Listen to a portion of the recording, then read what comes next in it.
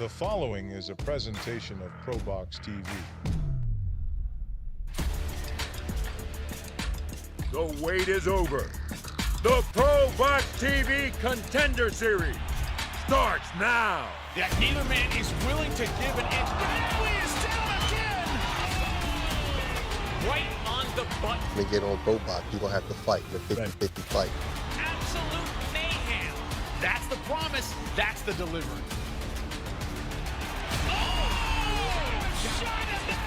The ProBox TV stable is one of the best in boxing right now.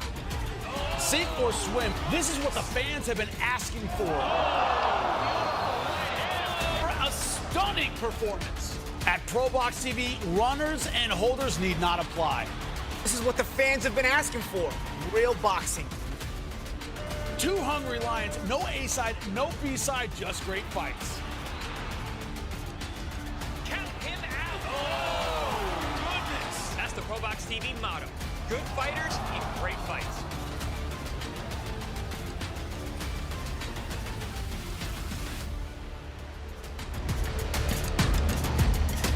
We welcome you to Fight Day in San Bernardino, California. It is a sweltering summer Saturday in California's Inland Empire. Temperatures pushing up to triple digits near San Bernardino as ProBox TV has returned to the National Orange Event Center here in San Bernardino for a bunch of different type of fights, including our main event, a crossroads battle between Bryan Flores and Jonathan Navarro, as Flores looks to continue his momentum toward a world title opportunity. And for Navarro, it could be put up or shut up as he has dropped 2 in a row. In our co-feature, we have the return of Charly Suarez, the Filipino super featherweight, trying to pick up that rematch with Emmanuel Navarrete, but he's trying to stay busy here against the former prospect, looking to get back on track in the form of Manuel Avila. A tough fight for Suarez in his return. Also on the bout, one of Southern California's hottest prospects, the 13-0 Joshua Anton, making the 90-minute drive to San Bernardino, putting his undefeated record on the line against the battle-tested veteran in Vladimir Hernandez. All that, plus a world title fight between 2 women super flyweights, plenty more in a stacked card as we welcome you ringside here to San Bernardino for ProBox TV. Justin Shackle, the former champ Chris Algieri, 3-time trainer of the year Robert Garcia with you. And Robert, this event grounds, it's been holding events for well over 100 years. It's been a home for boxing as well, in a boxing hotbed. How special is it to have high-quality, top-tier boxing back in a place like San Bernardino? Look, the Inland Empire is becoming the hotbed of boxing here in Southern California. It's huge. You know, there's so many great boxing gyms that have so much talent, and somebody like ProBox TV coming over and giving these fighters the opportunity, it's awesome. You know, I started doing shows here on my own a few years ago, and people show up. But it was only fighters that I was helping, that I was maybe promoting, or that I was managing. Now we get the opportunity to every gym in the area to get an opportunity to be shown on ProBox TV, which is the best thing for the Inland Empire. And we're going to have some tough tests for some tough fighters in this area. A lot of young prospects taking center stage as well. The 4th member of our broadcast crew, Beto Duran, he is backstage with one of them as these are going to be kicking off our show in a matter of moments. Beto.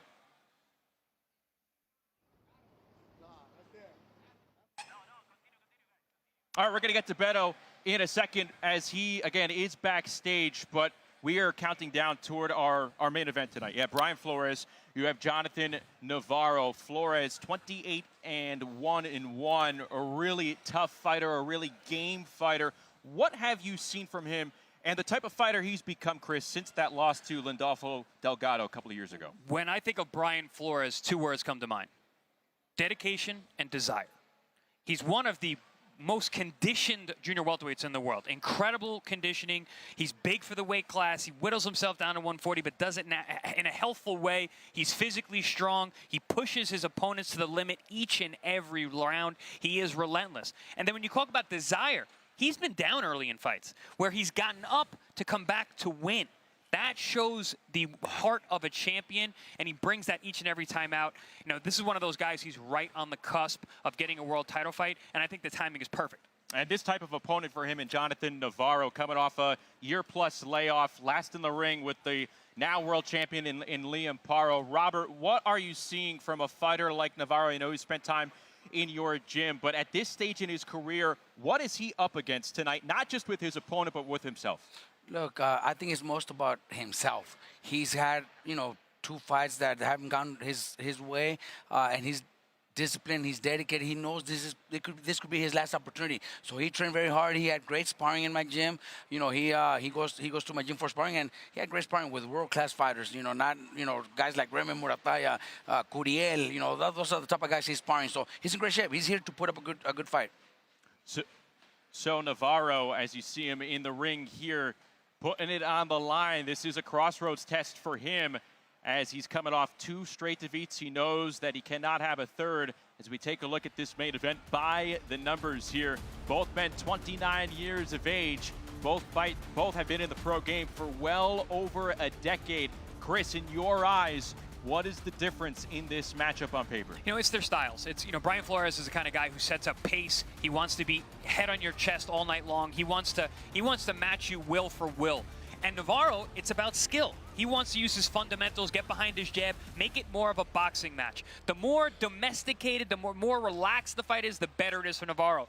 The more frantic it is, the better it is for Flores. Robert, the beautiful thing about ProBox fighters and the initiative for ProBox TV, they kind of force the issue in terms of getting opportunities. How impressive does Bryan Flores have to look in order to force the issue to get that next type of fight that he wants? Look, he's been looking very impressive. Even his loss against Lindolfo Delgado, he was very impressive.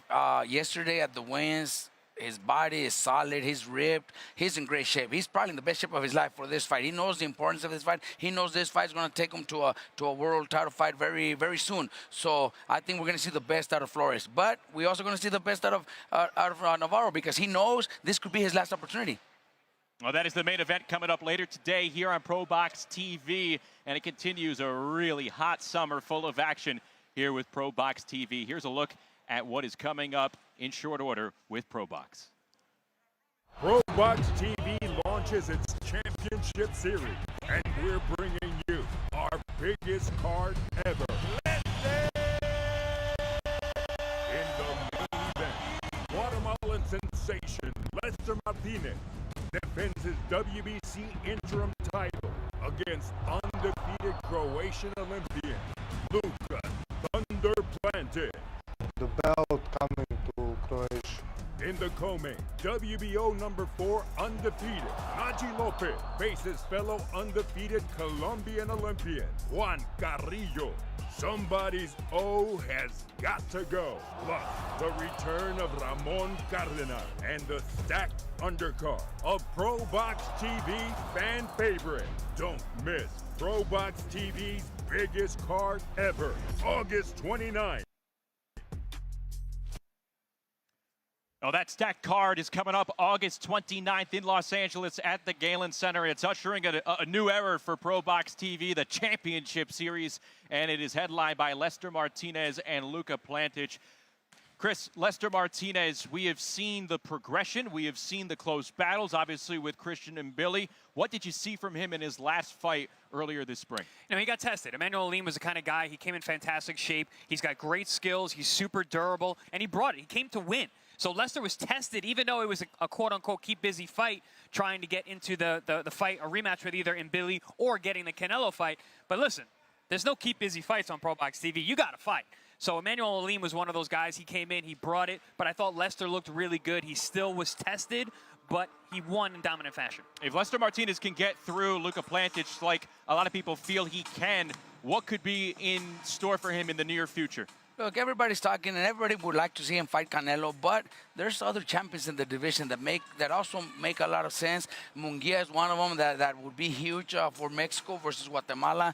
Canelo versus Lester would be one of the biggest fights in history, especially here in Southern California. If something like that was to happen, I think Lester's in a great position right now, not just to chase around Canelo, but any other champion. I think he's ready for any of them. Now, I'm on that one card, guys. You have Lester Martinez, you got Naji Lopez in the co-feature, you have Ramon Cardenas. You saw the card right there, and it's, like I said, starting a new era for ProBox TV as we take a look at the transitioning into the Championship Series beginning August the 1st, and this is exactly what you get for just $5 a month starting on August 1st. Chris, I know you're fancy with your coffee. That is less expensive than a cup of coffee per month right there. What do you like most? Other than the the daily podcast between you and Robert, where your faces are front and center, what excites you the most about what ProBox is launching here? I love the fact that it's giving you everything you're used to getting and more. We're entering the championship series now. We saw that card. That's a pay-per-view card. But it's not $5 a fight. It's $5 a month. You're getting everything you used to get plus so much more. You still get boxing scenes. You still get boxing scene today with me and Robert. You still get the Contender series. You get the future stars. But now we also get championship fights. We're getting the Lester Martinez's of the world. We're getting guys like Roman Cardenas. We're getting Najee Lopez coming off the back of a fight of the year candidate to fight in his last fight. So, I mean, stacked cards, top to bottom. I mean, unbelievable action. One show a month, but there's going to be all this build up leading up to that, so you're getting excited for each and every fight. Really quick, you have fighters from all levels coming through your gym. What are they saying about the transition that ProBox TV is jumping to? Everybody's excited. I'm excited because I'm the manager. I'm the trainer. My team is excited. We get the opportunity to give all these guys that chance. We also going to have those shows that they're going to see kids develop from 4 to 6 to 8 rounds. That's very important too. A lot of fans, a lot of real boxing fans, they love to see the young kid become a prospect to a contender, to a world champion, and they're going to see that with ProBox TV. Exciting times ahead later on this summer again, all leading up to August 29th in Los Angeles. We are ready for action here in San Bernardino. First fight of the day is coming up in California's Inland Empire as we take a look at the first matchup. It is Hawaii's KJ Waianae and Juan Carlos Campos Medina as we get the action underway here in San Bernardino. Taking a look at the tail of the tape. 6 rounds at 154 pounds, and you see the age disparity. Waianae is a hungry prospect, Chris, who has an amateur pedigree out of Hawaii. Great fundamentals, but I really like about KJ, he's mean. He goes in to try and bust you up. And he's got a tough guy in front of him, Juan Carlos Campos Medina, who's fought on our air before. He's going to bring it. He said he's in great shape. I expect a war. All right, we are about to meet the fighters as we get our action started here, all leading up to the main event later tonight. Bryan Flores against Jonathan Navarro. Let's toss it into the ring with Lupe.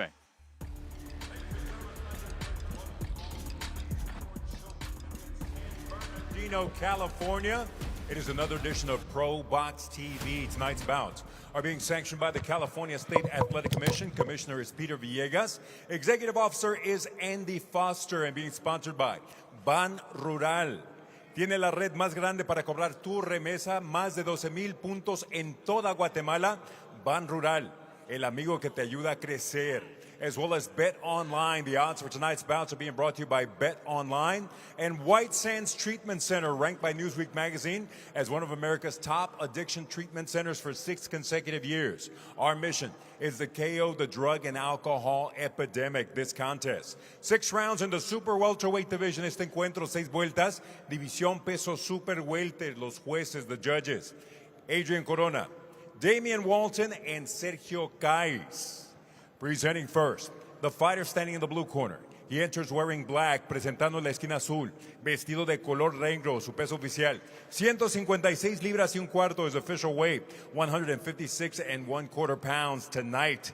This Mexican warrior takes on another undefeated prospect in his 8th bout as a pro, with 4 victories against 3 losses, with 3 of those victories coming by way of KO esta noche. Este guerrero mexicano se enfrenta a otro prospecto invicto en su 8º combate a nivel profesional, con 4 victorias, 3 derrotas y 3 de sus victorias por la vía del cloroformo. Fighting out of Sioux City, Iowa, Juan Carlos Campos Medina. En la esquina roja, vestido de rojo, azul y blanco in the red corner, wearing red, white, and blue, he weighed in at 156 1/2 pounds de toda la báscula, a un peso oficial de 156 libras y media. Esta noche, este amateur sobresaliente regresa al campo de prueba del boxeo profesional, el cuadrilátero de ProBox TV, y pone en juego su récord invicto de 4 victorias. 2 de sus victorias por la vía del knockout tonight. This outstanding amateur returns to professional boxing's newest proving ground, the ProBox TV ring, and puts his undefeated 4-0 2KO record on the line. The proud island boy from Waianae, Hawaii, KJ K9 Waianae. Our referee, Gerard White.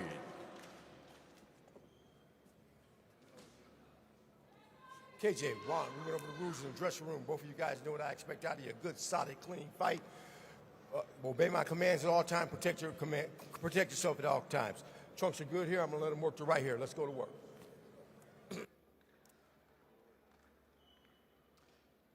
You heard referee Gerard White right before the start as we get going here. The first of 9 fights on our card in San Bernardino. KJ Waianae and Juan Campos Medina. Waianae coming in at 4-0. Medina, meanwhile, 4-3, 3 stoppages, but he's also been dropped himself as we get going here in California's Inland Empire. Justin Shackle, Chris Algieri, Robert Garcia with you as Bryan Flores and Jonathan Navarro, our main event, coming up later today.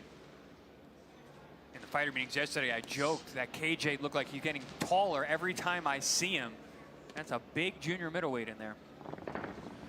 Came in weighing in at 156.6.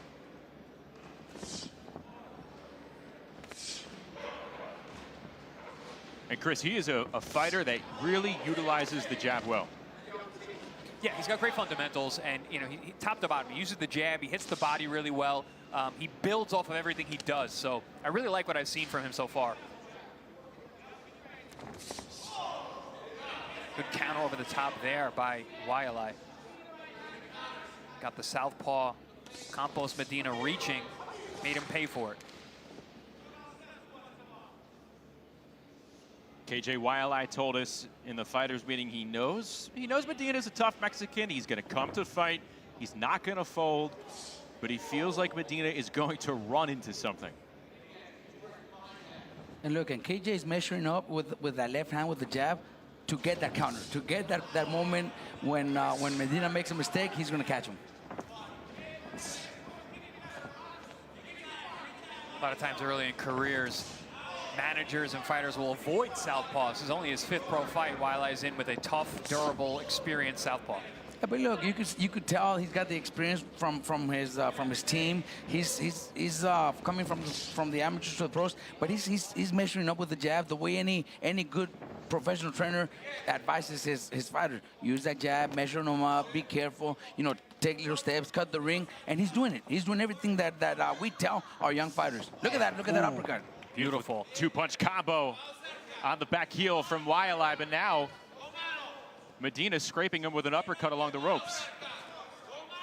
And this is what this fight is for. Medina is a guy who's going to come forward. He's a little awkward. He doesn't have that amateur pedigree the way KJ does, but he's going to bang with both hands, and he's physically strong. Oh, caught him with a left hand. Did Medina.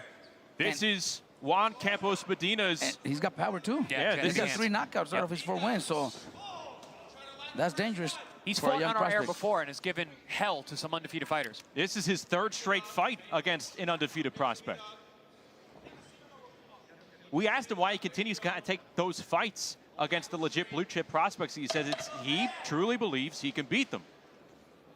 He went okay, through, and if it's his 3rd fight against prospects, did he win any of those? Then not. he was 4-0. Yes, he was. He was 4-0 with 3 knockouts to so start. he had a good record.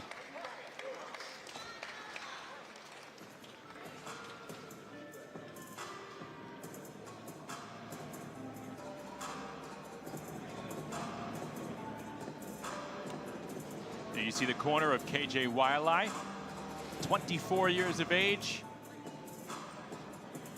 out of Honolulu, Hawaii.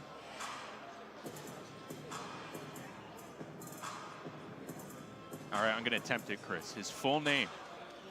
I believe in you, is Justin. Kamakani Kuamakai Jr.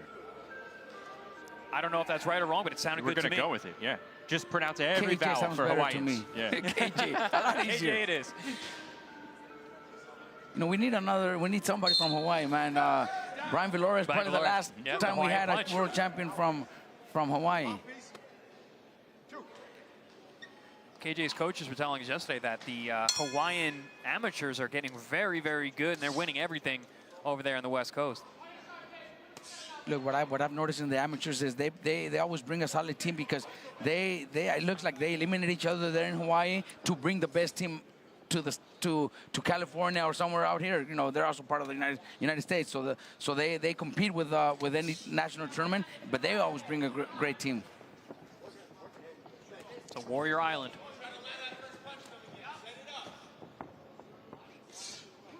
Medina with a jab, catching Waianae. Waianae needs to be careful getting tall on those ropes. That overhand left landed right on the chin. Medina yesterday in the fight said that he's in excellent shape, and that's going to be the difference tonight, so he can get over the hump and beat one of these undefeated fighters.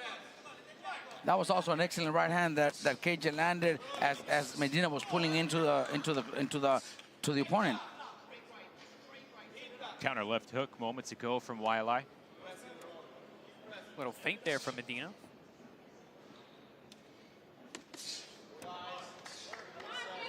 Oh, nice big counter. stumble! Right hand lands by Waianae, and a knockdown here in the second. That was exactly what KJ said. He said Medina was going to walk into something. He just did. Whole lot of time to play with for KJ Waianae here in the second.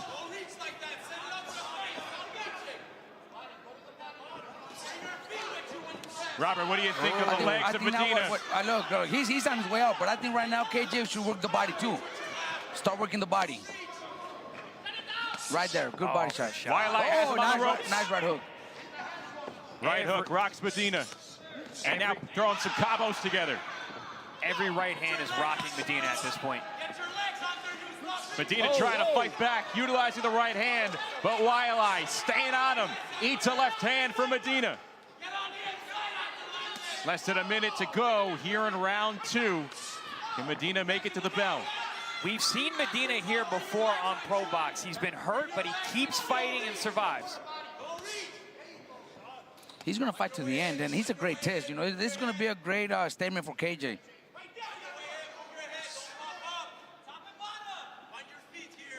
Oh, nice good body shot. Oh, comes back upstairs with that left hook.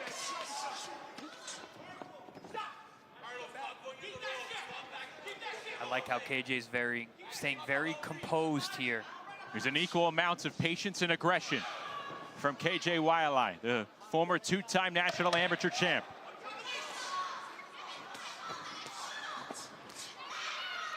Trying to close out this round with an exclamation point. KJ Waianae. Huge round.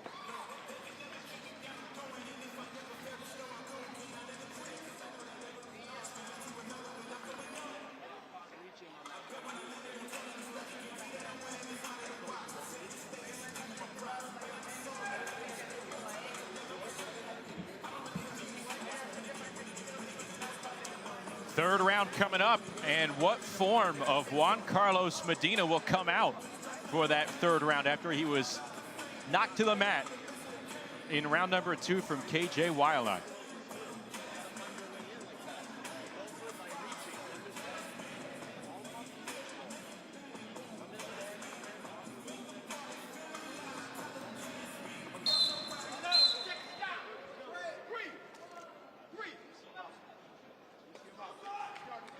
KJ Waianae looking to improve to 5-0 on the 1-year anniversary of his pro debut.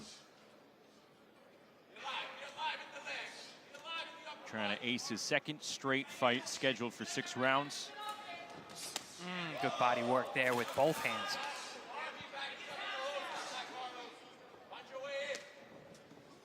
KJ doing a nice job of keeping Medina in that corner. Cutting the ring off beautifully. He's cutting the ring really good. He's been taught very well, how to cut the ring. That's a professional style. That's a professional fighter. Somebody that teaches how to cut, how to stand, left foot in front, all that is very important. Especially when he's fighting a lefty. Yeah, lefties are always awkward. A lot of coaches, a lot of managers avoid left-handers. And look, this is a performance that shows that he'll be ready for anybody when the time comes. I love when you say that, Robert. How do you know when your protege is ready for a southpaw? Look, it's not easy. It's not easy, but it comes in the gym where you teach them how to walk, how to step. And look, I've had a lot of situations in my gym where I have fighters where the dads are involved, and they will never let their son fight a lefty, or even in sparring, and that's the worst thing they could do. We got to have them ready since the beginning, and this is a perfect example right here. And on top of that, Medina, he's an awkward lefty too, with power. He's not he's not just a regular fundamental lefty. Look, now he switched to righty, which could be a little confusing for KJ. Absolutely. Medina doubled up the right hand, firing shots at close range, getting through the guard of Waianae. And what I said last round about Medina, he's been here before. He's been hurt. He comes back and fights harder. Like you said, trying to punch here with Medina. Rocked him with a close range right. Great test here for KJ. He's got hit with a big left hand up top. Came back with his own left hand, but Medina all over him. Yeah, keeping on the press. Snuck a right hand past that glove defense of Waianae. Yeah, I need to see KJ. If he's going to fight on the inside, he's got to get to the body more. If not, he's got to step out and look for those rangy counters like he hurt Medina with last round.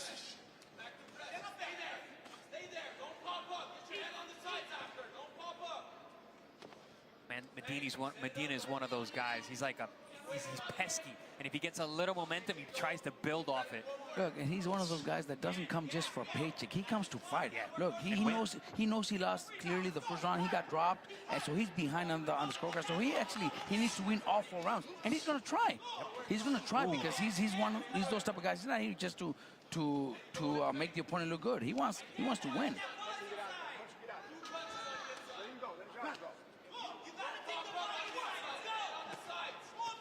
Medina, born and raised in Mexico, moved to Sioux City, Iowa near the end of the pandemic. He's a construction worker in Sioux City. Nearly gave up on boxing altogether. Was drinking a lot. His weight ballooned to over 215 pounds, and he told himself, hey, it's now or never regarding that boxing dream. So he quit drinking, got back in the gym, had a few amateur fights before turning pro. And we talked about it before. He's trying to go as fast as possible. He's not backing down from taking on these undefeated blue chip prospects. Well, he's in the right place with ProBox TV because, even though he's losing these fights, he's entertaining and he's a good test. He'll keep coming back for that reason.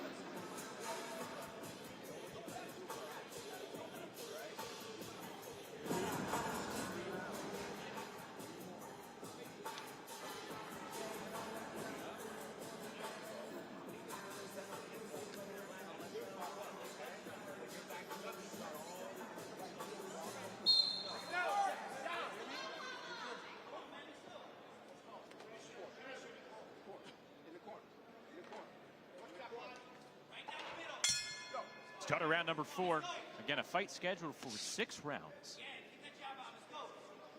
Is it just me, or did KJ take the last one off? It seemed like he took it off. Seemed like it.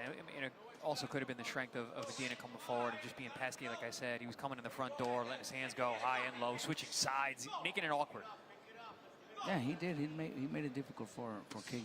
So what will we see in round number 4? Seems like both men have settled in here. The polar opposite in terms of energy from the prior round from Medina, but like you said, it's both men. And even Medina's corner right now, he said, we're waiting, Carlos, we're waiting. Yeah, he's behind here. He's got to really step on the gas.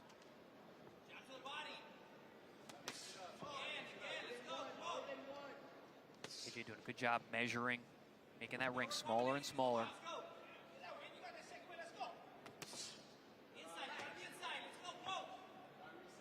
Corner's calling for Waianae to get on the inside. It's gonna look. He's doing the right thing. He's measuring, but he's taking a little bit too much time to step it in, and he's got to step it in. That's why his corner is asking him to do, because the moment's there. Yeah, and it's not like Medina's a good sharp counter puncher. He does kind of fall in and fire off momentum. So he does have opportunity to just get behind that left hand and close the distance. Medina does have 3 knockouts, so maybe he felt the power. Waianae with 2 knockouts to his young resume so far. This is his 2nd fight of 2026. Again, made his pro debut a year to the day in Tijuana. Since then, he's fought twice in Florida, most recently in nearby Long Reach, where he went the distance in that first 6-round fight. 5 fights in your first year is about right. I got 5 fights in my first year, 5 fights in my second. Do you know who's probably had the most? I think Mike Tyson had like 19 or 20, something like that. Something crazy like that. First year. Well, when you're knocking guys out in the first round, I wasn't a knockout artist. I couldn't fight that often. 19 fights first year, averaging probably a 1 round and change. Yeah.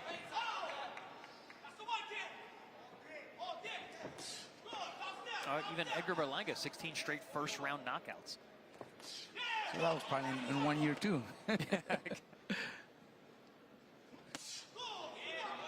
Waianae loading up, Medina blocking that right hand.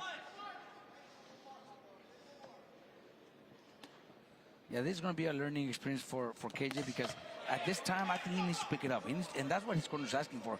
But he's holding back for some reason. Maybe, oh, that was a good little counter that almost dropped Medina. But yeah, he's holding back a little too much. That last sequence near the end of the round probably won Waianae the 4th. Yeah, Medina did not do much that round. He was really just trying to be defensive, which he did a good job of not getting hit with any big shots. But I agree with you, Coach. I think that Waianae could have stepped on the gas more because there wasn't anything coming back his way to keep him on the outside. Yeah, no. When you already have that, and look, the thing is that the corner knows that's what's going on because they kept asking him to keep going, stepping it up. He needs to do that too. Maybe get the win by knockout, get the stoppage at least. Yeah, when you're a young fighter, man, you want to keep that knockout percentage high. You know, he's got 2 out of 4. I'm sure he'd like to see 3 out of the 5 if possible.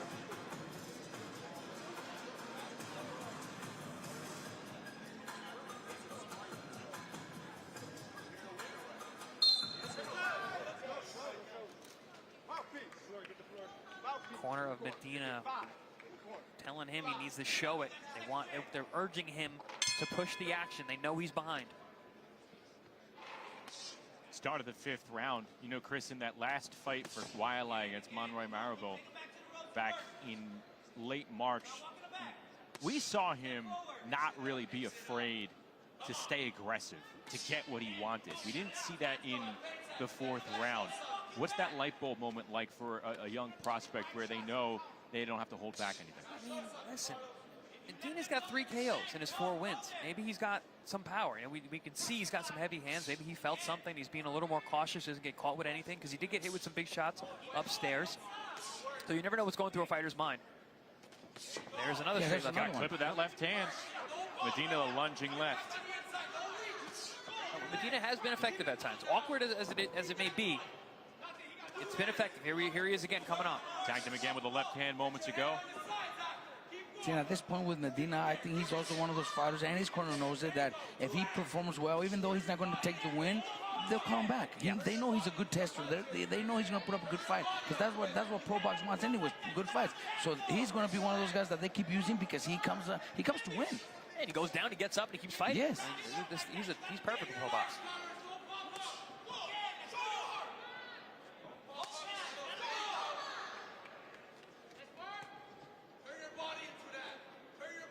This is going to be one of those fights where Team Waianae is going to go back and look, and there's going to be a lot of things they're going to take from this fight that they can work on. Good and bad. Oh yeah, they'll get a lot. Look, I think the most important thing right now, don't even look at the good, look at the bad. Yeah. And learn from that and work on it. Oh, good body shot there with the left hand by Waianae. Oh, nice! Oh, now he tags Medina. Has his head on a Pez dispenser, and Medina says, yep, let's go. You want me in the corner? I'm game. This is a Waianae needs to pour it on. He had Medina in a great spot. Let him out of the corner. Good body shot there. Straight right hand down low. 50 seconds to go in round number 5. Is this KJ's first 6 rounder? Second. Second, okay, because I was thinking maybe that's the reason he's holding back a little. That's what's interesting here. The first time we saw it, the first 6-round test, he was more aggressive here. But again, it probably, like Chris said, could relate to the level of opponent, the type of opponent that's right in front of him. Got a southpaw who can punch. Now, it's a difficult guy in front of you. Waianae's corner, cheering him on, urging him on. They feel like Medina could be compromised right now. Final seconds of the 5th. Robert, like you said, a lot of times there's reasons why managers and fathers will stay away from southpaws. They make things awkward. Good close-range combo from KJ Waianae.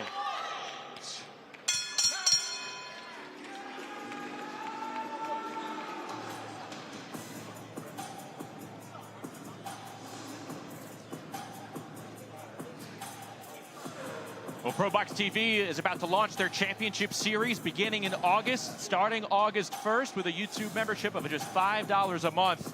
You get a whole lot of bang for your buck. Ladies and gentlemen, here Lincoln. inside the Listen, National the experiment Orange of Show ProBox TV Pavilion, works. People love it. And The fans final have round. spoken. We always listen. We want to keep this going. We want to keep the fighters on our program. We want to keep them on this network, keep them in the stable. It's just $5 a month, the cost of a cup of coffee, and you're going to get championship-level fights. For $5 a month, nobody will notice even in their bank account, man. Look, how many of us have that membership with those fitness gyms that and we never show up? Yep. The January 1st membership. Here we see some of that action from that last round. While I was able to pin Medina against the ropes. I thought he let him out a little too early, but this is good work there. Sixth and final round between KJ Waianae and Juan Campos Medina. Waianae recorded the knockdown in the second. Slowed down, though, for most of the second half of this fight.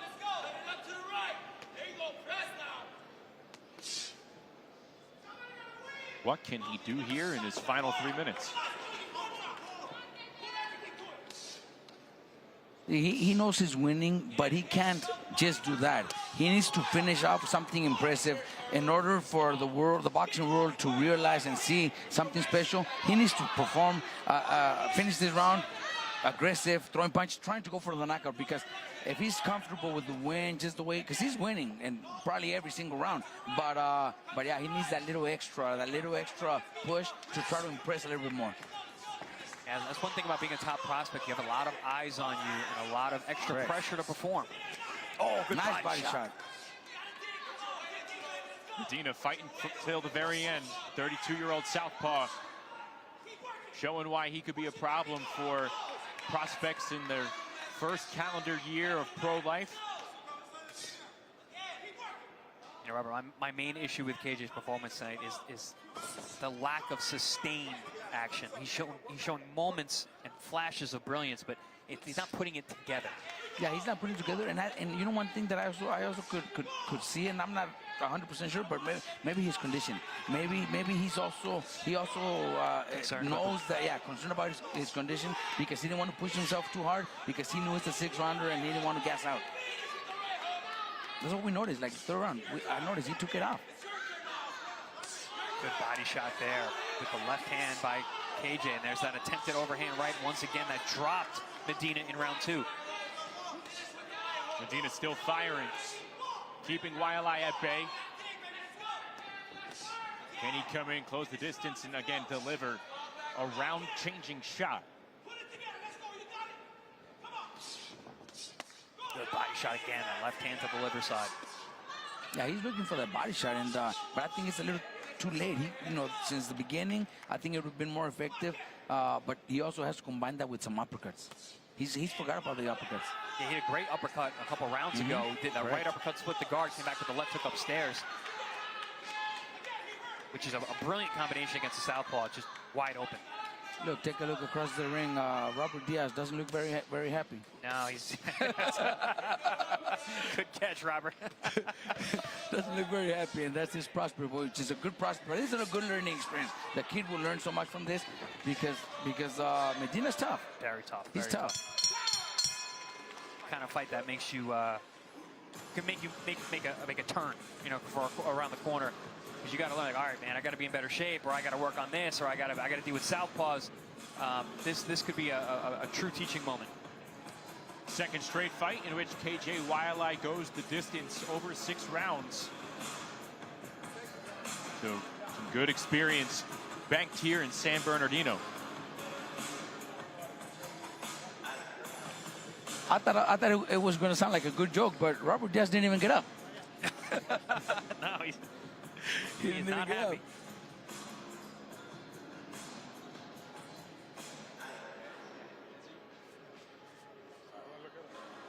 Taking a look at the action from this fight. Yeah, started fast and furious to KJ Waianae. Was looking really good at that middle range, keeping Medina on the outside. Made him reach and made him pay. Put Medina down in that second round. But as you said, Robert, third round was a little bit of a taking the foot off the gas and allowed Medina to get back into the fight with some awkwardness and aggression, letting those hands go. But at the end of the day, I think it's pretty easy to score this fight. Waianae looked good, but left moments for Medina to get himself back into the fight. Medina's tough. He's got a good punch. He's a southpaw. This is an excellent test for the young KJ Waianae. But I think there's going to be a lot of things for the team to look back on when they review this tape that they can work on back in the gym.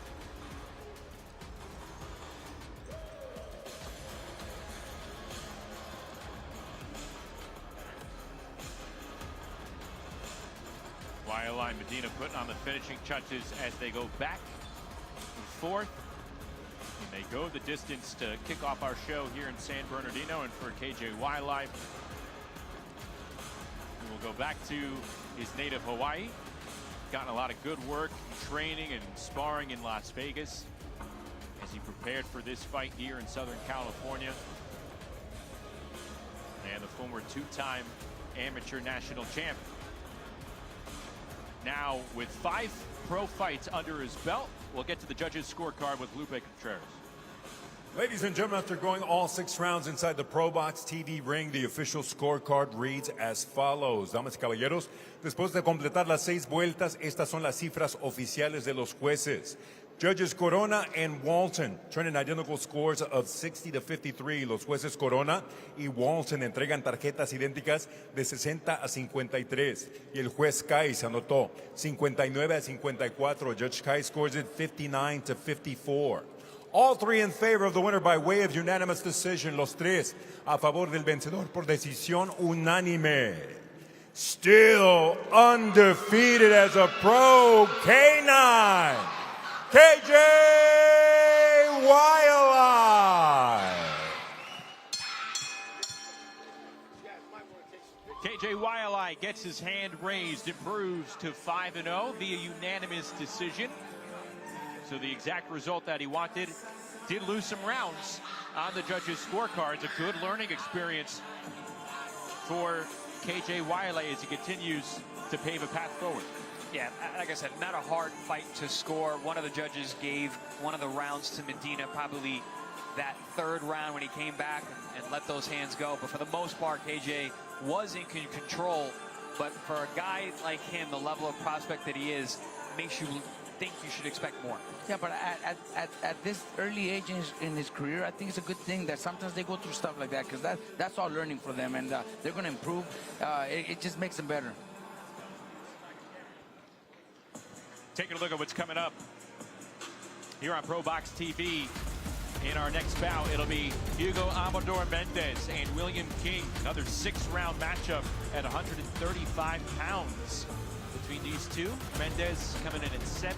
William King, meanwhile, 6-4-2 with 3 knockouts to his name. KJ Waianae, again, getting the win, moving forward.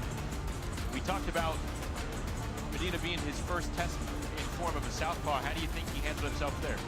Well, I think he did well with what he had in front of him. He had an awkward guy. It was a step-up fight for sure. There's no easy fights here on ProBox TV.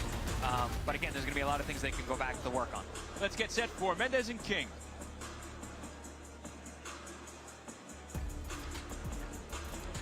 August 29th, ProBox TV launches its championship series, and we're bringing you our biggest card ever. In the main event, Guatemalan sensation Lester Martinez defends his WBC interim title against undefeated Croatian Olympian Luka Thunder Planted. The belt coming to Croatia. In the co-main, WBO number 4 undefeated Naji Lopez faces fellow undefeated Colombian Olympian Juan Carrillo. Somebody's O has got to go. Plus, the return of Ramon Cardenas and the stacked undercard of ProBox TV fan favorite. Don't miss ProBox TV's biggest card ever, August 29th. An absolute stacked card coming up August 29th at the Galen Center in LA as we get set for bout number 2 in San Bernardino here today. Hugo Amador Mendez, William King getting set for 6 rounds at the lightweight division. Mendez, 21-year-old out of Texas. King, meanwhile, 10 years older 31 years of age. As we get set for the tale of the tape between these two fighters, you see the 10-year age difference. King also has an inch in height and in reach. Mendez, though, on the way up. King trying to stall that progress. Yeah, I'm a big fan of this young man, Amador Mendez. Very, very entertaining, confident young fighter. He's been in tough, too, and he's in tough again tonight. King came in with a lot of energy yesterday at the fighter meetings. Is excited to be here and said that he learned a lot in his last fight, which was a loss to Johnny Mansour, and he's ready to show what he learned that night. King's from the Inland Empire, so he knows that he's got that responsibility to come and perform well in front of his crowd. Let's get set and go inside the ring with Lupe. We continue inside the National Orange Show Pavilion. This is ProBox TV, being sponsored by Ban Rural. Tiene la red más grande para cobrar tu remesa, con más de 12,000 puntos en toda Guatemala. Ban Rural, el amigo que te ayuda a crecer. Bet Online. The odds for tonight's bouts are being presented to you by Bet Online. And White Sands Treatment Center, ranked by Newsweek magazine as one of America's top addiction treatment centers for 6 consecutive years. Our mission is to KO the drug and alcohol epidemic this contest. 6 rounds or less in the lightweight division. Este duelo a un límite de 6 vueltas, división peso ligero. Los jueces, the judges: Adrian Corona, Damian Walton, and Pam Hayashida. Presentando la esquina azul, introducing the blue corner. Vestido de rojo con blanco, he steps in wearing red with white trim. He weighed in officially at 134.5 pounds. Detuvo la báscula a un peso oficial de 134 libras y media. Hoy alza la mano y acepta el reto y se enfrenta a otro rival invicto con 6 victorias, 4 derrotas, 2 empates, 3 de sus victorias por la vía del knockout. Tonight, he raises his hand, accepts the challenge, and faces off against an undefeated foe with a record of 6 victories against 4 losses, 2 bouts even, 3 of those victories coming by way of knockout. Fighting out of P-Town Boxing, Paris, California, El Gallo Negro, William King. En la esquina roja, vestido de blanco con celeste y plateado. In the red corner, wearing white with light blue and silver, he weighed in at an identical 134.5 pounds. Detuvo la báscula a un peso idéntico de 134 libras y media. Esta noche, este potente pistolero tejano pone en juego su récord invicto de 7 victorias, 4 de sus victorias por la vía del cloroformo. Tonight, this powerful Texas gunslinger puts his undefeated record on the line, consisting of 7 victories. 4 of those victories coming by way of KO. Representando a la Nueva Concepción Escuintla, Guatemala.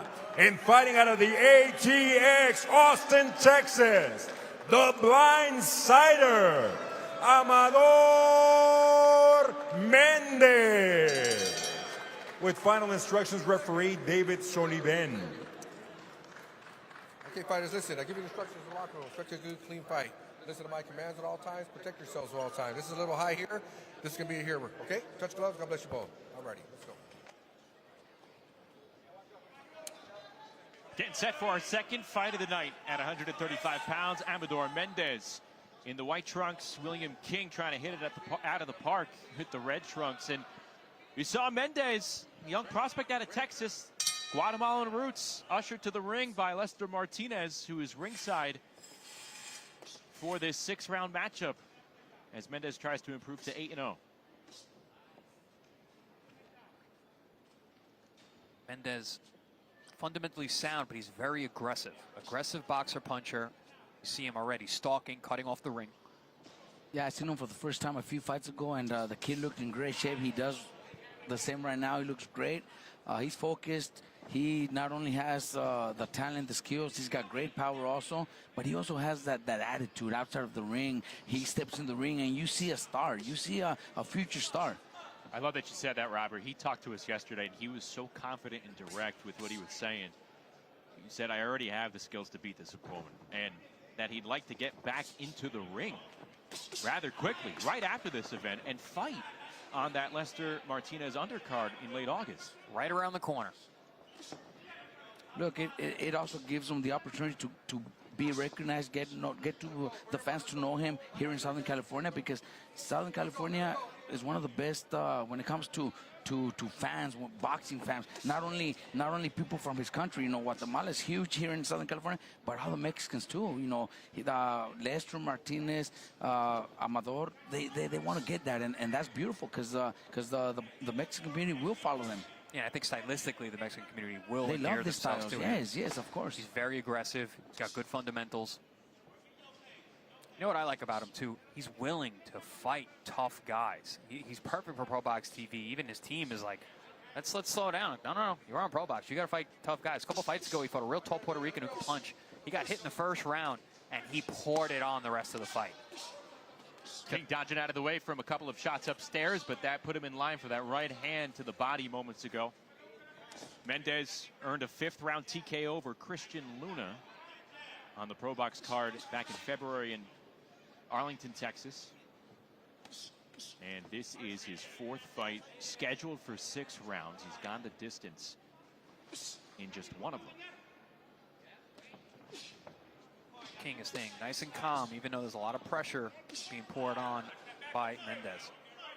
Look, and King is a smart fighter too. You know, he, like I started earlier, he knows fighting here in his hometown, in the Inland Empire, and fighting on ProBox. He knows he needs to look impressive. He knows he needs to put up a good fight to be able to get that attention, that people will recognize him a little more watching live on ProBox TV. So he knows the importance of a good performance. King staying calm. Nice body shot there by King. He lost a unanimous decision to another prospect, Johnny Mansour, back in April in Oceanside. He said he learned a lot that night.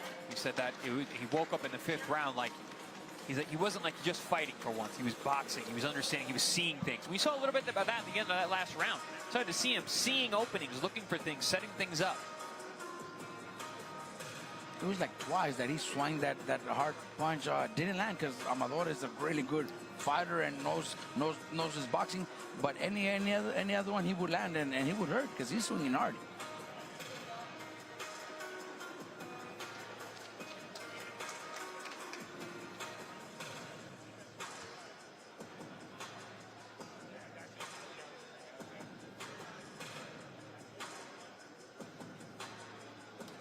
Before the start of round 2, Chris, you briefly touched on it. William King kind of had like an epiphany for a fighter in the middle of that match back in April. He said he didn't have scattered thoughts, but it happened in the 5th, the 6th round of an 8-round fight. He said he was really anxious to see whether or not that vision carries over at the start of a fight. What I'm looking at is it did. He looks like he's very aware. He was very calm the last round. And he started picking his spots toward the end of the round. Even he came out here. He's using that measuring stick with the lead hand. He's getting out of the way of the explosive shots by Mendez. So I do feel like he's brought that from that last fight into this one. There you see, he's picking his spots really well. That's exactly what I was going to say. Look, he's not just there to exchange punches. He's actually looking for the right spot to the right moment too. You can see the eyes. He's looking. He throws the jab when it's needed. He throws the counter whenever he makes a miss. You know, so he's got a good game plan too. You know, he's got Amador in front of him, which is you know, it's scary to have somebody like that in front of you, but he's not afraid. He's there to put up a good fight. Look, doing a good job dodging out of the way of those throws. Exactly. Good awareness. Because Amador's explosive, very, very quick. That first step is fast. Good body shot attempt there by King.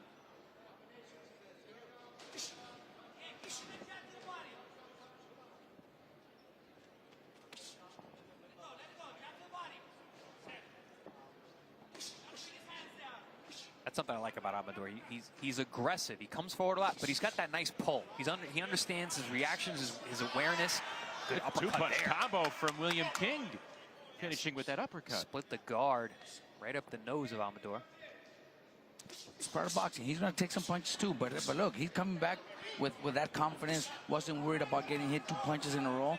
He's still, like you were saying, he was there in front of him, made him miss so easy. He just needed to come back with a strong counter. Oh, look at that right hand right there. Those punches from Amador, they're landing, but King's not eating all of it. No, he's moving slightly with the shots. He's giving a little bit of push-pull, changing angles just enough, but he's staying nice and calm, which I think is really beneficial as well. Good angle there by King. Man, he's getting some confidence in there, too. King can fight, man. Yes. You can see it. 6-4-2 record, 3 knockouts, like Robert mentioned, from nearby Paris, California, about 25 miles south of where we are in San Bernardino. Oh, nice move there by Amador, not accepting the clinch, pushing King out of the way and back to the ropes. No, we got to also give King that knowledge that he wasn't that easy to go into the ropes. He actually jumped out of the ropes right away, which was very smart. He's a good athlete.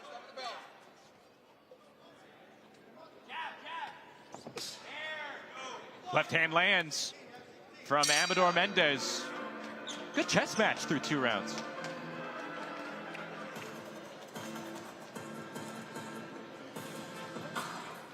A reminder, starting August 1st with a YouTube membership of just $5 a month, you can buy into the ProBox TV Championship Series. So in just under 4 years, the vision of ProBox has methodically built rung by rung from the Prospect Series to Contender Series, and now they're at the point where you're going to have high-level championship-style matches beginning August 29th with Lester Martinez and Luka Plantic.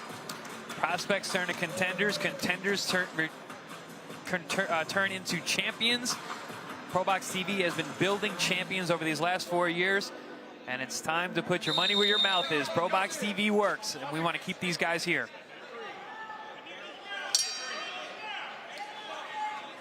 William King trying to avoid a 3rd straight defeat. And he does not look like a fighter who's lost 2 in a row. No, he's sharp, and he's confident. He's got good skills. And I mentioned Amador is willing to fight tough fights, and he's been in tough fights already. And he's got another one in front of him right here. Competing in the state of California for the first time as a pro today.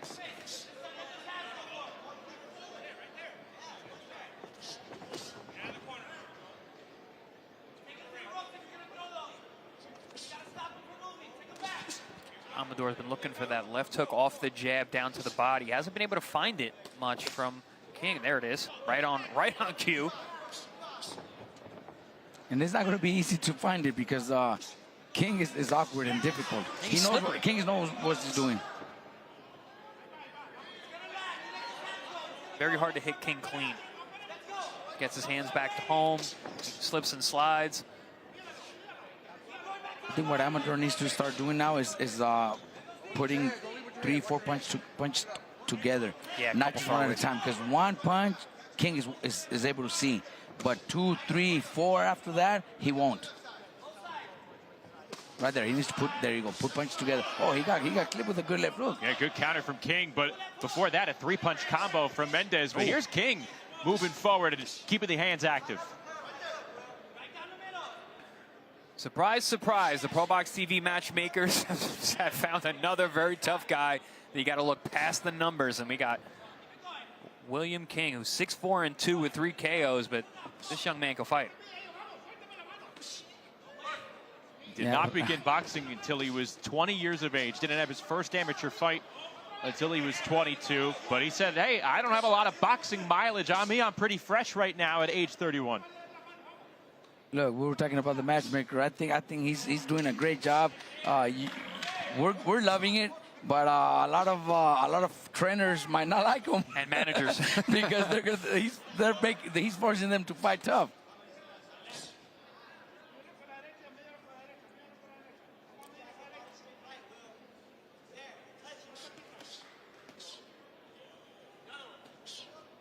Yeah, King's dangerous too because he's building off the confidence as he's getting more and more success.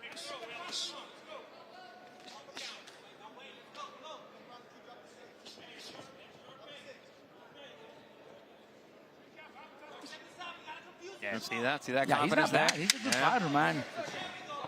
Big swing and a miss from Amador Mendez as the seconds roll off here in round 3. Woo. Little sense of frustration right there from the young prospect.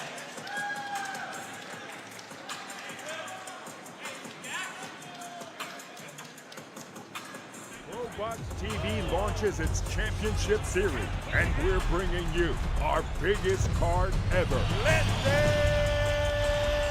In the main event, Guatemalan sensation Lester Martinez defends his WBC interim title against undefeated Croatian Olympian Luka Thunder Planted.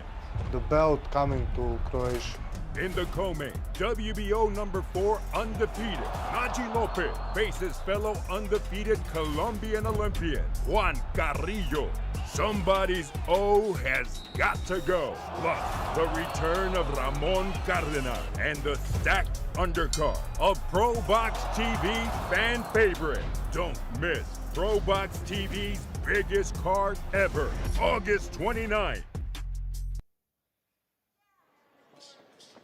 Back here in San Bernardino, the action continuing. Round number 4 between Amador Mendez, the 21-year-old young prospect out of Texas with deep Guatemalan roots, trying to improve to 8-0. Going up against a game William King, whose calmness has been sustained here in this 6-round fight, Chris. Yeah, this is certainly a puzzle for the young Amador to figure out, because William King can fight, he's got a good game plan, and he's gaining in confidence round after round. Look, the beginning of this round, I kind of noticed a little bit of a change in Amador. Yeah. He's going after him. He's going after him to throw combinations, to throw those hard punches, to try to finish him. He noticed the first 3 rounds were not easy. Oh, right hand! Did you see that? He's going after him. I said, you know, you could tell he's in a mission. Oh, look at him, look at him. Amador going to work. It was the right hand upstairs that had King in trouble. King motioning with his gloves, saying, come on, come in, give me more. Still staying calm. He's aware, but not as mobile as he was.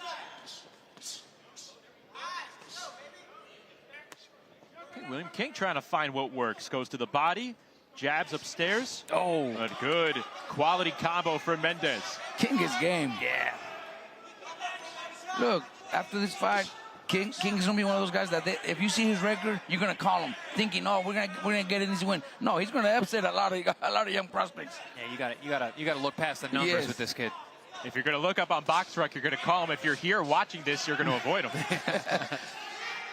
Well, we'll keep him right here on ProBox then. Oh, good body shot there from Amador on the inside. Oh. Good left hook there by King, but a body shot by Mendez. I think that right hand made a little more damage. Yep. It was a good body shot. Mendez making an impression with some of these punches in the 4th round. Oh, beautiful. Loading up. Yeah. King trying to counter, but Mendez determined to come forward. Doing exactly what you said a few rounds ago, Robert. Just let those hands go. Yeah, he needs to let them go, yeah. Not everything has to be a knockout shot. How about the angling of William King? He's in there. This has been a much better round for Amador Mendez, who has figured out the puzzle a little bit. King coming back, trying to time the head movement of Amador Mendez. An entertaining round number 4 between these two fighters in San Bernardino.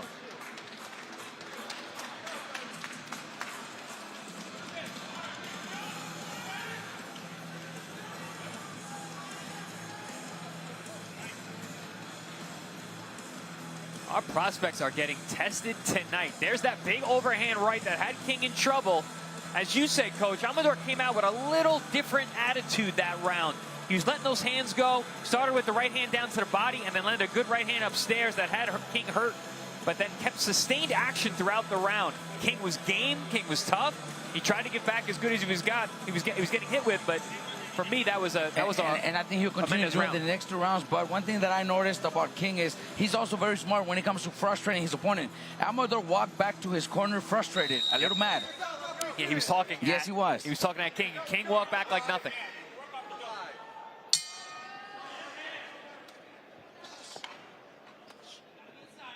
But Robert, these are the kind of fights that get you ready for your opportunity. When Amador gets that fight down the road, he's been tested in many different ways. Yes, a lot of times fighters walk out of the fight thinking, oh, it wasn't a good performance. The managers, the trainers, the family, the fans might not be so happy, but at the end, you know, you're going to know that this was the best fight that you could have had. You learn so much from this fight. Look, he's going out there. He's going for the body. He's going for the kill. No question about the conditioning of Mendez. He has been non-stop this whole fight. Tons of pressure.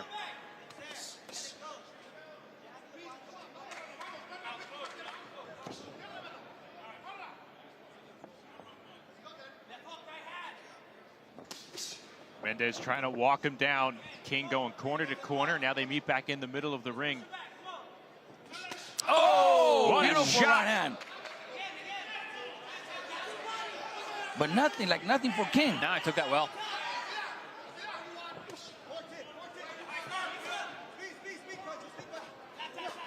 Mendez loading up again with the right. Doubles up the left with King in the corner. Yeah, the conditioning of King might be failing a little bit here. Oh, good left hook upstairs by King. Partially blocked by Mendez.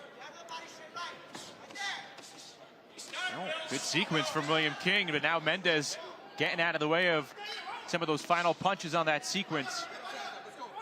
A right hand snuck in behind the guard for William King.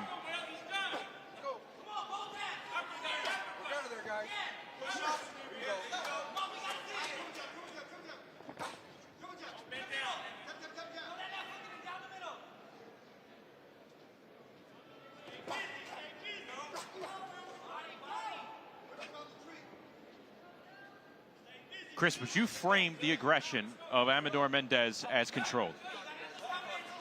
I would, but I think it could be utilized more efficiently.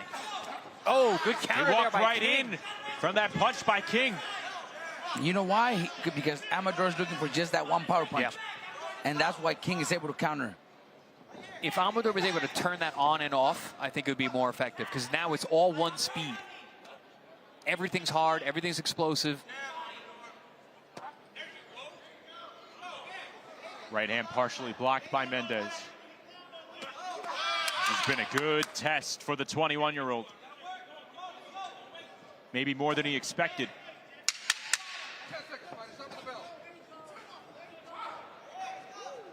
Had that right hand disguised behind the double jab. King still staying nice and calm, though. Pogo sticking back to his corner. King's happy. He's giving his own scouting report to Chris Algieri. Yeah, he's looking good. He's looking very calm, but, you know, I think he's got to step it up here in that last round. Yeah, our main event later tonight, Bryan Flores versus Jonathan Navarro. Big implications for the winner here. I could see either one of these guys with a win tonight getting a title shot sometime soon. Look, they're in that position right now. Bryan Flores has been in a row right now. Navarro coming off 2 losses, but he knows this is his opportunity to change everything around. So they're both in great shape. They're both here to perform. And Ladies and gentlemen, here at the National Orange Show's 6th and final round. Going to be a good one coming up later today here in California's Inland Empire. Right now, 6th and final round between Amador Mendez and William King. Been a very entertaining fight scheduled for 6 right out of the gate. Mendez pushing the turbo button. There you see the total punches landed. It feels like the gap is narrower, but Mendez outlanding King 77-24. The numbers don't lie. Yeah, Mendez even though he's aggressive, this is why when you asked me if it was controlled, why I said it was, because he's not just offensive minded where he's getting hit with silly shots. He's defensively sound even though he's aggressive. There you see it right there, the way he's able to dodge and block. Look, to have Mendez early in his career fight somebody like King, that's taking a good risk. And that's you know, with managers, promoters, they know he might not look as good as he could in his previous fights. But this is the best thing that could happen. He's learning from this guy so much that, you know, King is actually putting him in a real good test. Yeah, I don't think it's Amador not looking good. I just think it's that King looking very good because he's a good fighter. And then you judge Mendez on how he's going to react to this type of competition. After this, it's going to be hard to get King into another fight with a young prospect because anybody's going to say, no, we don't need somebody like King against my young fighter right now. Good body shot there by Amador Mendez. Mendez trying to punish him with that right hand. King, but again, showing that he wore it well. King comes right back, a little short.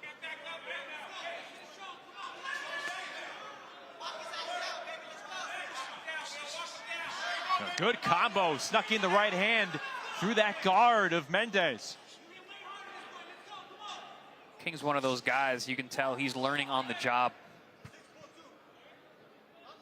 Not a big amateur pedigree to speak of. Fought some really tough fighters already early in his career, which is why his record's a little upside down. Yeah, but look, he knows what he's doing. Everything he's doing it right. That new vision, that light bulb moment that kind of went off in April against the highly touted Johnny Mansour. We were wondering if it was going to carry over. It looked like it did. It might not be enough to beat Mendez on this night, but you kind of want to see more of William King. Yeah, I think it certainly has carried over. It's certainly not enough tonight. I think Amador has been pretty dominant, but King has not made it easy.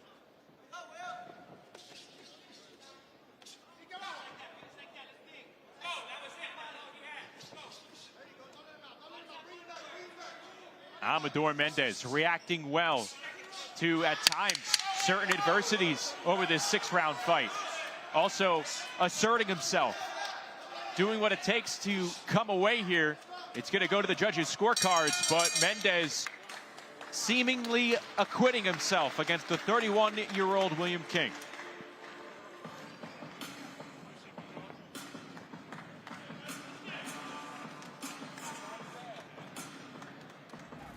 Crowd continuing to file in here to the National Orange Event Center as we take a look at the punches here in this 6-round affair. Mendez outlanding King 49-10 in jabs, 47-19 in power punches. Total punches, 410 punches thrown from Amador Mendez, and he's also outlanding King 18-12 in body shots. Yeah, I'm going to assume that these judges' scorecards are going to reflect these numbers as well. Like I said, Amador was very consistent all night. It was not easy for him, but I do believe that he was in control for most of the night. But it was a close fight, though. It was a competitive fight. Every round was competitive. Yes, every round was competitive. But I don't think this is one of the ones with the judges' most of the rounds. But it was very competitive. Right.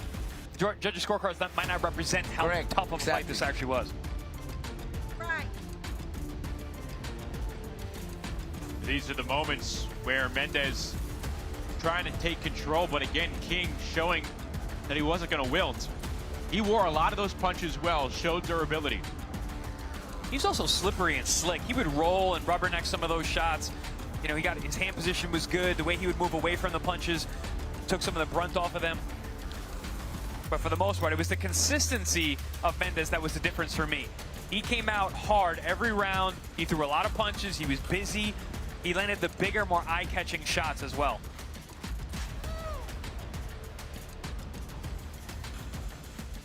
Mendez hoping to improve to 6-0 on ProBox TV cards. We're going to make this one official in the ring with Lupe.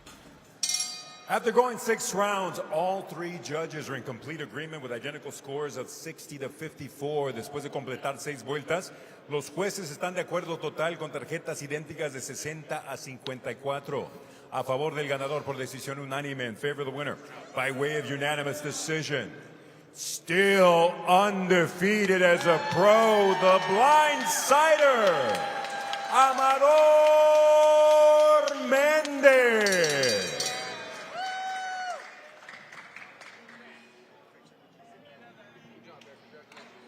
We saw William King try to hit one out in the beginning, but it is Amador Mendez pitching the shutout in San Bernardino. A unanimous decision, 60-54 on all 3 judges' scorecards as he improves to 8-0, Chris. And just like we said, the scorecard was not going to represent how competitive the rounds were. Because I had the same score. I had Amador winning every round, but each round was competitive in and of itself. Yeah, I agree. Every round was for Amador, but yes, the fight was competitive because King came to fight, and he had good counter punches. He landed a lot of great punches, too. I'd like to see him again. I'll say no, that. no, definitely, 100%. So Mendez victorious over King. Coming up, we will have Luis Coria and Yusniel Abrasante, but here is a look at what is coming up on ProBox TV.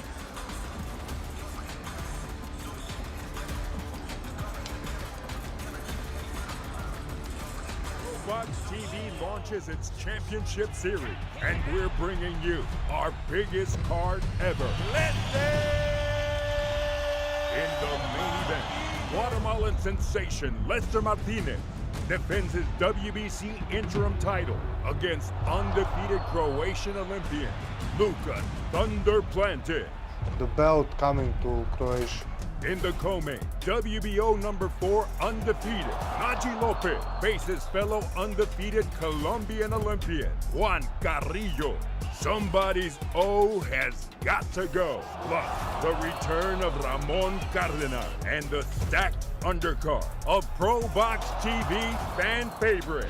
Don't miss ProBox TV's biggest card ever, August 29th.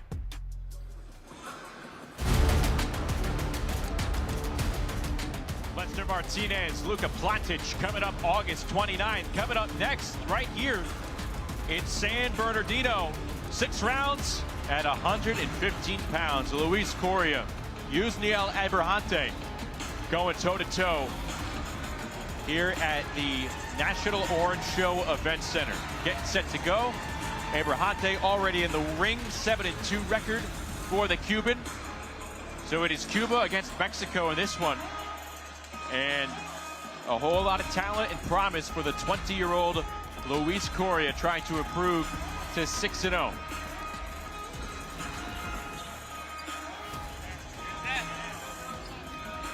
He's going to give him 3 inches of height to Yusniel Abrasante.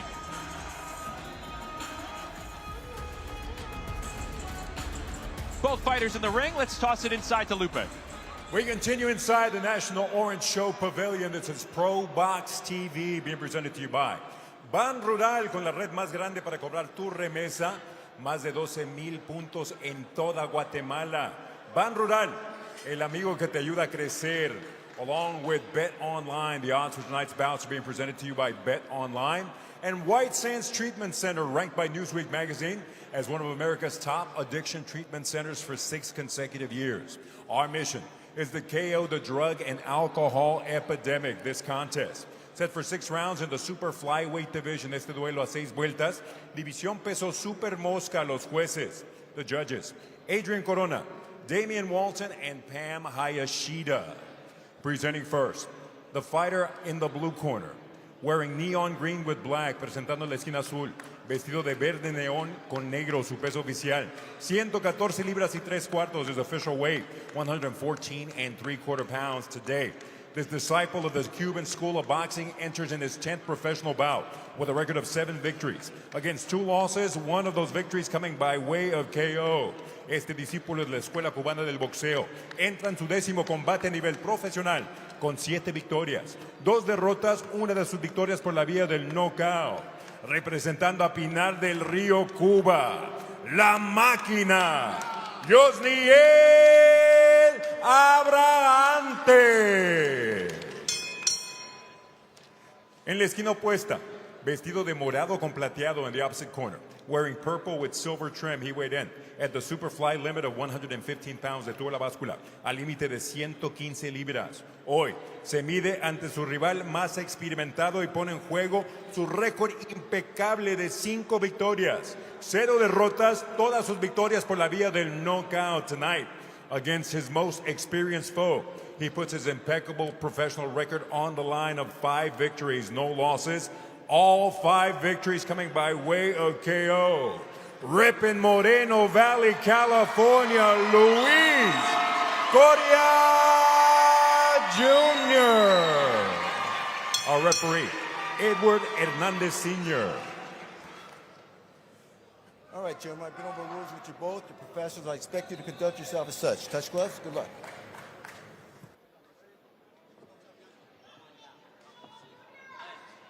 Getting set to go for a fight scheduled for 6 rounds, though Luis Coria, at just 20 years of age, he doesn't know what 6 rounds tastes like. 5-0, 5 knockouts for the impressive Moreno Valley resident. I've heard really good things about this young man, mostly about from the guy right next to me, Robert Garcia. Look, it is a little. I am a little nervous because this is a tough test for Coria Jr. But look, at this level, we have to be able to take those type of fights, and you have to be able to perform, especially fighting for ProBox. We know we have to fight.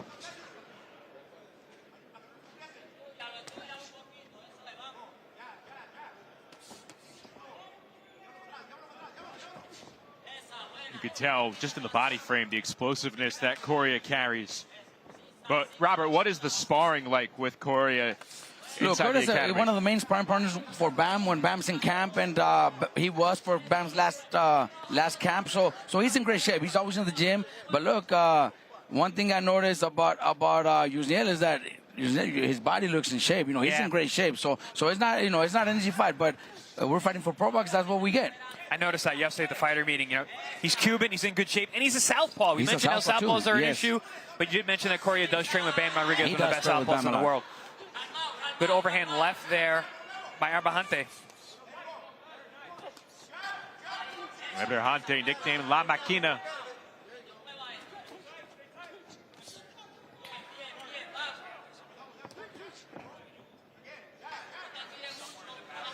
Second time for Coria fighting here in San Bernardino.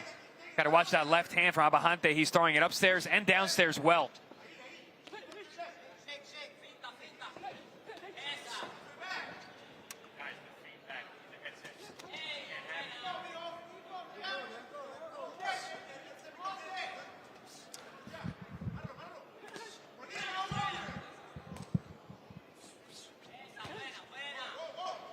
Sharp angling from Coria. Abrasante, though, continuing to press forward.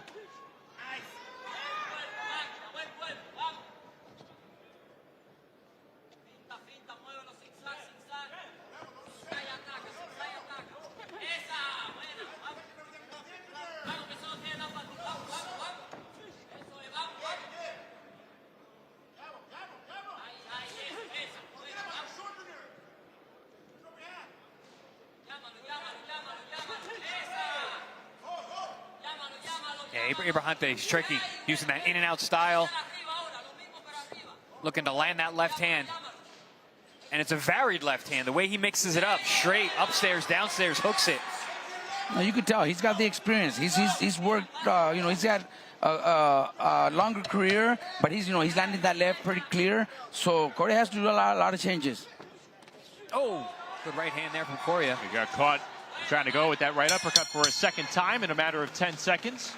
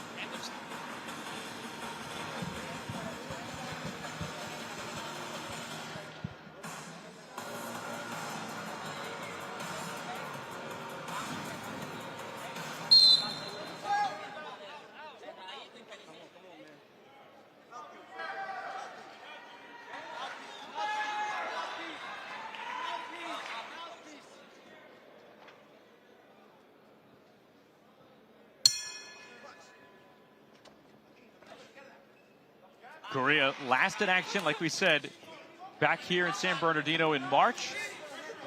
Picked up a second-round KO over Lito Dante. Also was in action in January, so his third fight here in 2026. Ooh, a lot of blood on the eye of Abrasante, cut over the eyelid.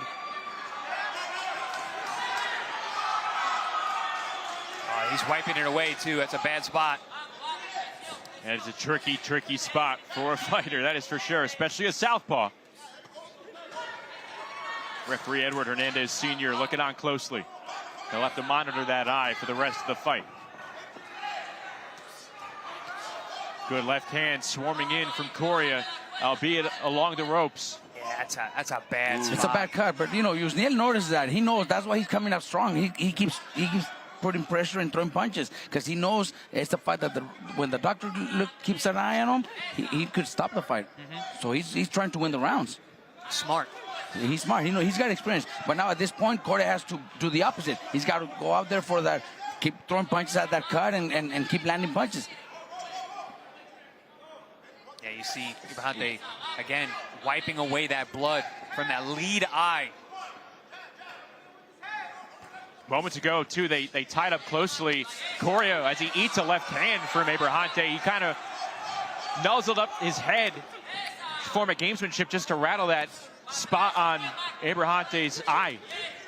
Ooh. Oh, good shot there by Abrasante with the right hand. Coria's been getting hit as he's coming in here this last minute or so.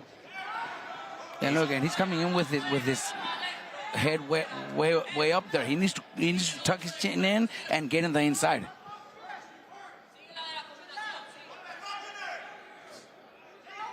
See, he steps in, but he backed up. That's not good for him. Oh, nice right hand by Coria.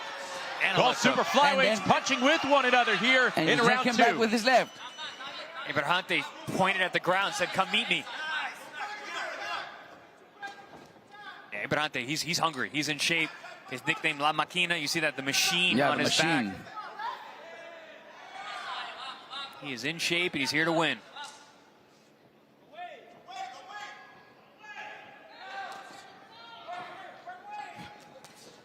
Not only that, he might sense that his time could be limited based off that cut on his right eye. And here he is going to work with Coria on the ropes. Seconds winding down in round number two.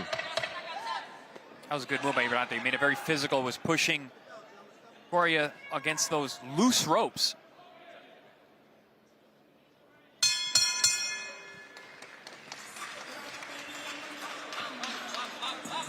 Now the corner for Abrasante will go to work.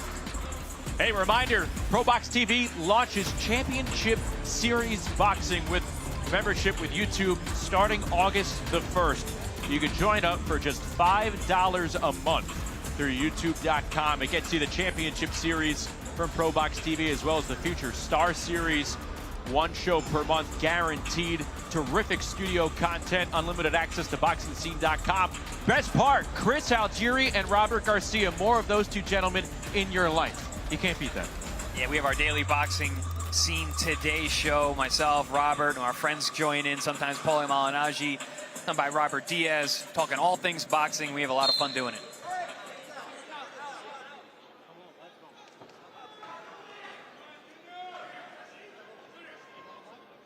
Commission taking a look at that right eye from Abrasante. Was cleaned up nicely between rounds. And they're going to get another look.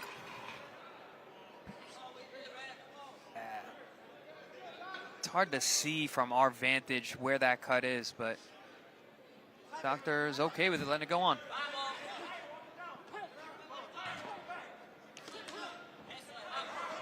I see it now, Chris. It is directly under the right eyebrow. So not along the brow.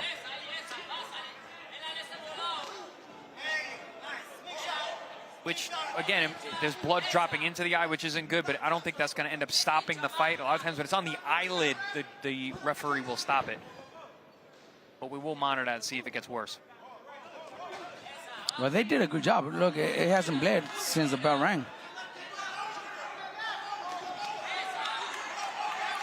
These guys, the way they're coming in, though, it looks like their heads are coming dangerously close together in almost every exchange. Left hand from Abrasante connects.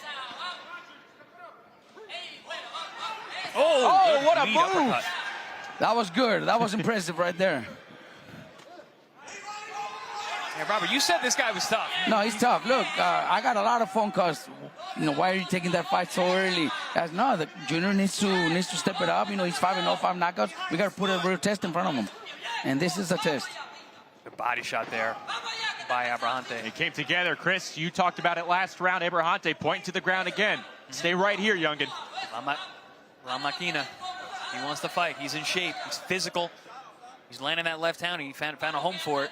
And he knows he's running out of time with that eye. For the first time this round, he just wiped his brow.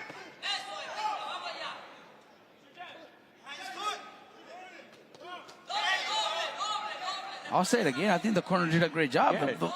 The cut's not bleeding. It's contained well. Yeah, that thing was a mess last round. It's been good this one. Nice angle there by Abrasante.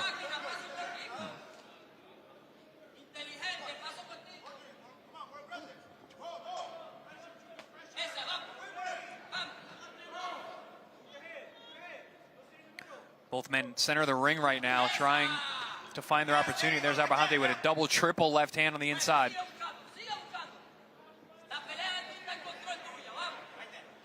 Abrasante does not stop moving.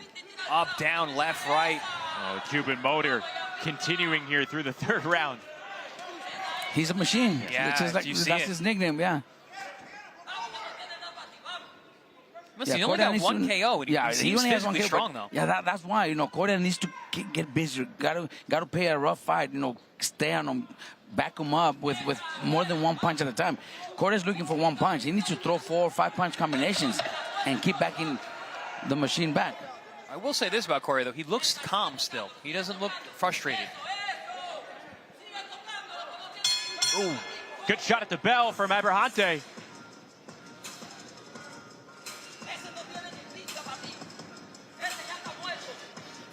A round that revealed a whole lot for this Cuban. Again, 25 years of age. Coming in with a 7-2 mark. Like Chris mentioned, only one stoppage to his name.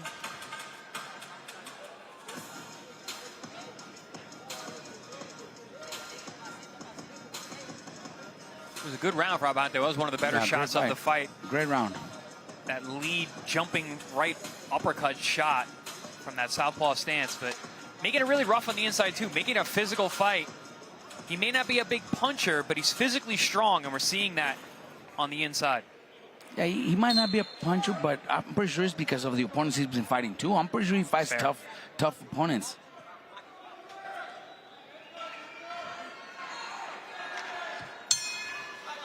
His last loss came nearly 2 years ago in September from Ephraim Bowie.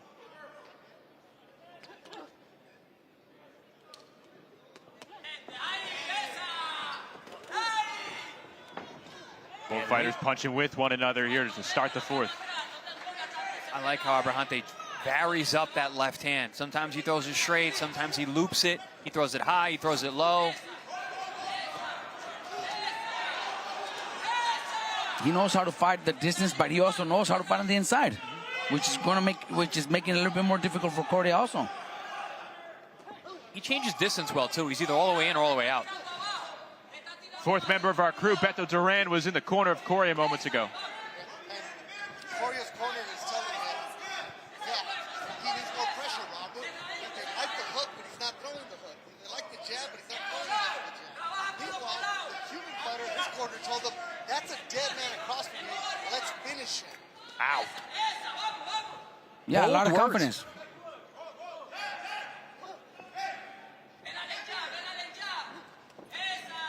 And Abrasante is fighting with the confidence that his corner is projecting. And periodically, we heard it last round, they shouted out to him, hey, there's no blood, there's no bleeding. It's one less thing for the fighter to have to worry about. Yeah, corner's done a fantastic job controlling the bleeding of that lead eye. And in the corner, it's just the trainer. It's not a cut man. The trainer is doing double duty. Well, after this, he's going to get hired as a cutman. He's done a great job.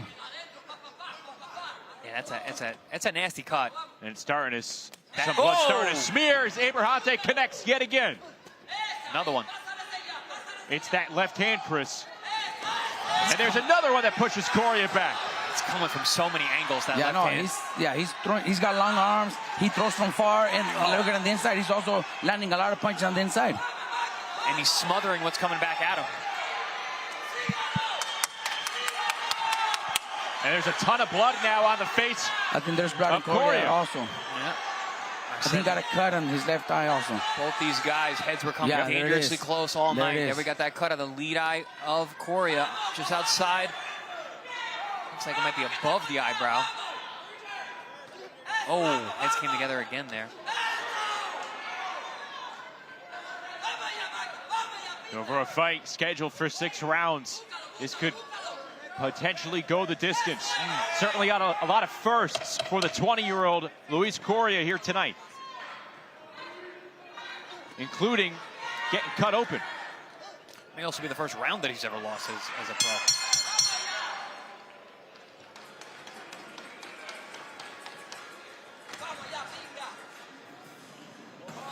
It's been trial by fire tonight for Coria. A reminder, Saturday, August 29th at the home of the Trojans, the Galen Center in Los Angeles, California, the campus of USC. Lester Martinez back in action, putting his 20-0-1 record on the line. The WBC interim super middleweight champion back in the ring against Luka Plantic, the WBC's third-ranked contender. Naji Lopez, Juan Carrillo, a matchup of 2 undefeated fighters as well. And it's the return of Ramon Cardenas, will go up against Leonardo Carrillo. All that plus many more coming up August 29th on ProBox TV.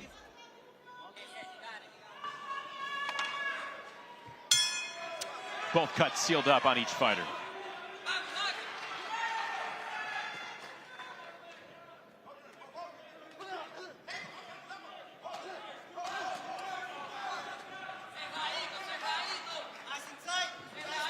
This is a matchup that has been full of close rounds thus far.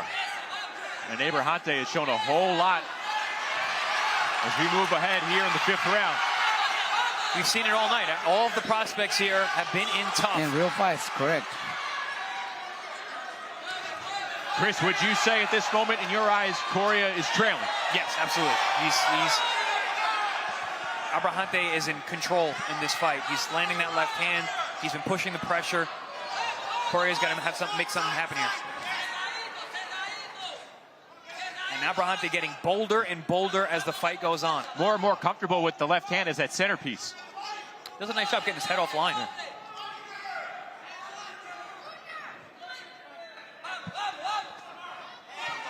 Now he's changing up he took the power off the punch. He's using more fast combinations, is Abrasante. Yeah, you see that confidence in Abrasante now. Look, he's getting hit also, but he knows when he's landing. His punches are being a little more effective. So he knows he's on a good rhythm. You know, good rounds, landing good punches. Coria seems to be a little frustrated. Doesn't find his right moment. He started off really good, putting pressure, but then he's backing up now. He ate a good shot from Coria moments ago, and he keeps charging forward. Yeah, Abrasante's done a good job this round, targeting the body with the left hand. He's landed 3 or 4 really good straight left hands down to the pit of the stomach. And he's the conditioning is a big part of this fight because Abrasante has not stopped moving, perpetually moving that upper body. La Maquina. Good jab there by Coria. Yeah, Abrasante is that guy that's always in the gym, knows that the phone call is going to come 2 weeks before the fight, and he's got to be ready. Lives and trains in Louisville. Very soft-spoken guy yesterday at the fighter meetings, but man, he can fight.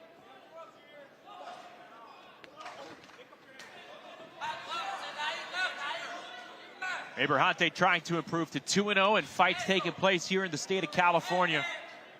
But this, in which he would potentially pick off this prospect, Luis Coria, it would be one of the more notable wins of his pro career. Can he keep the foot on the gas as he connects on a nice 2-punch combo? And another land with that left. Followed it up with the right. Great punch selection from Abrasante, too. Mixes it up. Very difficult guy to deal with. Good body shot there by Coria on the inside with the right hand. And he showed a lot of experience, too. He lands 2 punches, but then he just puts his body on top of Coria so Coria doesn't land back. Yep, smothers you. Yes. Is the accuracy in your eyes more about the precision of Abrasante or Coria keeping his head too straight? Look, I think I'm more impressed of what Abrasante is doing. He's fighting smart. He's showing a lot of experience, even though he doesn't have that many fights. But he's showing a lot of experience. He's showing that he's been in there with better opposition than Coria. Sixth and final round.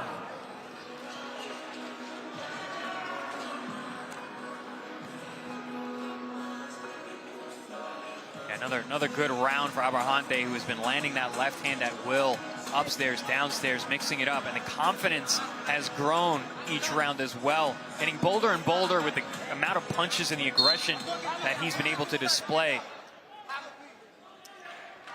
It's been like a left-handed Frankenstein. Every single one that he lands, he's growing more and more confident. Beto was in the corner of Abrasante moments ago. I told him, you throw punches, you win this fight. We're winning this fight.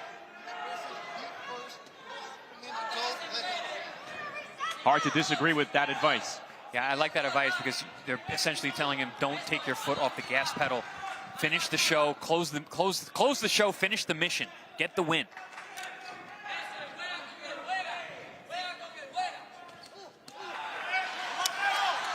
And he has, even just where they are in the ring in terms of the battle of real estate. Abrasante controlling with his back to the center and Coria fighting off the ropes.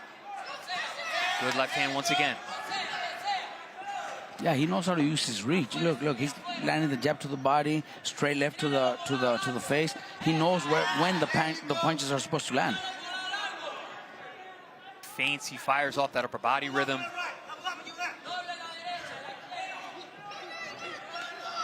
Ooh, good left hook from Coria. Caught Abrasante.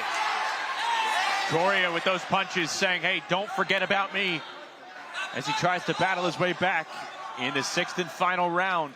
Can he do enough to persuade the judges? In a fight where most, if not nearly all, of the pace has been dictated by this 25-year-old Cuban. The head movement continues. The fits continue to be active for Yusniel Abrasante, and now they're brawling along the ropes. Right hook lands from Coria. Now he's becoming the hunter. And that's what Coria needs to do 2 rounds ago. Could it be too little too late for Luis Coria? Little over a minute to go. Can he land that game-changing shot?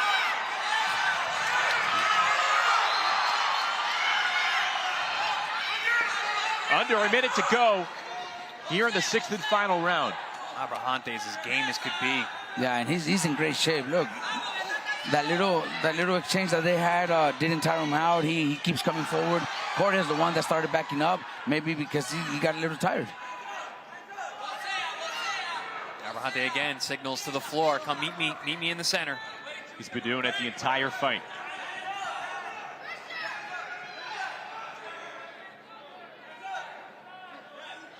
Still has not stopped moving. Sixth round, still got that upper body rhythm, the up and down, and firing big shots. Yusniel Abrasante revving up that Cuban motor here in San Bernardino. Led by, as they clash heads, as a nasty collision near the end of the bell. It has been a dirty fight at times for both fighters, but a terrific and exceptional performance from the 25-year-old Cuban, Yusniel Abrasante, and his corner is confident he had done enough to win this fight. Man, that was a high output fight. Both these guys really laid it on the line.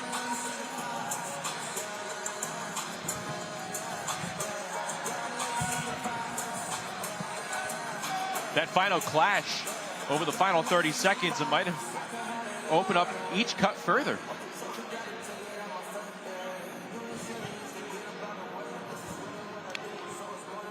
Well, you're getting stitches either way today, so. Both all right. Yeah, exactly. Now, good two-way action. These guys, again, laid it on the line. A lot of punches were thrown, high output. Great conditioning shown by Abrasante, who never took his foot off the gas pedal. Coria was trying, continually getting outworked and getting pushed around on the inside. La Maquina is physically strong, and he really knows how to land that left hand. Great use of that left hand and his range, inside, outside, smothering on the inside whenever Coria did get some momentum. Going to be a big learning experience here for Coria, regardless of the outcome. But definitely, Abrasante, man, that guy's dangerous. Robert, one thing you're telling Coria after this performance, what's the first thing? Look, back to the gym, back to the drawing board. You know, win or lose, this was a good learning experience for him. He fought a solid guy, a guy with a lot of experience and great condition. So that's the main thing, the condition. I think conditions will make a big difference in his future. Two fighters fighting hard all the way to the end of the bell, as Coria goes the distance for the first time as well in his young pro career. But Abrasante with a terrific performance on the road, no less. And the 25-year-old Cuban from Louisville, Kentucky, pick out a win from the judges' scorecards. About to make this one official in the middle of the ring. Here's Lupe Contreras. After 6 rounds, Judge Corona scores about 60-54. Después de 6 vueltas, el juez Corona anotó 60-54. Y los jueces Walton y Hayashida entregan tarjetas idénticas de 59-55. And judges Walton and Hayashida turn in identical scores of 59-55. All three in favor of the winner by way of unanimous decision. Los tres a favor del ganador por decisión unánime. De Cuba, la máquina, Yusniel Abrasante.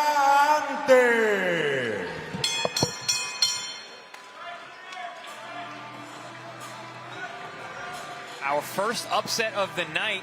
You know, our prospects are always put in tough. We've been talking about that all night tonight. Abrasante gets the win and gives Coria his first loss as a professional. Improves to 8-2.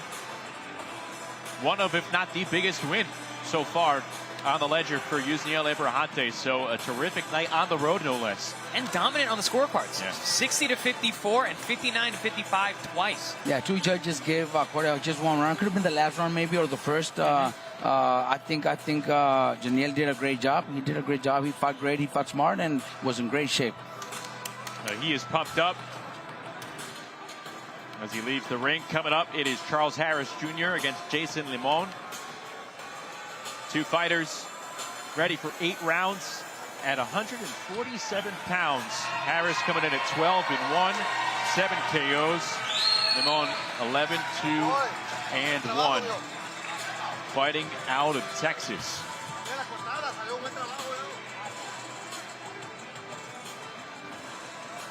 Plenty more action to come here in San Bernardino, all leading into the main event. Later on, Bryan Flores and Jonathan Navarro here on ProBox TV. ProBox TV launches its championship series, and we're bringing you our biggest card ever. In the main event, Guatemalan sensation Lester Martinez defends his WBC interim title against undefeated Croatian Olympian Luka Thunder Planted. The belt coming to Croatia. In the co-main, WBO number 4 undefeated Naji Lopez faces fellow undefeated Colombian Olympian Juan Carrillo. Somebody's O has got to go. Plus, the return of Ramon Cardenas and the stacked undercard of ProBox TV fan favorite. Don't miss ProBox TV's biggest card ever, August 29th.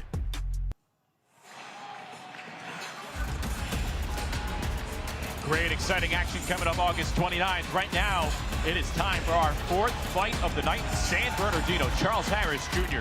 putting up his 12-1 record on the line against Jason Limon, a quality Texas prospect in his own right. So, 2 fighters going toe-to-toe over 8 rounds as we take a look at the tail of the tape.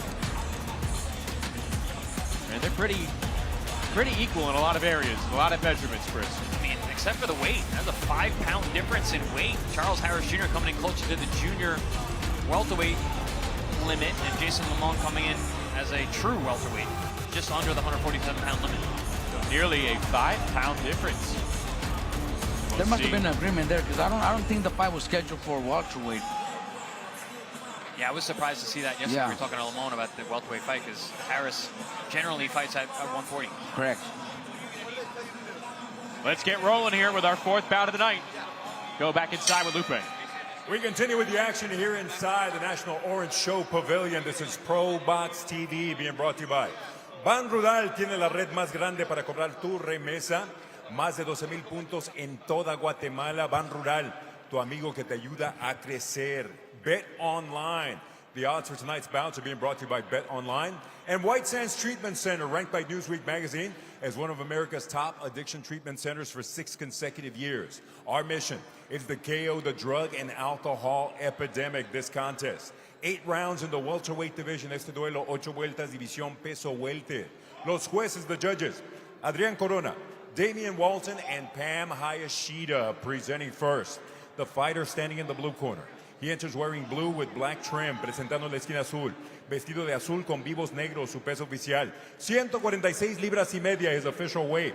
146 and 1/2 pounds tonight. This anytime, anywhere warrior enters the ring with 11 victories against 2 losses, 1 bout even. 2 of those victories coming by way of KO esta noche. Este guerrero valiente y tenaz entra al cuadrilátero con 11 victorias. 2 derrotas, 1 empate, 2 de sus victorias por la vía del knockout. Fighting out of the Alamo City, San Antonio, Texas, y Puro Vaquerías, Jalisco, México, Jason, El Gallo Limon. Across the ring in the red corner, wearing brown with maroon trim en la esquina roja, vestido de café, con vivos color guinda, su peso oficial 141 libras y media, his official weight 141 and 1/2 pounds tonight. He defends home turf, puts the Dino on his back and enters the ring with a record of 12 victories against 1 lone defeat, 7 of those victories coming by way of KO esta noche. Defende el terreno propio y pone en juego su récord de 12 victorias. Solo 1 derrota, 7 de sus victorias por la vía del knockout. Fighting out of BMB Boxing, Omaha, Nebraska, and repping San Bernardino, California, Charles Lolo Harris Jr. Our referee, Ivan Guillermo.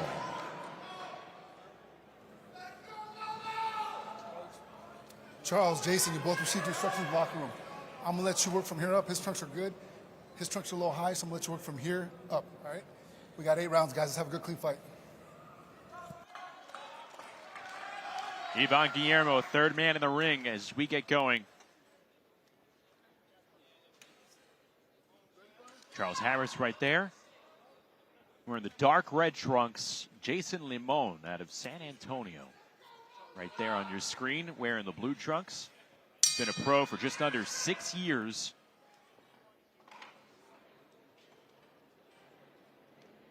Charles Lolo Harris, one of the prospects out there that I'm pretty excited about. He's very, very sharp, has shown flashes of brilliance.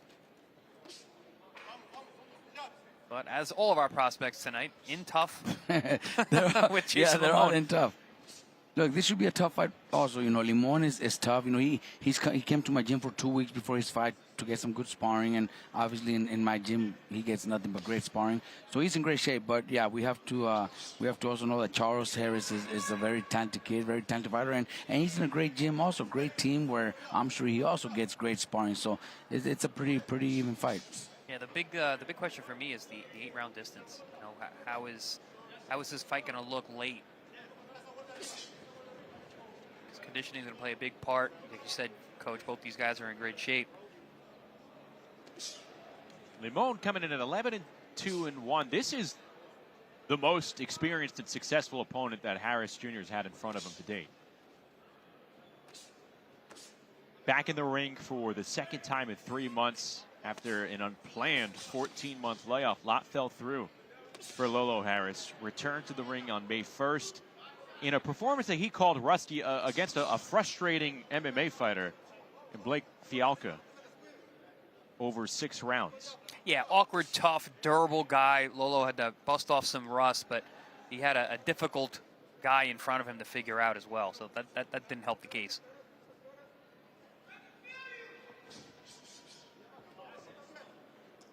Harris said he feels like Limon does, in fact, represent that step up in competition. He can tell Limon is a fighter who is thinking in the ring. You don't often get that on your way up climbing the prospect ranks.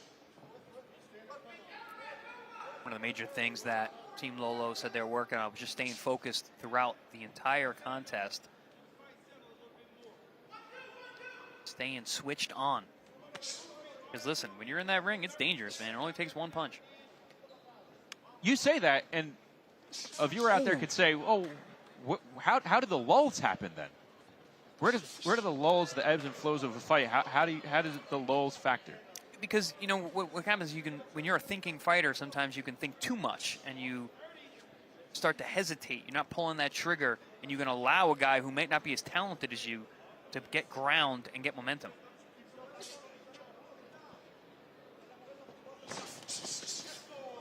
Doing a good job against physical pressure here. Good left-hand counter from Harris after that combo from Limon. I like that about Limon, you know, that he's very patient, but when it came time, he threw that combination where he landed a few good punches.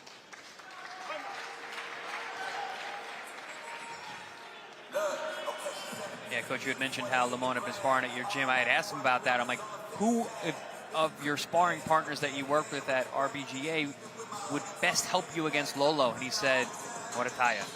Jab, counter puncher. Exactly. Yeah, and sparring Morataya, like I told you guys earlier, you know, it's something out of this world. You know, Morataya is so talented, so special, but helps this guy so much that you know, getting into the ring against somebody like Lolo, it's gonna help him. You know, it's a difficult fight, but it should help him. That's what Limon said. He said it's different in there when you're with Morataya.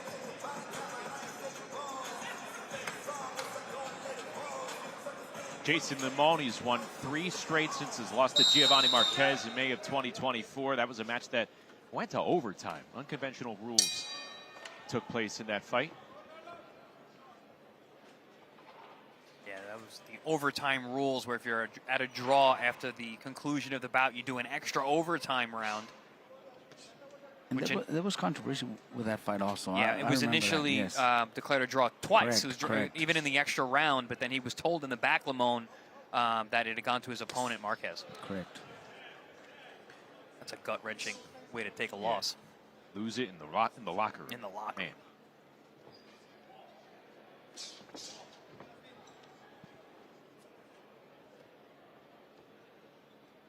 Lolo looking very relaxed, fighting a measured pace. Snap left from Harris.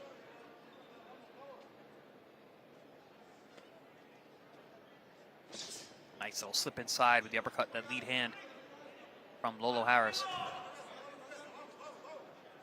We were talking with Limon yesterday. He recognized that Lolo is a slick boxer, obviously has the amateur background, but he said he feels like he's going to have to play with his pressure as he eats a nice left uppercut from Lolo Harris. That was really well timed because Limon ducked right into it. No playing with that. Yeah, Lolo's thinking right. You know, he's thinking right, waiting for the right moment, and he just shorted right there with that counter uppercut.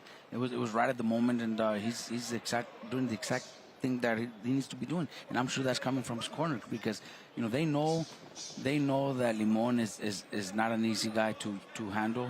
They know he's also very dangerous. He's had great fights, so they're taking their time. But as the rounds go by, they're gonna start picking it up little by little. I will say this about Lolo. I don't see any rust tonight. Looks like he busted it off that last fight. He's out here looking pretty sharp right now. Doesn't turn 23 until September, late September. Body shot there by Limon off the jab. Another good jab, followed up with that right hand. Another one. Yeah, good body work from Limon. Sneaky shot. He's seen it. He noticed, and he probably felt. He probably seen it right there that Lolo felt it. That's why he kept on. That's why he threw it again, twice in a row. I think he's just continue doing that body shot. Ivan Guillermo guiding both fighters, telling them to keep their punches up. I like how Limon threw that hook to the body off his jab. Jab and then hook down low. That can be difficult for a taller guy like him to do that. He didn't change levels either. Sneaky shot. Good body work from Lolo.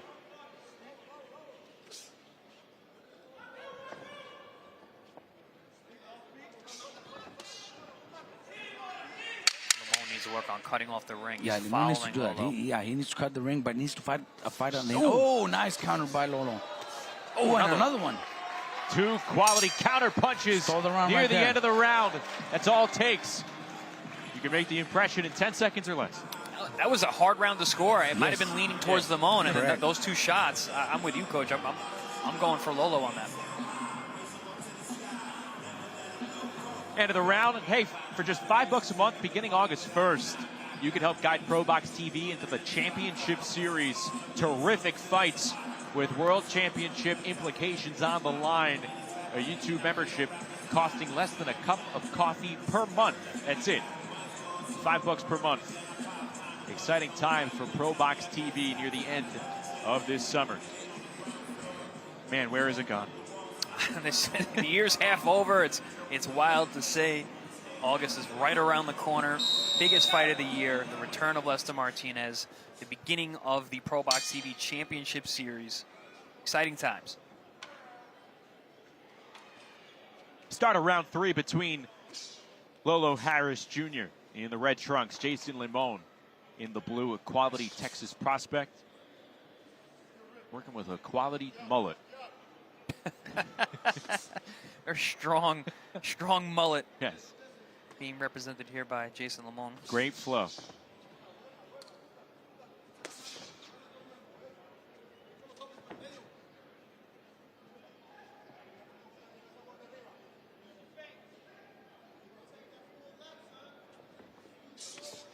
Good counters again from Lolo.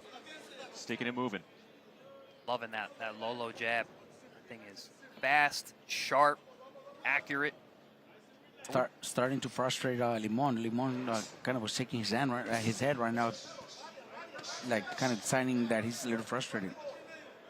He's having trouble tracking Lolo down. Oh, good counter, right hand there. Hammer to the side of the head for Limon. Starting downstairs at Lolo. Limon comes back. Limon's going to have to start taking those risks, you know, where he's got to find his way on the inside to try to look for that body shot. He's going to take some punches, but that's what he needs to do. He needs to find his way inside. Limon doesn't strike me as the guy to shy away, though. He's going to come forward, do whatever he can to land. He might have got hit with a couple, but to try and land that body shot. There we go.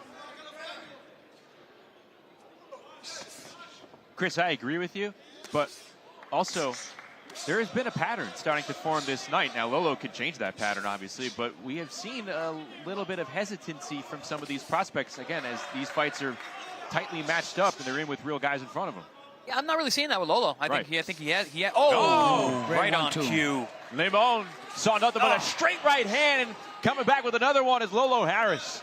See, and that's what I was saying about Limon coming in tall. He's not being deceptive on the way in, and that's why building off that jab that Lolo was landing earlier, that's where those right hands came from. There's another one. Oh, and the uppercut. See, even when it's on the inside, when Limon is on top of him, he still knows when to land that uppercut or that hook. He's a very smart kid.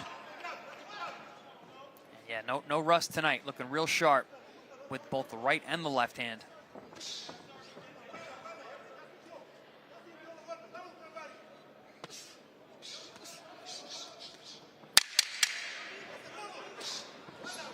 See how Lolo doesn't break position? He stays right in the pocket. He's fine. He's comfortable when the punches are coming his way.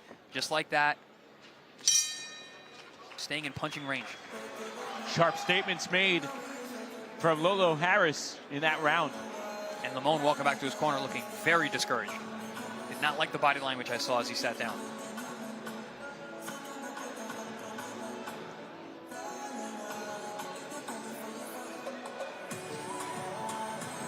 Taking a look at some of the action here. Beautiful 1-2 right down the middle. Call that threading the needle. Splits the guard with the jab. Right hand comes right through as well. Then we saw that counter lead hand, that left hand uppercut. Perfectly timed on the inside by Lolo Harris. Those punches might not seem so hard, but they do some damage. Yeah, there's a little bit of a mouse under the left eye of Limon. I saw as he walked back to the corner.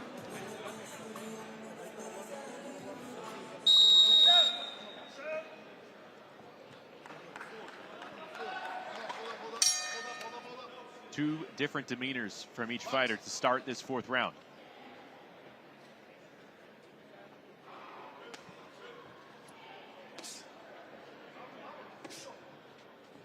Lolo Harris looking to improve to 2-0 here in 2026 and get his hand raised against a fighter that he did call his most experienced and successful opponent to date. Harris, a fighter, a guy who's been plagued with inactivity, but by no fault of his own.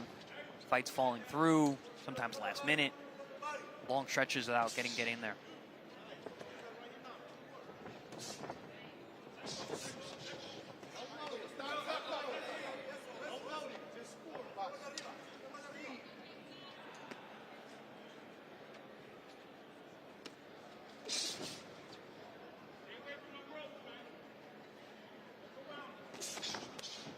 Good counter effort by Limon right there. Two short punches. Punch with one another in that exchange. Ooh. And Lolo Harris again at close range. they cause some damage right there. Those are sharp. Short, and they're deceptive. Sharp. You can't see them. Are you able to teach that? Oh, look, it's something natural. And look, what I'm also impressed with him is his focus and his opponent. You guys talked about Limon walking to his corner, a little frustrated, a little frustrated. You look at Lolo. He's focused on his opponent. He's not losing that eyesight look. Right there, that says a lot about a fighter. He's focused, and that's why he's landing so effectively, because he knows where the punch is going to land. Remember, that's what I was talking to the coach Red yesterday. It's exactly what they said they're working on. Staying focused throughout, staying switched on all night long. Now Lolo making Limon chase him. A minute to go in round number 4. Scheduled for 8. Still to come tonight, Bryan Flores, Jonathan Navarro in our main event. Also the return of prospect Joshua Anton against Vladimir Hernandez. And a world title fight between Adelaida Ruiz and Ginny Fuchs for the WBC super flyweight title. Limon has a very bad habit of cross-stepping as he cuts off the ring. Himself in bad balance.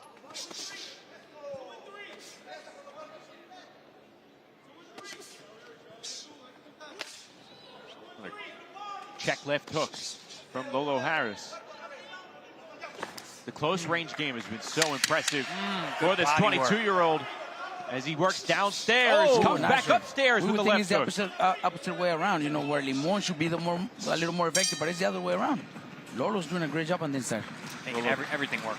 Caught his footing there in a nice rhythm through 4 rounds.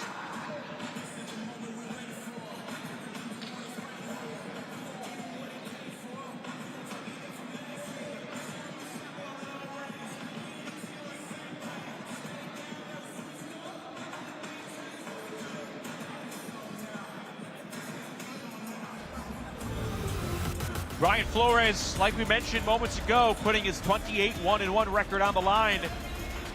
Up against the veteran Jonathan Navarro, coming in at 18-2. And when you think about these two fighters stylistically, again, Bryan Flores, he means business. He has the entire time. He is going to bring the fight to Jonathan Navarro.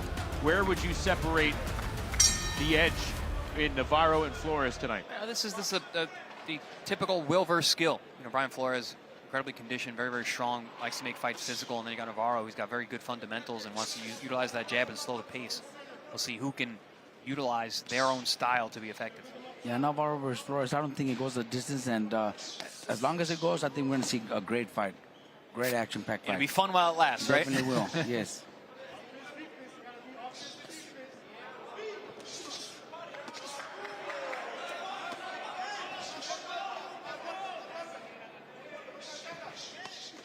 Harris trying to move to 9-0 since his only pro blemish. Started his career by fighting in Mexico, his first 5 fights. The last one in April of 2021, stopped by Camilo Rojas in Mexico. Since then, he has won 8 straight.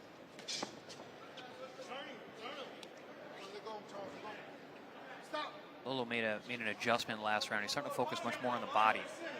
I think is a smart. There you go. There it is again.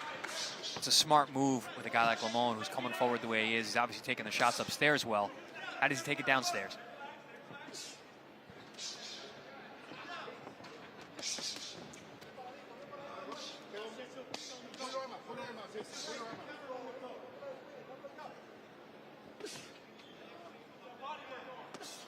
Oh, good left hook downstairs off the right hand. Yeah, I think Lolo needs to find a little more confidence to do that a little bit more often, those body shots. And he's really good with those counter uppercuts on the inside. Oh, look at that hook. Side swiped him with that left hook. Doing that, fighting on the inside, I think he's going to be more effective. Limon is tough. He's been hit with some clean shots that he did not see. It keeps coming forward. Limon has never been stopped in his career. Again, coming in at 11-2-1. See more body work here from Lolo's. Another left hook. That was a good shot. Onto the ropes goes Limon. Final minute of round number 5. Nice hook. And that sequence fuel Lolo Harris here in the 5th. More investing into the body for Lolo Harris Jr. So far of Lolo's young career, this is the most complete version that I've seen of him.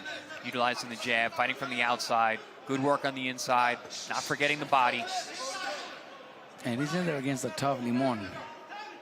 So that's what makes it even look even better. Because he's in there in a tough fight. Yeah, I mean, Limon's it's a quote-unquote step-up fight. Yes. But Lolo's passing with flying colors thus far.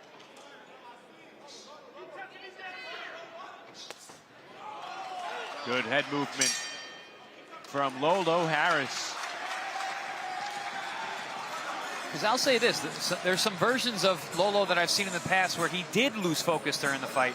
If that guy was here tonight, he'd be having a lot of trouble with Limon. But this version, who's been locked in throughout, is looking very sharp.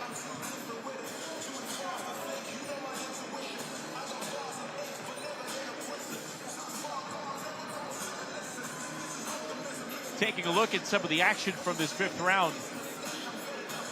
That left hook was one of the cleanest shots landed by either man tonight. There's that right hand. Speaking of another really clean right hand, that one bothered Limon. You saw him back straight into the ropes.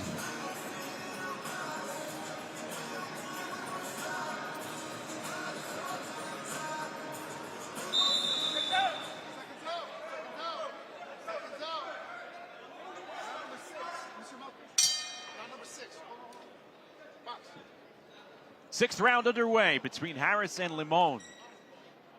Charles Lolo Harris, residing now here in Rialto, California, originally from Omaha. Good inside work. Right hand and then a left hook.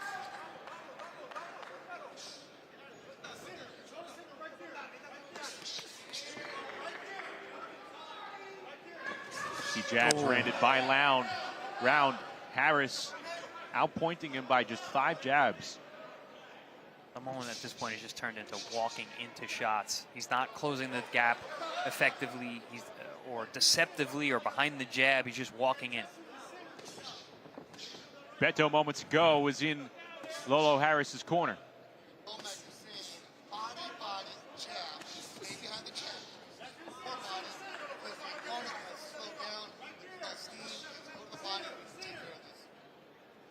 Yeah, we saw that adjustment of going to the body 2 rounds ago. It was a concerted effort by Lolo to really focus in on putting water in the basement, as Teddy Atlas used to say. And that jab has been consistent throughout. Oh, another right hand. Vicious right hand. Going upstairs never hurt either. Man, those short punches down the middle, right in the chin, they're very effective. Look, and followed by some body shots would be even a little bit better. Like Bomac was saying, they want him to invest a little more in the body, but those right hands are beautiful. The left hand pumped into the body right there. That was 2 body shots. 2 punches downstairs.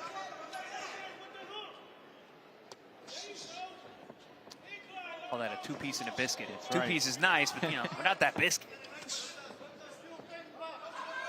Got to dip it in the gravy. Right. There goes Lolo dipping that jab down low.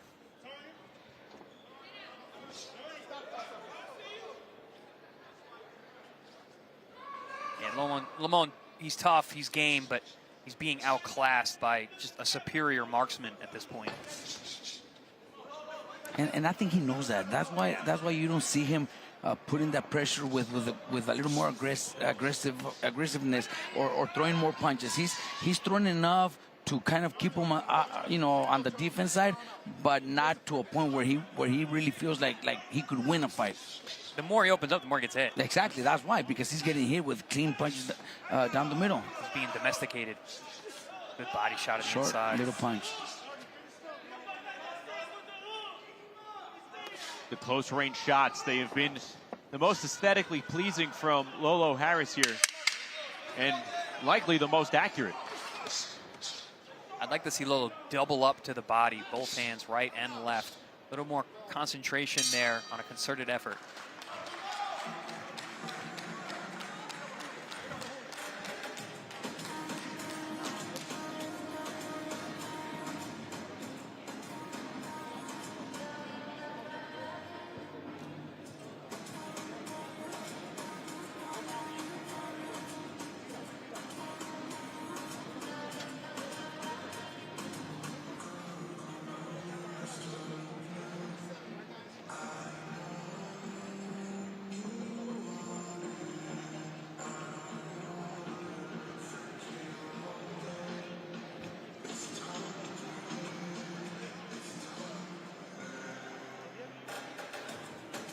See some of that work from that last round. It's a nice hook right-hand combination by Lolo Harris.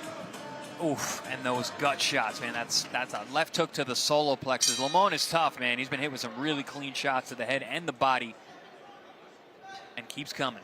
And he's shown his durability, shown why he's been tough to put down. Hasn't been stopped in his career. And he's also been able to take those punches because he's in great shape. He had great sparring. He mentioned it, sparring guys like Raymond Murataya makes a big difference. So I think the difference is there. If not, I think he would have been out already.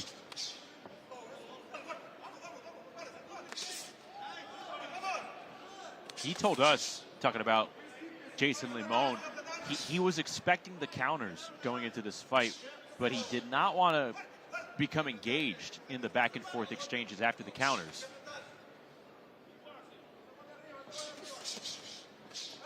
When you have somebody like Lolo in front of you that's quick and sharp when it comes to counter punching, I think you just look at that right. See, straight shot cannon. You can't be waiting for him to do that to you. You have to be a little more aggressive. Maybe take a chance, but you're gonna be effective if you back him up. But look at that. Lolo might have an opportunity here. Another one. There's a series of straight right hands here to start the seventh from Lolo Harris. How many was that? That's four. And counting. Can't miss. But again, Limon, no head movement. Just coming in straight down the middle, tall.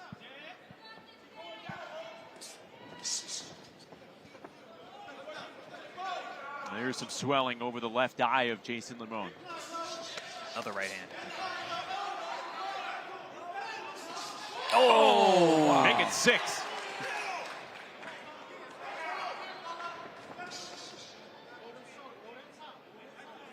The straight right hand has been the calling card for Lolo Harris up to this point. Hides it behind his jab nicely.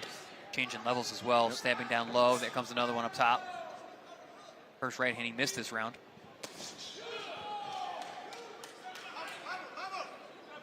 Yeah, Limon's left eye, you can see the punishment from those right hands.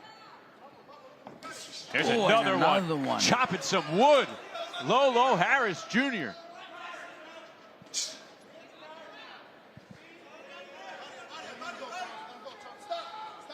Lolo should go back down to the body here. Done a lot of good work upstairs, but compound that with some body work.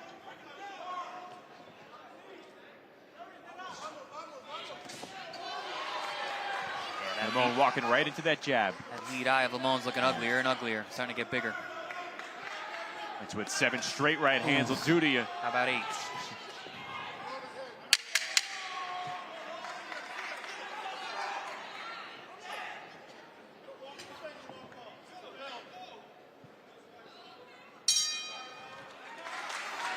Eight effective straight right hands in that 7th round for Charles Harris Jr.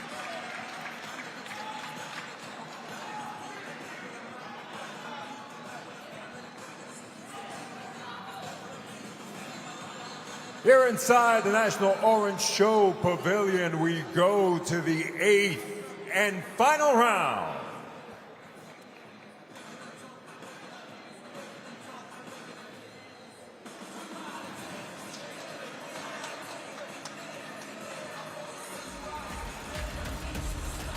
Right hand.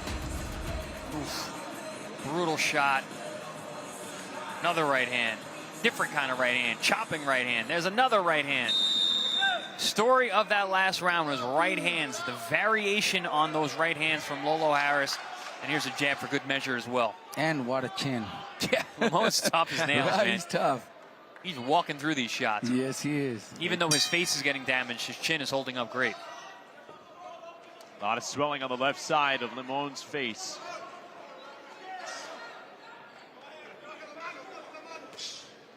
Limon trying something a little different here, coming out boxing a little bit with his lead hand down.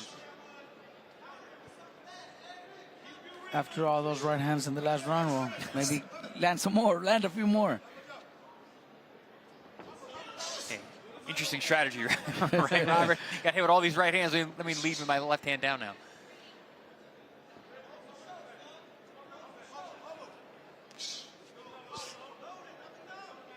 The corner of Limon urging him on. But it's not that easy when you got a guy that is so elusive, like Lolo Harris.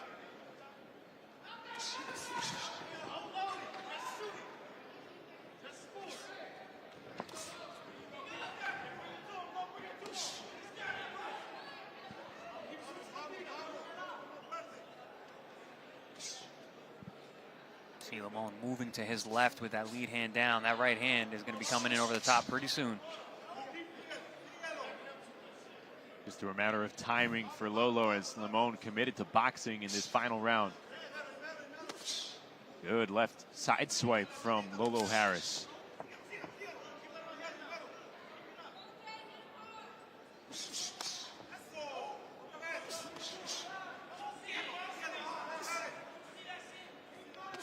A couple of chances in that last sequence for Lolo to unleash that right hand. It didn't happen. Yeah, he's again, as what I was mentioning in the fighter meetings yesterday about thinking a little too much. You can tell he's looking for it. But whenever it's come off the jab, it's been all but unstoppable. Oh, there it is. The right hand. Ask it, you shall receive. Into the body with both hands. Poking Limon with that right hand again. Equal parts punishment downstairs and upstairs for Lolo Harris. Lolo in his bag and has been all night long. Stayed focused throughout.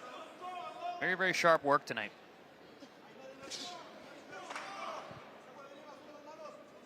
Watching Bomac from the corner here. All smiles. Likes what he sees.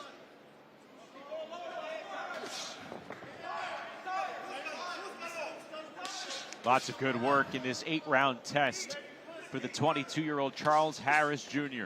Lolo trying to pick up his 9th straight victory.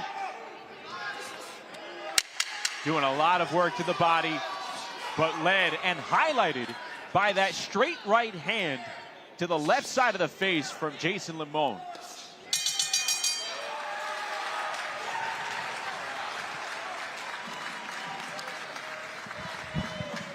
Limon wearing it well. Over the 8 rounds. And for Lolo Harris, pretty good test. I'd say he aced it, Robert. Oh, definitely aced it. I think well, that was very impressive. Very beautiful right hands. Good counters, good punches down the middle, and good body work too. So I think he aced it, definitely. Always nice to see a young fighter have the presence of mind and acknowledge the body throughout the length of a fight. And we saw exactly that from Lolo Harris. And we also have to give credit to Limon. You know, he came to fight. You know, he's a warrior. He came in representing, you know, his state of San Antonio, Texas. In his shorts, he's representing son of immigrants, which is also something huge here in the United States. So we got to respect him. He came to fight. He's a warrior. And he still has never been stopped. And I tell you what, he ate a lot of punches that probably would have stopped several super lightweight opponents for Lolo Harris, but again, definitely showed his game for any prospect, any young fighter, or anybody that wants to be tested. He's one of those guys that will test anybody. So many of those straight right hands followed up a jab and a sneaky jab, an effective jab, obviously, because it was followed up with that right hand. Harris doing terrific work, wire to wire in this one. And we will make it official in the judges' scorecards between Harris and Limon. Let's go inside the ring with Lupe Contreras to make it official. After 8 rounds, judges Corona and Walton turn in identical scores of 80-72. Después de 8 vueltas, los jueces Corona y Walton entregan tarjetas idénticas de 80-72. Y la juez Hayashida anotó 79-73. Judge Hayashida scores it 79-73. In favor of the winner by way of unanimous decision, a favor del vencedor por decisión unánime. Reppin' San Bernardino, Charles Lolo Harris Jr.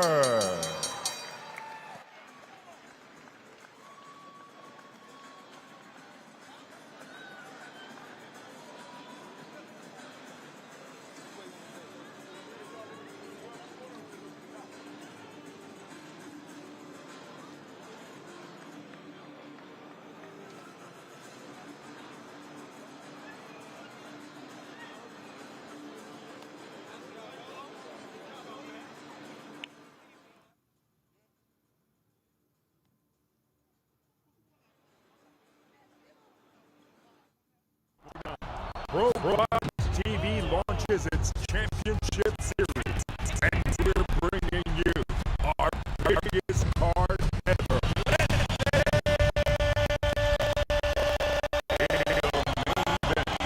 Guatemalan sensation Lester Martinez defends his WBC interim title against undefeated Croatian Olympian Luka Thunder Planted. The belt coming to Croatia. In the co-main, WBO number 4 undefeated Nachi Lopez faces fellow undefeated Colombian Olympian Juan Carrillo. Somebody's O has got to go. The returner Ramon Cardona and the stacked undercard of ProBox TV fan favorite. Don't miss ProBox TV's biggest card ever, August 29th.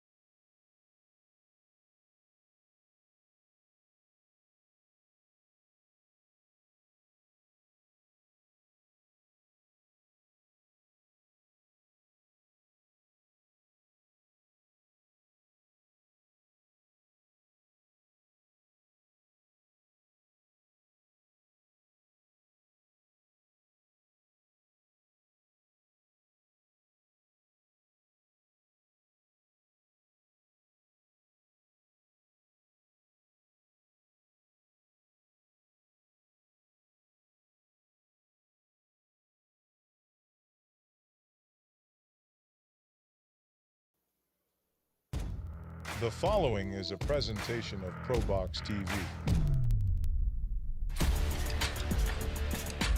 The wait is over.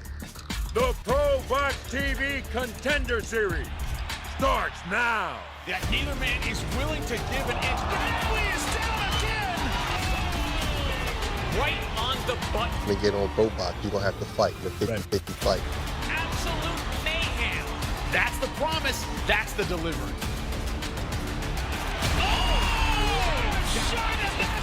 The ProBox TV stable is one of the best in boxing right now. Sink or swim, this is what the fans have been asking for. A stunning performance.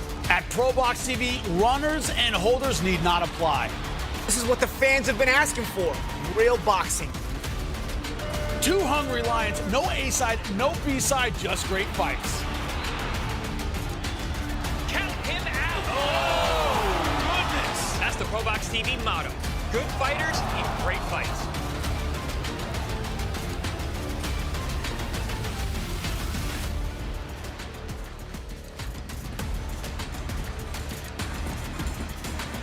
From San Bernardino, California, the Inland Empire, it is a scorcher in and out of the NOS Event Center here in San Bernardino. ProBox TV back on with the Contender Series and a whole lot of action still to come on a sweltering Saturday night in Southern California as we take a look at our main event. Bryan Flores continues his march to a world title opportunity in a crossroads fight. Flores will try to pressure the veteran Jonathan Navarro, trying to snap a two-match losing skid here in the main event. The co-feature coming up, one of the hottest prospects in Southern California.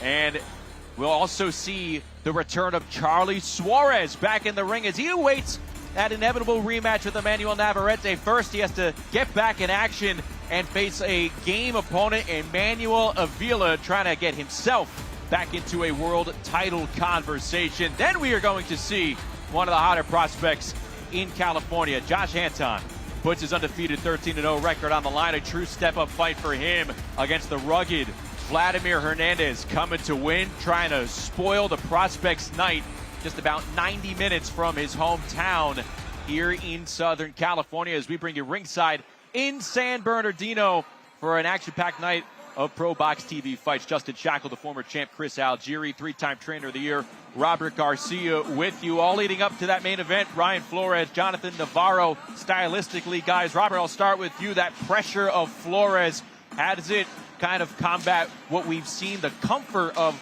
the counter-punching from Jonathan Navarro? Look, it's going to be a great fight as long as it lasts. I don't think it goes the distance, and I think either one of them could get the knockout. Both have power, both are in great shape, so whoever wins, I think it's going to be my knockout. What have you seen from Flores since his narrow loss to Lindolfo Delgado a couple of years ago? I see an ever-improving fighter, and he's a guy that comes in absolutely incredible condition. I mean, he works really hard. He's one of the best conditioned junior welterweights in the world, and he's also really hungry. He's right there. He's on the cusp of getting a title shot. A really tough fight with Delgado, and he's a guy who's getting a title shot coming soon. So he's been right there. He hasn't been directly to the mountaintop, but he wants to get there again. And I think a win here tonight would get him into that kind of position. You talked about being on the cusp of a world title shot. I think that's where Charly Suarez finds himself as well. He's going to be in the co-feature, but take a look at the work Bryan Flores is doing. You can tell, talking to him earlier in the week, obviously now training in Las Vegas, opening up a whole bunch of doors, not just with his training, but just living the life of a title contender. He is growing into this shot, and it's translating through his punches. What kind of puncher is Bryan Flores? So we talk about since the Lindolfo Delgado fight. No, I think the Lindolfo Delgado fight, even though he didn't get the win, it was still a great statement, a great performance, a very close fight. So that we shouldn't say after the Lindolfo fight. I think the Lindolfo fight is also included in how good he is, how good he's looking, how much he's improving every time he goes in the ring. I think he's ready for a world title fight. Well, when you take a look at this division, how do you feel like Flores stacks up against some of the champions? Well, it's an ever-changing division. A lot of the stars are moving up to welterweight, so there's going to be opportunities for these younger guys, maybe these lesser-known guys, to get their opportunities. And Flores is right there. Flores is living what I call the champion lifestyle. He's getting better each and every time. He lives it. He stays in shape in between fights. You see how the condition that he's in here on the screen here. We saw him at the weigh-in yesterday. He looked phenomenal. He looks strong. He looks big. He's got a great gas tank. That's going to play a major role in the fight tonight. And he's facing a fighter, Jonathan Navarro, who's built himself up a nice career, but coming off a long layoff. Last saw him in action against the now champion, Liam Paro. But what does that long layoff mean to him against a fighter like Bryan Flores? Start with you, Chris. Navarro's one of those guys. He's had his last 4 fights on ProBox TV. He had a long layoff, came back. He broke that here on ProBox. But now he's in a position where it's a must-win. He's coming off 2 losses. If he wants to get back into title contention, which is where he sees himself, he absolutely needs a win here tonight. Take us behind the scenes at the academy, because Navarro, I know, has been putting in work in that gym. What are you seeing from him? Look, he's in great shape. He's got great rounds with great fighters in my gym, so he's going to put up a good fight. Look, he knows this is probably his last opportunity to perform against a solid opponent, a top 10 opponent, and he knows that win will put him in that position. Terrific main event coming up between Navarro and Bryan Flores in the main event. We also have Charly Suarez making his return. Stay busy fight, maybe. You want to look at it that way, against Avila, hoping that he could stay on that trajectory toward a world title shot. How tricky of a position is Charly Suarez in right now at this stage of his career? I think anyone who's having a keep busy fight on ProBox TV air is in a tough spot, because there's no easy fights here. We watched it tonight on the Future Stars portion of the show, where we saw a lot of these young, tough prospects in tough fights with a really, really hard competition. Charly Suarez is in tough once again tonight. But listen, that's what he's used to. 14 months out of the ring. He wants that rematch with Abrasante for 2 titles next time, but he's got to get a win here tonight. In San Bernardino tonight, quick reminder, next month it is the start of the championship series of ProBox TV, all leading up to the big event at the Galen Center in Los Angeles, August 29th, live and exclusively on ProBox TV. Lester Martinez, the WBC interim super middleweight champion, going up against Luta Plantic, the 3rd-ranked contender by the WBC. Lester is in attendance here tonight. He's cheering on some Guatemalan stablemates, if you will. Naji Lopez on the card, Ramon Cardenas. This represents a definitive step up in quality for ProBox TV, Chris. Yeah, this is the championship series finally being launched. You know, it's a $5 a month membership, which starts on August the 1st. So make sure August the 1st you go on ProBoxTV.com, press that button. For the cost of a cup of coffee, you can be a member to ProBox TV. That's coming up August 29th. Coming up next, in a matter of moments, it is Ruben Aguilar, the Power Fists, going up against a battle-tested Tre'Sean Wiggins in our next contest, as we take a look at the tail of the tape. And you see an 11-year age gap right there between Wiggins and Aguilar. What else stands out to you, Chris, when you take a look at these two? We got 2 tall welterweights. We got 6 foot for Aguilar. And I talked to Tre'Sean yesterday when he came in a fighting meeting. I'm like, man, you're tall. He goes, yeah, they list me at 5'11". I'm really 6 foot. Ready to go between Aguilar and Wiggins. 10 rounds between 247-pounders. Let's go inside the ring with Lupe Contreras. From the National Orange Show Pavilion, San Bernardino, California, it is another edition of ProBox TV. The action being brought to you by Ban Rural. Tiene la red más grande para cobrar tu remesa con más de 12,000 puntos en toda Guatemala. Ban Rural, el amigo que te ayuda a crecer, along with Bet Online. The odds for tonight's bouts are being presented to you by Bet Online. And White Sands Treatment Center, ranked by Newsweek magazine as one of America's top addiction treatment centers for 6 consecutive years. Our mission is to KO the drug and alcohol epidemic. This contest, set for 10 rounds, on the line, the vacant WBC FECAR Box Silver Welterweight title. Este duelo, 10 vueltas en juego. El cinturón plata, peso welter, FECAR Box, el CMB. President Mauricio Sulaiman, our supervisor is Mohamed Noor. Our judges scoring the action at ringside. We have Don DeVerges, along with Rudy Barragan and Pam Hayashida. Introducing first, the fighter standing in the blue corner. He enters wearing black with light blue and silver, presentando la esquina azul. Vestido de negro con vivos color celeste y blanco, su peso oficial, 145 libras, his official weight, 145 pounds tonight. He enters the ring looking to stamp the first L on his opponent's record, with his own of 17 victories against 5 losses, 4 bouts even, 10 of those victories coming by way of KO. Esta noche busca brindarle la primera derrota a su oponente, con su propio récord de 17 victorias, 5 derrotas, 4 empates, 10 de sus victorias por la vía del knockout. Hailing from Newburgh, New York, and now fighting out of Johnstown, Pennsylvania, Trigger Tre'Sean Wiggins.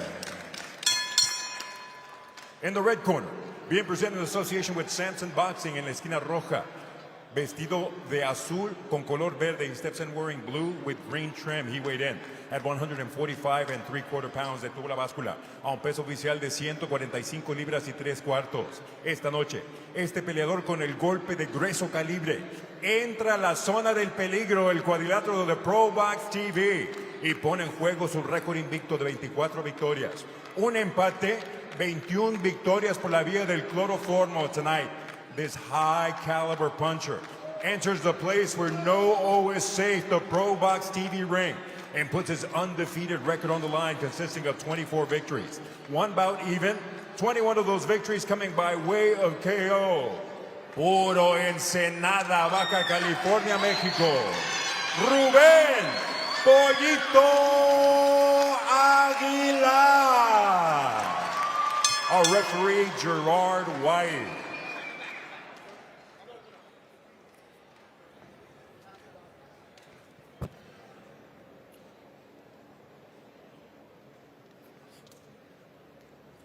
Okay, gentlemen, this is for the FICA silver welterweight title.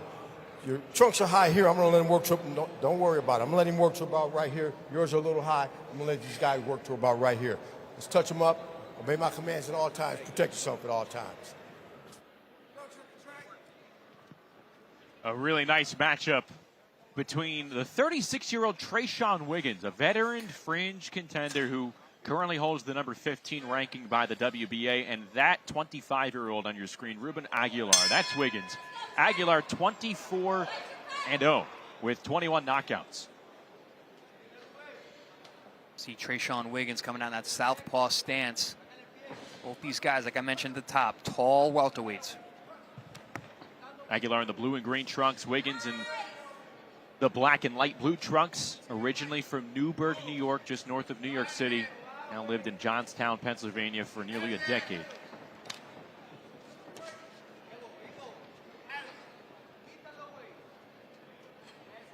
It's ironic. He's the one with the ranking by the WBA, but he's the B-side fighter trying to just stop the prospect and improve that ranking.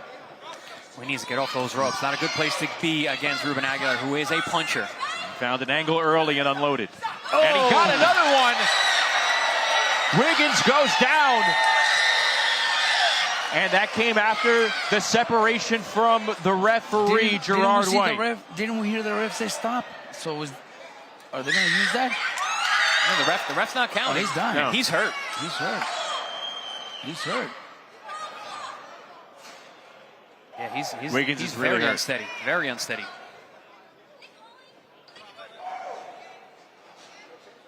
No, he's not okay. No, he's not okay.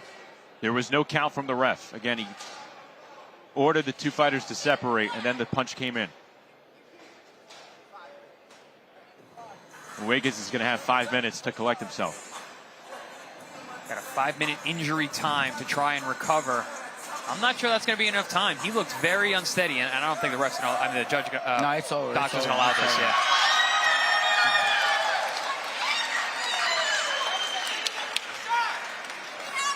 Wiggins' corner is outraged and trying to look for answers right now.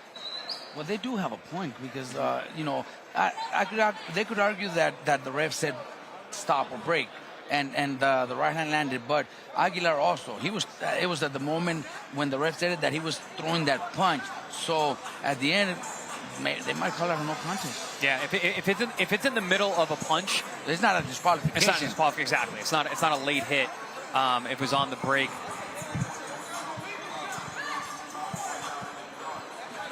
Ooh, man, nervous times right here. Both these guys, especially Ruben Aguilar. But I will say, Tre'Sean did look very hurt. The way he got up, unsteady. Probably the right call by the doctor. Because that 5 minutes, I don't think was going to be enough time. No, and it was going to be ugly.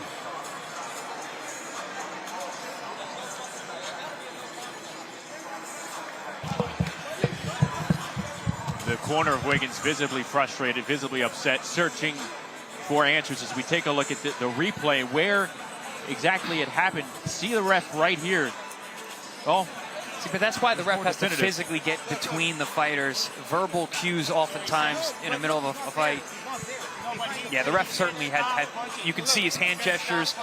Knew, stayed stop, and the punch came. And that's the problem because Aguilar's back is turned to the ref. Wiggins did see the motioning from the referee. Better, you have more? I just spoke with the commission. It's going to be ruled a disqualification because the referee had told them to stop. The punch being thrown after the referee had given instructions to stop. It's going to be a disqualification. Wow. That's from the commission that I was just told.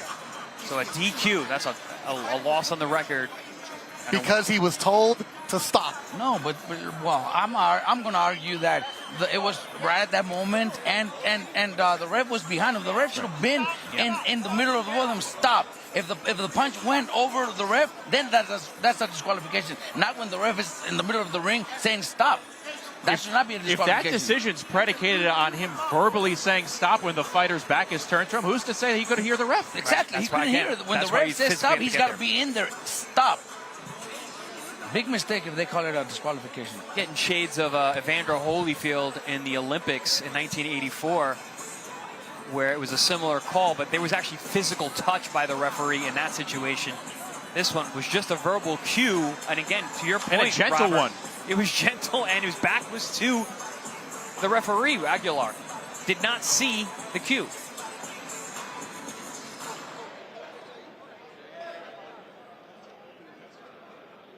So a lot of drama and controversy unfolding here at the beginning of this fight. The start of our Contender series here in San Bernardino between Ruben Aguilar and Tre'Sean Wiggins. You see Aguilar. Here you see his manager, Samson Lukowitz.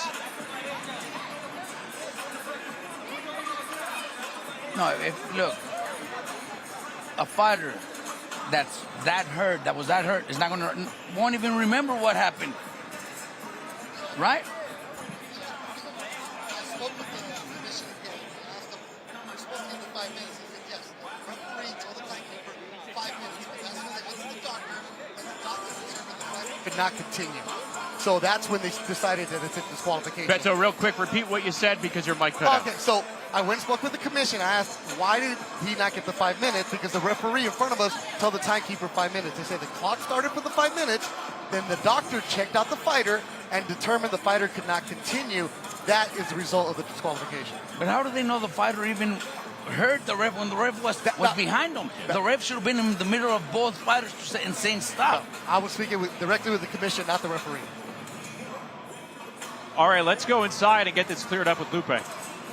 Ladies and gentlemen, inside the ProBox TV ring, referee Gerard White determines that the red corner connected an illegal blow, and he stops this contest with an official time of 1 minute, 1 second of the very first round. Damas y caballeros, el referee Gerard White determina que la esquina roja conectó un golpe ilegal y para el combate con un tiempo oficial de 1 minuto, 1 segundo del primer asalto.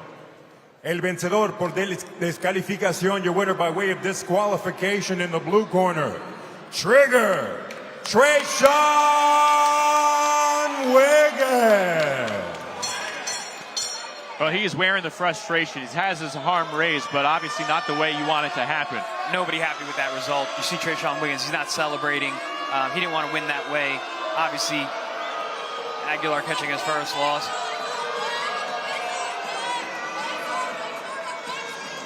Crowd here not happy about the DQ. It's funny, the only group that seems visibly happy, I mean, yes, because he's getting the victory was his corner, but again, Tre'Sean, very frustrated. And again, like you said, rightfully so. Yeah, this is a bad result all around. But it would have been a worse result if Tre'Sean had gotten injured in the fight, which was very possible with how damaged he did seem after that shot, which was after the referee had declared a stop in the action. And if you see the replay, the ref had enough time and room, space to jump in there. Look, he's holding his hands back. Yeah. He's actually holding, he should have been in there. You can see his mouth motioning stop, but that's really tough to say that Aguilar heard those casual chants of stop before unloading the punch. Well, we got to run it back. Got to run it back. Bring it back next month. Hey, it could be part of maybe the new August 29th. It could be part of the new ProBox TV Championship Series coming up on August the 1st. Again, join us for a new era of ProBox TV for just $5 a month. You get all of that, what you see there, the championship series, bigger nights, bigger fights, beginning with August 29th. Lester Martinez, Luca Plantage, coming up from the Galen Center in Los Angeles on ProBox TV. August 29th, ProBox TV launches its championship series, and we're bringing you our biggest card ever. In the main event, Guatemalan sensation Lester Martinez defends his WBC interim title against undefeated Croatian Olympian Luca Thunder Plantage. The belt coming to Croatia. In the co-main, WBO number 4 undefeated Naji Lopez faces fellow undefeated Colombian Olympian Juan Carrillo. Somebody's O has got to go. Plus, the return of Ramon Cardenas and the stacked undercard of ProBox TV fan favorite. Don't miss ProBox TV's biggest card ever, August 29th.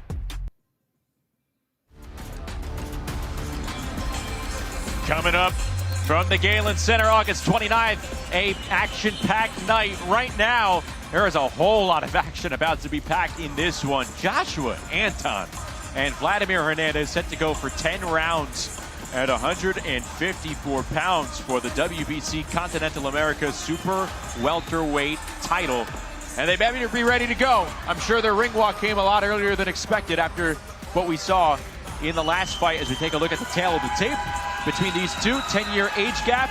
Anton is definitely holding the advantage in the height department. He came in weighing 153.4. So height and reach in favor of a tall opponent for Vladimir Hernandez, Chris. Yeah, 6'3" southpaw with a long reach. Very, very difficult guy to deal with. Comes with skills, fights at length, and has knockout power. Anton putting his 13-0 record on the road. Vladimir Hernandez 17-7 with 7 knockouts. He has been stopped twice. We are set to go with both fighters in the ring. We continue with the action here inside the National Orange Show Pavilion, San Bernardino, California. This is ProBox TV. The action being presented to you by Ban Rural. Tiene la red más grande para cobrar tu remesa con más de 12,000 puntos en toda Guatemala. Ban Rural, el amigo que te ayuda a crecer, as well as Bet Online. The odds for tonight's bouts are being presented to you by Bet Online. And White Sands Treatment Center, ranked by Newsweek magazine as one of America's top addiction treatment centers for 6 consecutive years. Our mission is to KO the drug and alcohol epidemic. This contest, 10 rounds on the line, the WBC Continental America's Super Welterweight title. Este duelo, 10 vueltas en juego. El título Continental Américas peso super welter del CMB. President Mauricio Sulaiman. Our supervisor is Mohamed Noor. Our judges are Don DeVerges, along with Damian Walton and Sergio Caiz. Introducing first the challenger in the blue corner. He enters wearing white with green and gold trim. Presentando en la esquina azul el retador, vestido de blanco con verde y dorado. Su peso oficial 152 libras 3/4. His official weight 152 3/4 pounds. Esta noche, este guerrero azteca agresivo y renuente entra al cuadrilátero con un récord de 17 victorias. 7 derrotas, 7 de sus victorias por la vía del knockout. Tonight, this all-action Aztec warrior enters the ring with 17 victories against 7 losses, 7 of those victories coming by way of KO. Representando a Ciudad Lerdo, Durango, México, el 24 quilate, Vladimir, 24K Hernandez. En la esquina roja, el campeón reinante. In the red corner, the reigning champion. He enters the ring wearing blue with white trim. Vestido de azul con vivos blancos. Su peso oficial 153 libras y media. His official weight 153 1/2 pounds. Tonight, he puts his WBC Continental America's title on the line, as well as his undefeated record of 13 victories. 12 of those victories coming by way of KO esta noche. Defiende su título Continental Américas del CMB. igual que su récord invicto de 13 victorias. 12 de sus victorias por la vía del knockout. De sangre guatemalteca and fighting out of Palmdale, California, Joshua Kevin Anton. Our referee, David Soliven.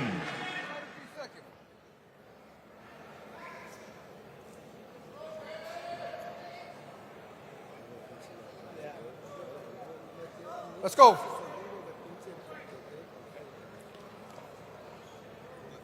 Okay, fighters, I've given you instructions in the locker room. I expect a good, clean fight. Listen to my commands at all times. Protect yourselves at all times. This right here is a little high here. We're going to work on the lines here. A little high here. We're going to go right here, okay? Touch gloves. God bless you both.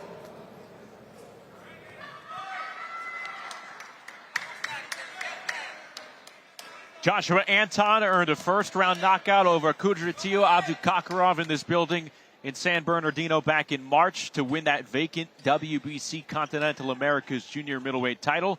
And it is on the line here against the 37-year-old Vladimir Hernandez, 17-7, after he suffered a unanimous decision defeat to Argentinian Olympian Francisco Verón back on July 12th at a ProBox event in Fresno of last year.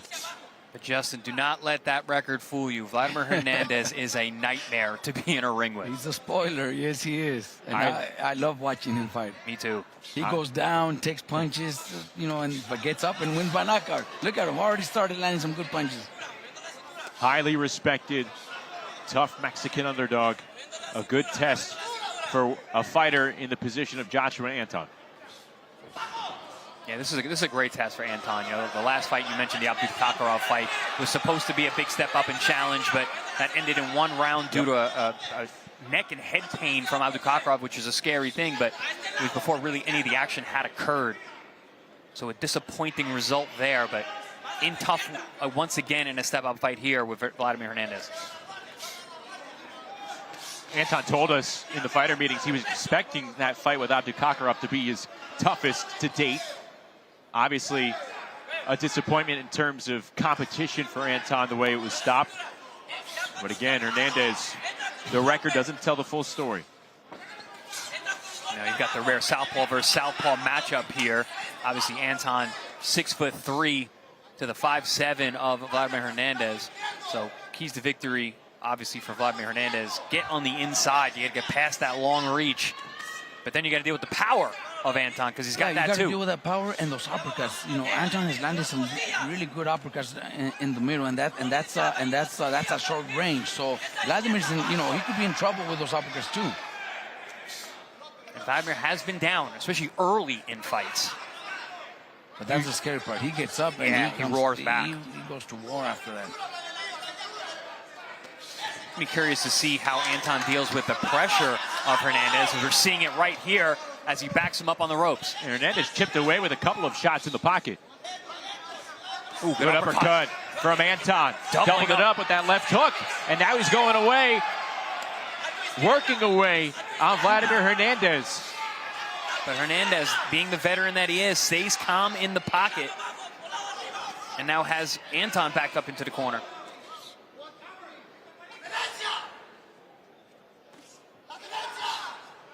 High contact fight early on here in round one.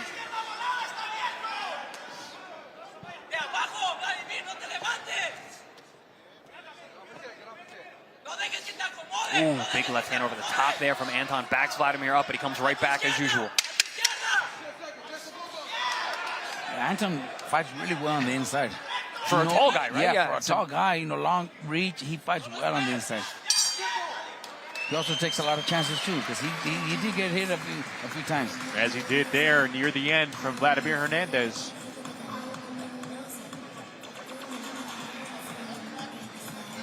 For going off history, that is a nice teaser as to what could be coming here over the next 9 rounds if it lasts that long. It's another one of those fights. It'll be fun for as long as it lasts, whether it's 3 rounds or 10. It's going to be a lot of action. These guys are not having any trouble finding each other.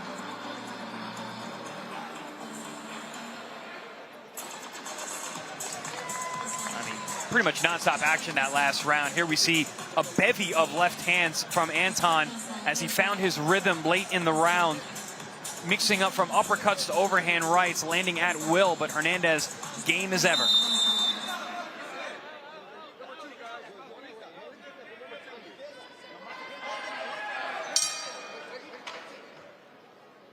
Start of round 2.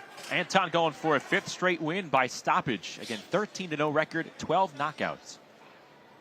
And Robert, when you see a junior middleweight standing at 6'3", what jumps out to you about the way he utilizes, talking about Anton, his lower body? Look, the legs. Any fighter that's that tall, at one, I would say, use that jab out on the outside, use those angles, but no, it's totally the opposite. It kind of reminds me a little bit of the 154 champion Fundora. Yeah, inside Fundora fighter. Oh, what a big left hand! Ate well by Vladimir Hernandez. Ain't well, but I don't know if he'd like that. No. That was a big shot. Can't take too many of those. You know what surprises me, though? That's not Vladimir. Vladimir takes those punches and comes back stronger after that. I'm surprised at Anton's legs. I expected them to be thinner. He actually has a muscular lower body for such a tall guy. That's what I'm seeing here. 154-pounder. He's got some California Redwoods. Yeah, and that's where the power comes. Because for being so skinny and so tall, we're thinking he might not have power, but it's in his legs.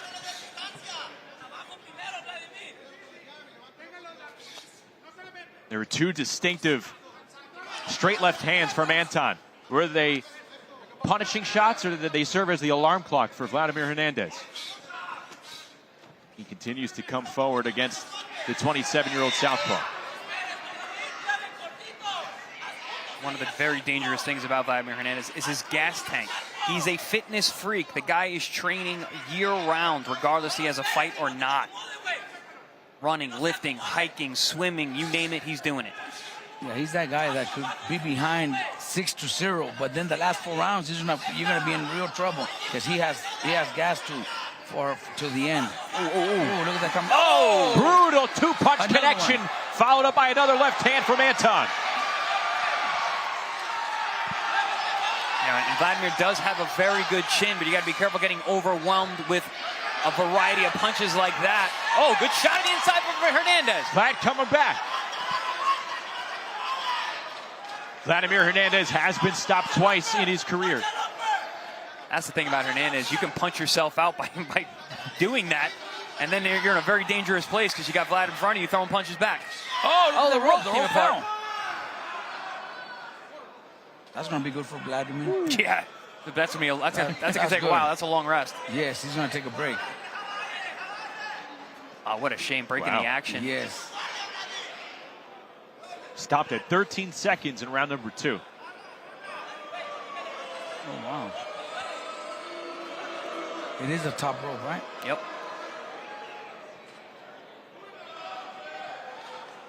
Got to get the toolbox ringside. Don't see that very often. No. Look, before the show started, they were testing the ropes, and they noticed that they were a little bit loose. They went and tightened them up. I think that was a mistake. Yeah, they should have left them like that. Good reminder, as always, at the turn of the month, August 1st, it is the launch of ProBox TV's Championship Series. For just $5 a month, you get all what you see on your screen. Loaded content from BoxingScene.com, daily lead-up studio content as well. But when we talk about the big events on the biggest nights, it is the climb to the Championship Series. Beginning August 29th, Lester Martinez, who is ringside right now in support of his friend Josh Anton, the interim super middleweight champion of the world, steps back into the ring against Luther Plantich, the WBC's third-ranked contender. Najee Lopez, Ramon Cardenas also on that card. Exciting events to come in the coming months. But let's take a look at how that rope disconnected. Yeah, and it was a bad time for Anton, and he was really coming on, landing those left hands. You know, Vlad did come back with an uppercut right there, but for the most part, it was one-way action for Anton, and then that rope snapped, and now we got a big long break.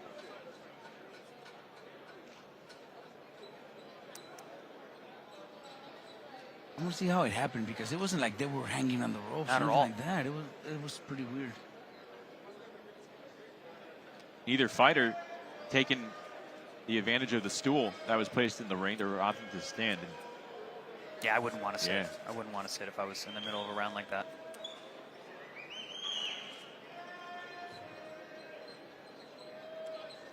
I had the lights go out on me once in a pro fight. That was scary. How long did it take?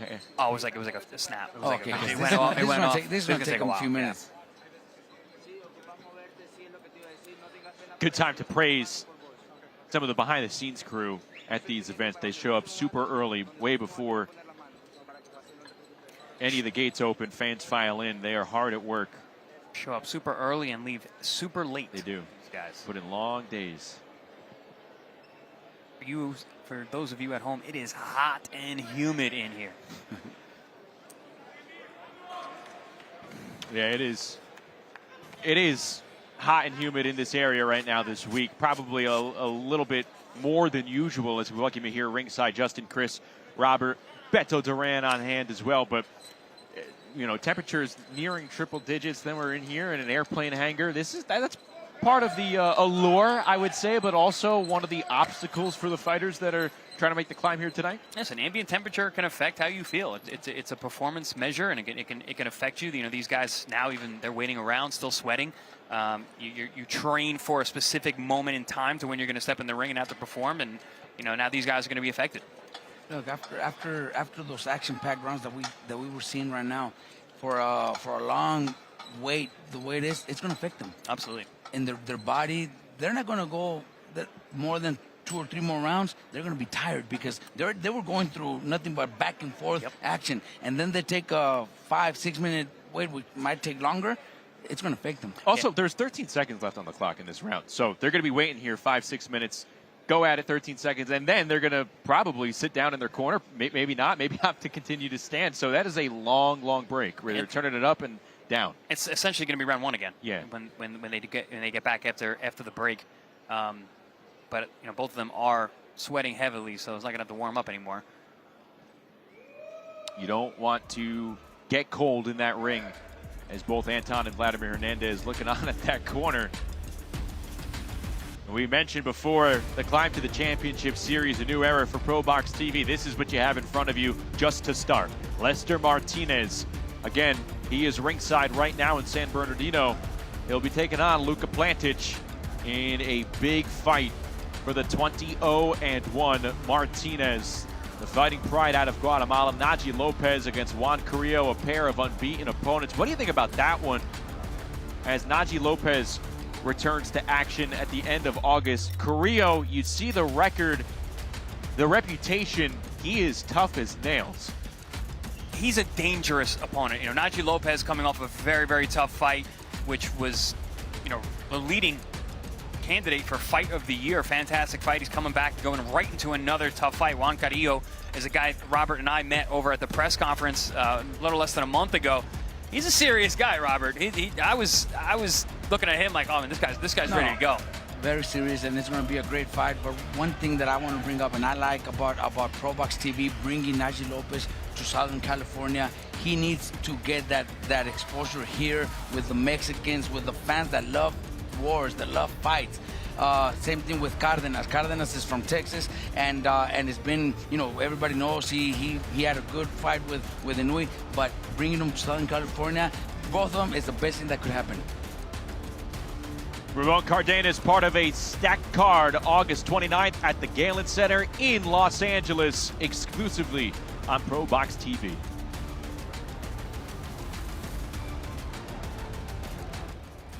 He launches its championship series, and we're bringing you our biggest card ever.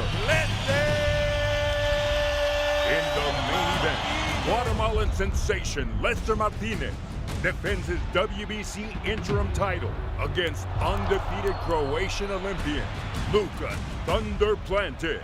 The belt coming to Croatia. In the co-main, WBO number 4 undefeated, Naji Lopez faces fellow undefeated Colombian Olympian, Juan Carrillo. Somebody's O has got to go. Plus, the return of Ramon Cardenas and the stacked undercard of ProBox TV's fan favorite. Don't miss ProBox TV's biggest card ever, August 29th.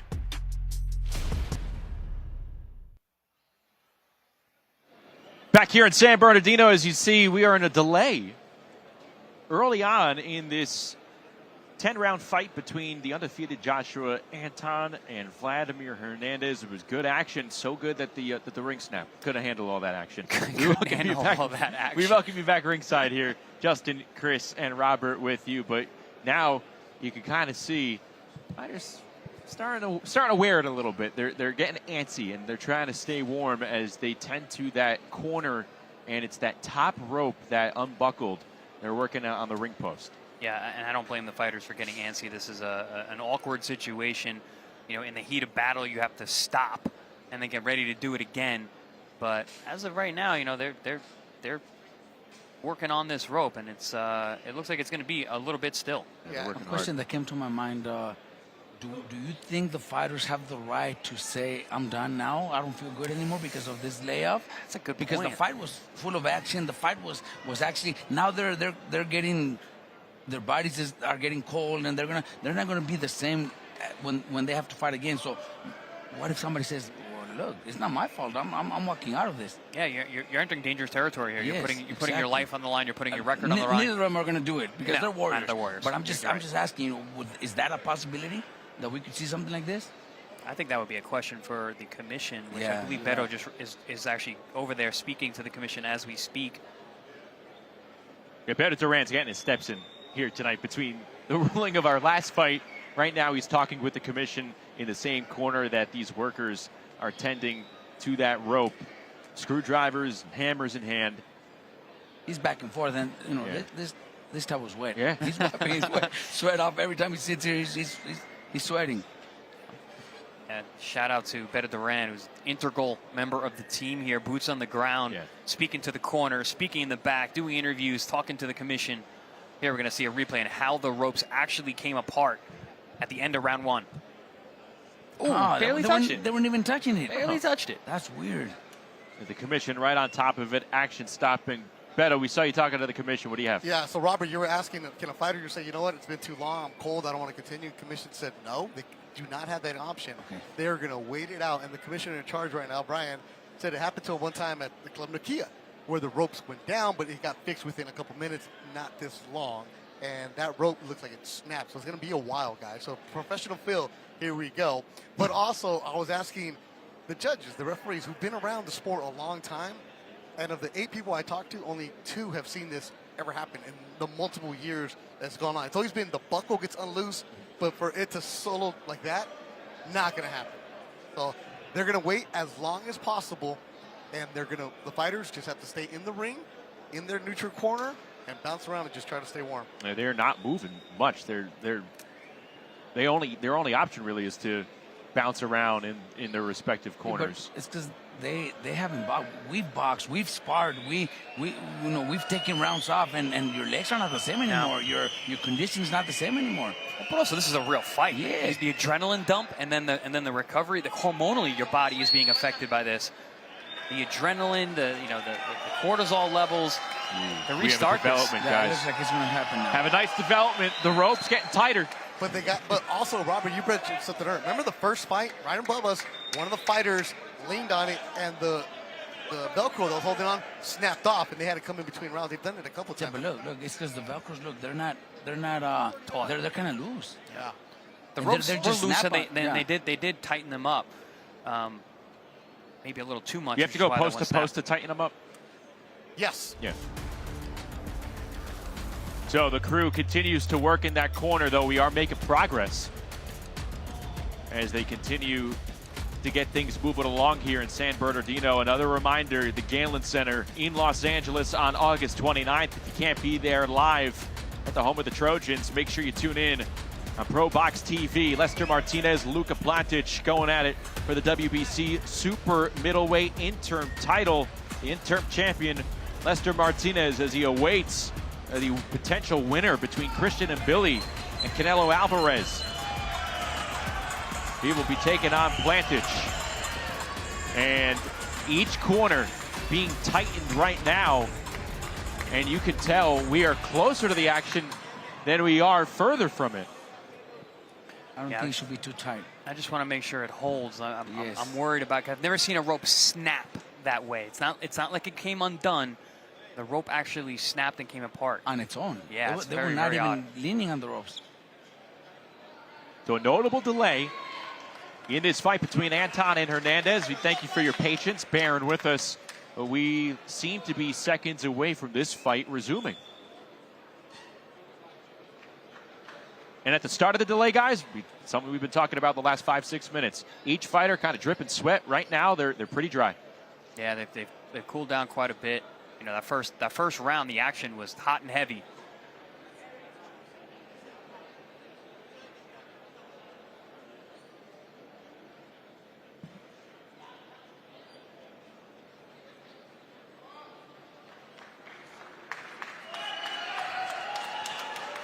Well, the crowd cheering on the crew. Crowd continues to file in as we get closer and closer to the main event tonight. Bryan Flores, Jonathan Navarro going at it. Flores at 28-1-1. Navarro 18-2. A crossroads fight for sure. Flores with a whole lot to gain and lose in each match he finds himself in at this point in his career. And now, the referee, David Sullivan, is testing the ropes. Man, I got my fingers crossed. That's dangerous there. All right, lean into it, sir. Man, he would really upset the crowd if that wasn't called. Has to do his due diligence. Look, these are the heavier guys we're having. The rest of the fight, they're going to be guys that are in the lightweight or super lightweight. So yeah, it's true. I was going to say, okay. I was going to be heavyweights. Imagine. I was going to blame Anton because he's so tall. Yeah. Here we go.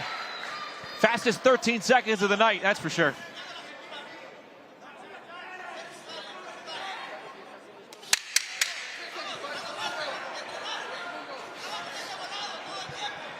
Hernandez trying to get his licks in before the bell sounds. I think it was smart. Anton did not engage much. But yeah, no, the sweat is gone off of Kevin Anton. Or Joshua Anton, excuse me. And full name Joshua Kevin Anton. We're just going back and forth. Is it Kevin Anton? Is it Josh Anton? He said Josh Anton. He prefers Joshua Anton, yes.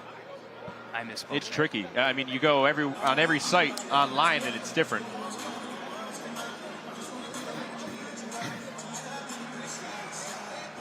I would have to say this is uncharted territory for both fighters.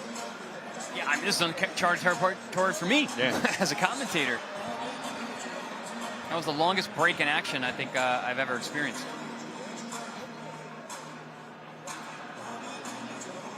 Hopefully it doesn't affect the state of action that these guys put together in that first round, because it was an entertaining one. Well, we'll get our first sign here at the start of round number 3. Yeah, I think we're going to have 8 really good rounds from now on. The first 2 were great until that happened, you know. So I think these guys are just going to go after, just like if nothing had happened.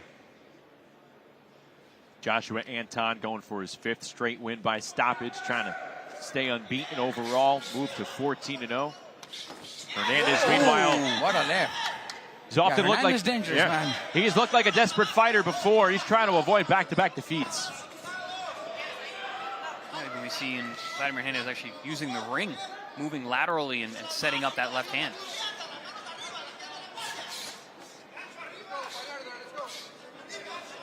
It's a quick left hook in on the body. Vladimir Hernandez is a guy, like, his box rec should be studied. His first 3 fights were 10-rounders. He fought at 175 in his third pro fight in a 10-rounder. Yes, in his third pro fight, he fought in a 10-rounder against a very good quality fighter and went the distance. I had to ask him about it. He said, look, opportunity fell in my lap. That's the weight I was at. Said I needed good the money. Yep. Good for him, man. And look, since then he's gotten better in shape and putting up good fights, good upsets here and there. So he's beat former world champions. He has. Look, and right now, Anton is a great prospect with a bright future. He's gonna put up a good fight. He's doing his job. He's landing good punches also. I think now that both took those minutes off and pretty much starting all over, I think it benefits Anton because it's kind of like starting all over. Now they're fighting just an 8-rounder. Hernandez fighting himself out of the corner moments ago. Another thing, Robert, you mentioned the legs. Vladimir Hernandez is 37 years old. He's the older man in there, so those legs are going to feel it more. Oh, there's a low blow. Low blow. Anton low. acknowledged it too. No more delays. Vlad's the kind of guy who has... Vlad should take in 5 minutes? Yeah, Vlad's the kind of guy who's like, pain don't hurt. He's not gonna do that. He's not gonna do that. Hell no. Look, if he takes time off, it's not gonna benefit him. Oh, good exchange of uppercuts between the two fighters. Both men landed good uppercuts there. Yeah, breaks like that benefit Vlad's opponents. Vlad is the guy that needs to continue going, and don't give his opponent any time to breathe. That's his way of winning. That's his style, and that's what he needs to do. He's not going to take a break because he got hit with a low blow. Yeah, great point. Continue fighting. Yes. He fights like he's going downhill. Yes, exactly. Oh, look at that straight left he landed. Straight left streaking in from Vladimir Hernandez. Oh, and he catches him with a right hook before the bell. Wow. Man, was that enough to steal the round? I thought that was a good round for Vlad. He landed that left hand at the beginning of the round. He landed that right hook at the end.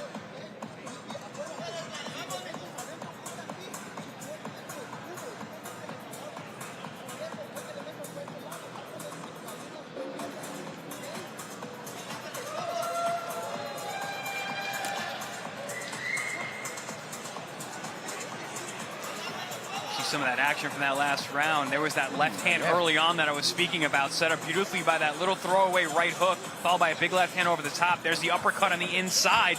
Another big shot landed by Hernandez. And here, I believe at the end of the round, is that right hook right on the money. If you're going to give a round to Vladimir Hernandez, that was the one.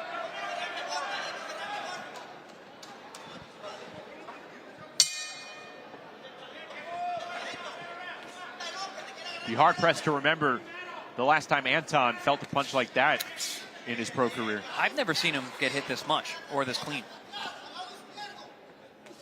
Hernandez is very, very tricky.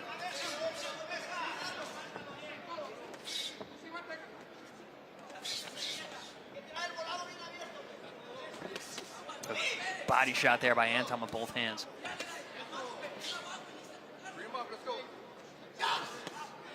Coming through with a couple of punches that land. Oh. The 6'3" Anton as Hernandez answers back, and now they're just launching bombs. Oh! That left stunned him. Anton. Rocked the legs. Definitely did. Woo!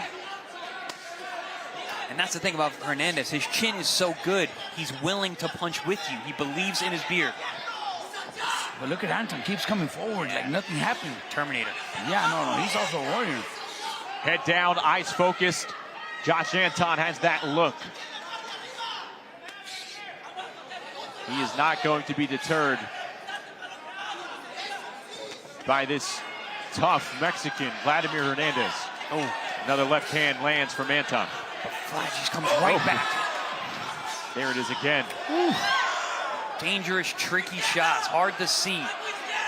Very deceptive on the inside.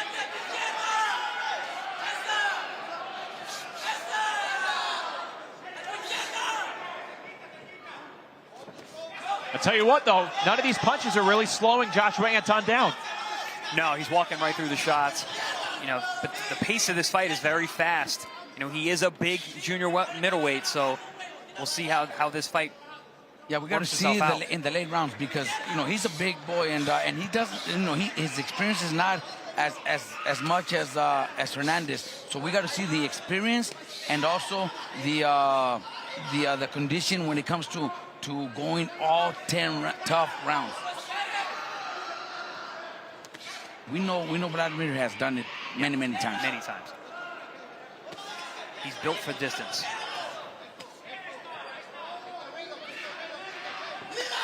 And although Hernandez is not a puncher, he has some brilliant knockouts himself because of the pace that he sets.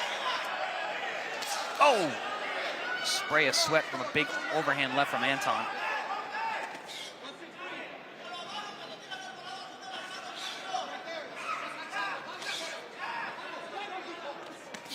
Oh, good body shots. Oh! They continue to punch with one another in the middle of the ring. And it's presented terrific action here in the fourth. It's like when you hit Hernandez hard, he comes back harder. What a great round. Better round for Anton there.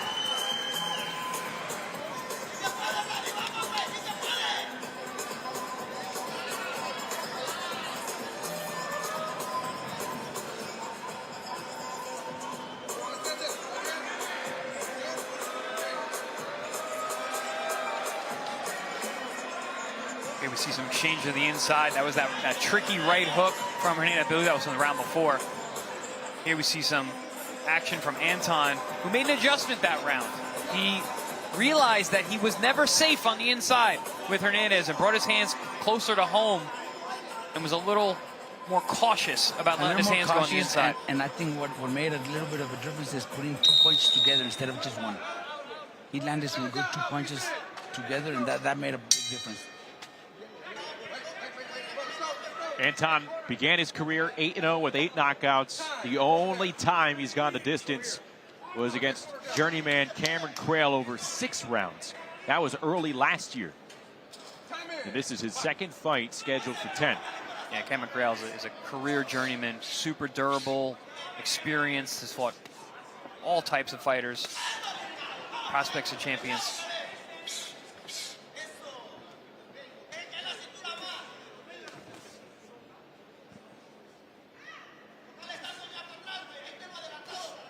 And I'll say this about Hernandez, he has gone on record. He is not a journeyman. He still wants to be a world champion. He believes he can. Look, with the condition he has and the type of fighter he is, he could always wear down an opponent. We still have the late rounds to see how Anton reacts. And like I said, he does have wins over former world champions.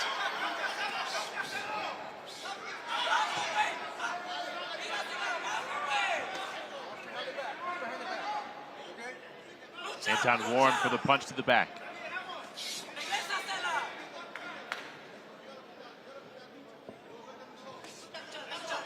Chris mentioned it. It has been nothing but fast-paced throughout. Each round carrying over into the next. When you talk about pace and the speed, neither fighter slowing down with their fists. Another warning about hitting behind the back. I didn't see a shot that seemed flaring to me, but.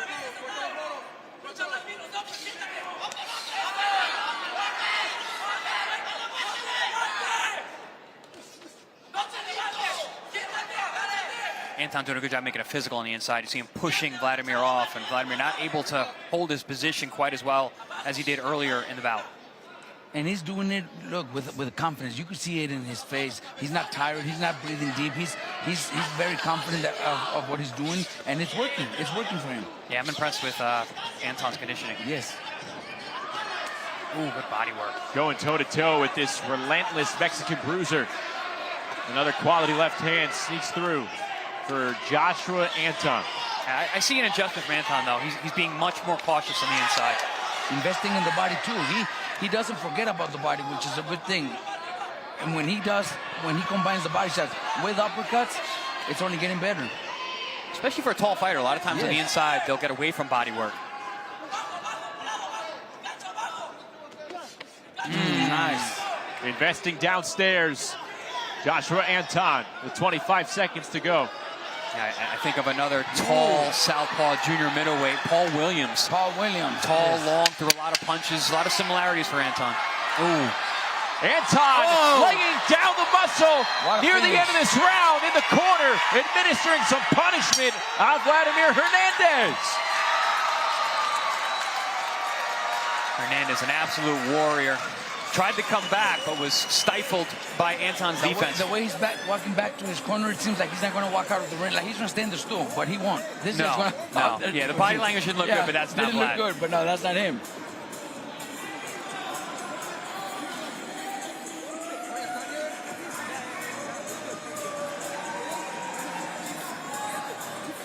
Yeah, it's a sustained action from Anton. There's the physicality. Anton doing a great job of pushing Hernandez off of him to make a little bit of distance, still going underneath shots, being defensively sound. but that was the biggest, most sustained salvo we've seen tonight from either man. Anton doing really nice work. And Vlad did try to come back, but couldn't put any leather on Anton.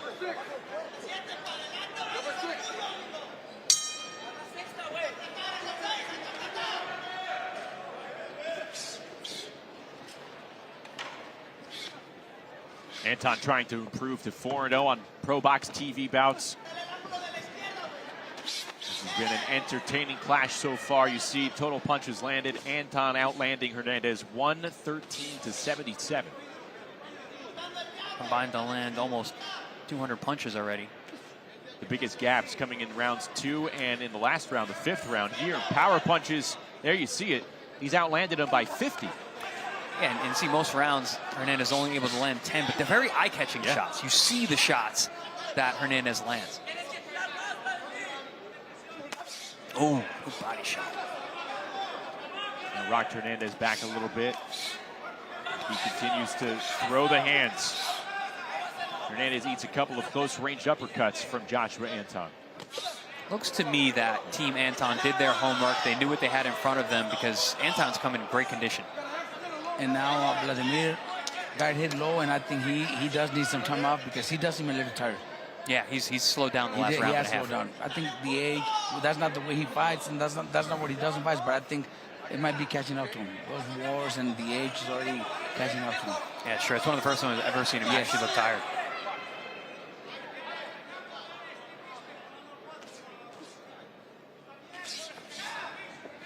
A little over halfway through this fight. Here in round number 6, Joshua Anton with his 13-0 record on the line. An undefeated power puncher. He's hoping that an impressive performance tonight will earn him a top 15 ranking. Oh, well-timed shot there.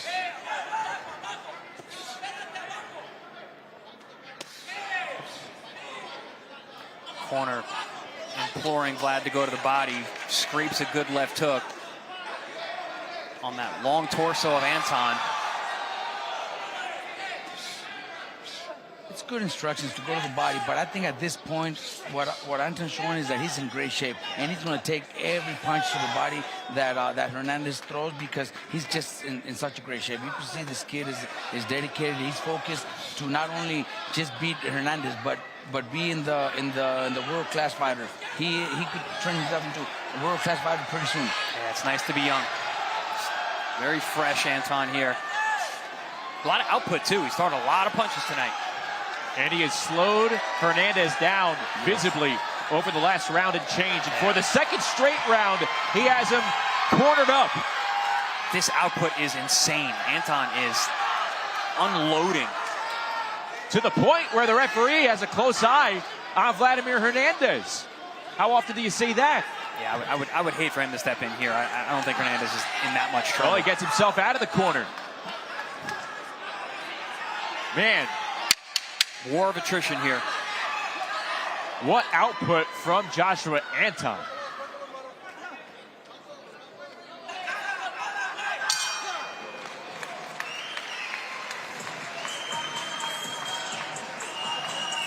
He's got hard, man. Look, he's dead tired, but when the bell rings, he goes out like if he's fresh, the first round.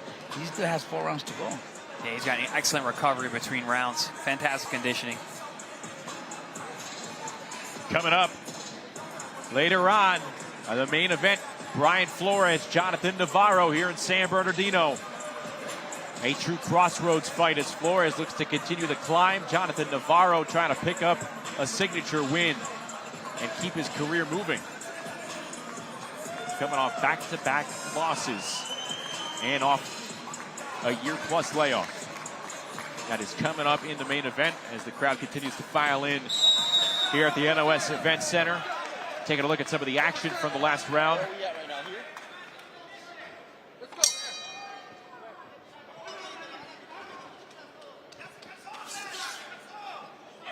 And it's Hernandez jumping out of the gate, throwing the first punches. That's that recovery we were talking about. Really uses that whole minute. Get that heart rate back down, control the breathing, comes out renewed.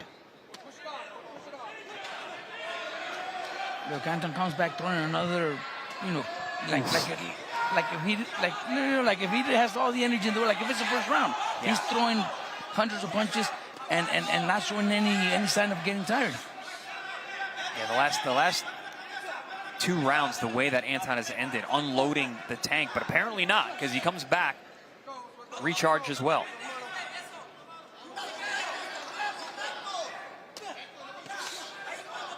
Some shots to the body from Anton.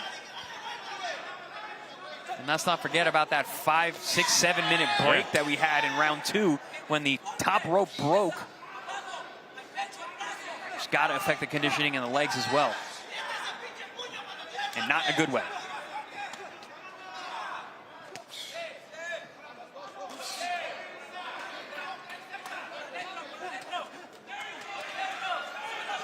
You know, I specifically asked Anton about this because I had asked if he had seen the Francisco Verón fight, in which Verón fought Hernandez's fight. He outfought him and he outworked him and he won the fight.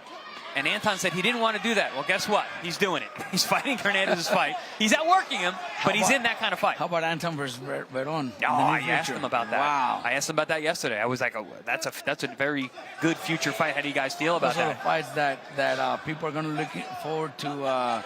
The subscription of $5 a month. Exactly. For that, exactly. For $5 a month, they're going to be able to see stuff like this, man. Come on. Those are the kind of fights that you're going to get with that investment. Yes. Beto was in the corner of Anton's moments ago. And you guys were talking about the pace, and they told them, keep up the pace, actually step it up even more, and go to the body. And Chris, you were talking about that break. It was actually 11 minutes and 40-second break in round number 2 when they're finishing the rope. Time flies, man. Yes, Time flies. But they also told Anton, finish with the right hook, and his corner says they don't see this fight going the distance. Really, still, wow. So 11 minutes is nearly 4 rounds of action. That's a long time to have a break. You know, one of the more impressive moments in this round for Joshua Anton, maybe not the punches he's landed. He walked right through a flush shot to the liver that got the corner of Hernandez energized. And Anton walked right through it unaffected. And then threw a 17-punch salvo. I haven't seen much of that right hook that the corner of Anton has been calling for. But he did go to the body a little bit more in this run. Ooh. For Anton, the pace continues. Hernandez visibly slowing down here. But the Warriors' spirit, it is certainly not dwindling. I feel like Hernandez is a masochist. Like, he goes out there, he enjoys the pain. Yeah, you can see, when the bell rings and he's walking to his corner and you see him sit down, it looks like he might not get up. But nah, this guy goes up there. And then he roars out of the corner. Yeah, he does, like no problem.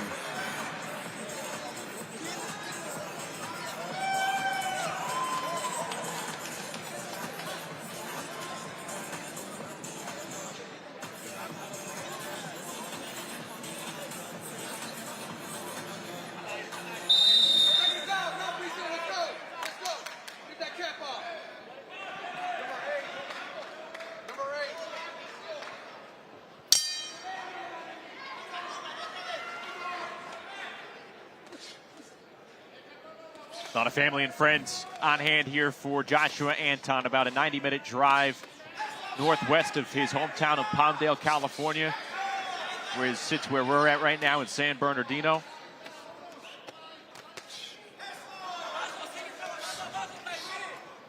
And you can see the raw numbers, total punches thrown. Anton now nearly doubling up Hernandez. Wow.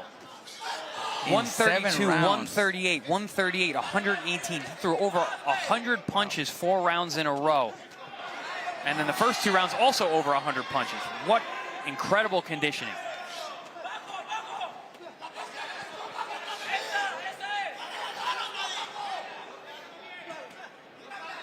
Total punches landed 172 to 103 in favor of Anton. Beto, you were in the corner of Vlad Hernandez. And they said he's making it too difficult for himself. They're telling him over and over, move to the left, create a shield, and then when you go to the left, go to the body, but he's not listening. But they said he's making it more difficult than he should be the last couple rounds. I think Hernandez is fatigued. Yeah, I don't think it's that he's not listening. It's that he can't do it, and he's just trying his best to hang in there and continue to throw, just throw punches. And look, and he's an action-packed fighter, somebody that we want to see fight again. We want to see him because he's going to give anybody a test. Oh, 2 straight left hands leaving their mark from Joshua Anton. It does seem like the last couple rounds, though, less and less punches landed by Hernandez. This is arguably his quietest round thus far. Oh! Vlad Hernandez taking serious punishment. Oh, another one. Good body shots from Anton as well. Ooh, good left hand there. Look at that, yeah. Crunching shot.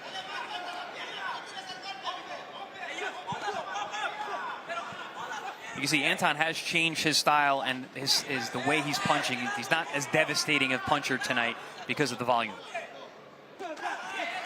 Something's got to give. You can't punch hard with every shot and throw 120 punches around. That's impressive. You know, even though, yeah, they're not as hard, but you're pretty much chopping them down round by round. It's just too hard to break Hernandez down. That's the only difference. Anybody else would have already been out. Hernandez is just the type of fighter that's not going to give up. We think he's going to give up in the corner every time he walks in the corner, but no, he comes out. Look at those uppercuts that he's getting hit with. Just the man, man he keeps coming. Yeah, the man will not be deterred. He's not get frustrated. Just when you think he's in a vulnerable position, he's becoming less and less active. He throws a one-punch neutralizer to stop the storm.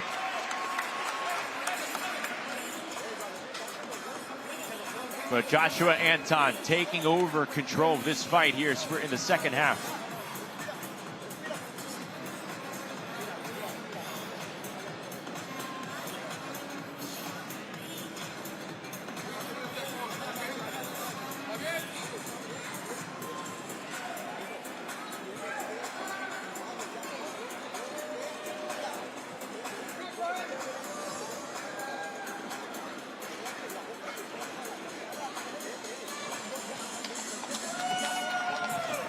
I didn't know if we were going to see a round 9 tonight in this fight with the way that the action started so fast and furious early on. But it's been continuously furious from Joshua Anton, these last couple rounds. Hernandez did have a little bit better round. He did land some shots in that last towards round. the end of the round. Yeah. Better showing for him than he has in the last few rounds, but still, I thought it was an Anton round. Oh, definitely.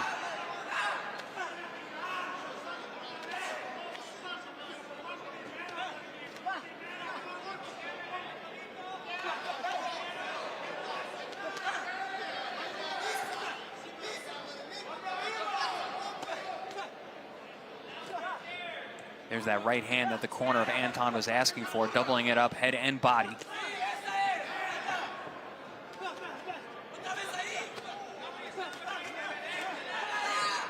Anton trying to put some combos together.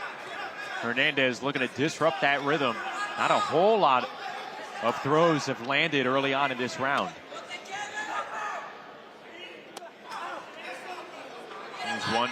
Mendez with the mouth open. You know, a lot of complaints there in the World Cup about the hydration breaks, right? Right, Robert? These guys could use a hydration break right now. Especially in this heat, in this room. Yeah, they had a 11-minute break. That's so. But none of them, they weren't drinking water at that time. I don't think they were allowed. They didn't get instructions. They weren't allowed. Yeah, so this has been an extra long fight.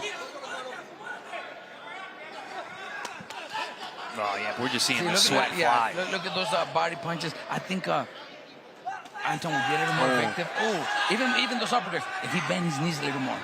If he bend his knees a little more and grab the floor a little bit stronger, because he's too much on his tippy toes, too much, too long. And by the look at that. It's been a lot of arm punching tonight. Yes. By the look of those legs, Robert, it looks like he is equipped to do that. Yes, he can is. do That's why, you know, because look, he's most of the time he's on his toes, which is a good thing, you know, for a tall guy to be on his toes, in and out rhythm. But if you're fighting on the inside, sometimes to dig in with those body punches and those uppercuts, you got to plant your feet and throw those hard punches. Bend those knees and let them go. Well, that corner has played a role in tonight's fight. The rope snapping, and in the middle rounds, Anton doing his best work in that corner, his corner against Vlad Hernandez. I think both guys are going to be able to say that rope had an influence on their performance tonight. It could be because like I told you, when you go in 2 rounds, they were going 2 rounds of hard rounds, and then they take an 11-minute break. It does Absolutely, affect. no question It about happens a lot in sparring. Sometimes that we rotate sparring partners. When they take 3 or 4 rounds off, then you bring them back in. They're not the same anymore. The body, they're a little stiffer. The legs are not working quite as well. We noticed about Anton not getting as low. More arm punching. Oh, great exchange as this round winds down. I'll tell you, I've noticed something, though. Anton has slowed down a little bit, and Hernandez is throwing some really dangerous punches in the middle. Anton needs to be careful. He gets caught one of those big shots. Last round, still very dangerous for both.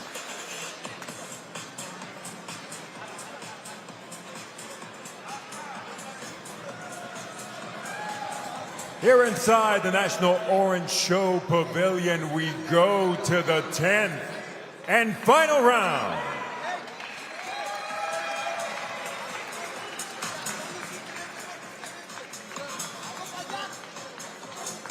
This is more of the same. A lot of these rounds are looking more and more like they're bleeding into each other, just nonstop action, mostly coming from Anton. But that's the punches I'm talking about. Those little shots in between from Hernandez. He's actually sitting down on those shots. And Anton slowed down just enough that Hernandez could find a home.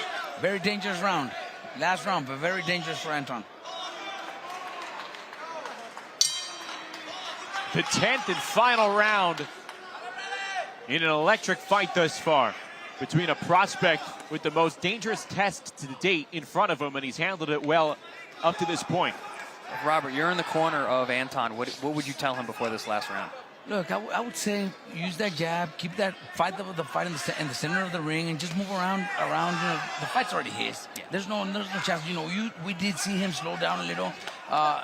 It's a lot of risk. No need to go for it. No need to go for it. But he's going to go for it. He's not. He's not going to listen.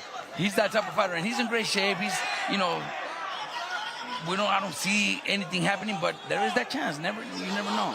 Yeah, and we heard from Pedro Duran earlier when he spoke to the corner. They wanted a knockout tonight. They thought it was going to come. So probably not. So he's still looking for the knockout. Yeah, probably not telling him to step on the brakes at all. Snapped Hernandez's head back with that right hand moments ago. It has been a punching clinic for Joshua Anton, led by the volume for sure, but there have been some impressive connects throughout this fight.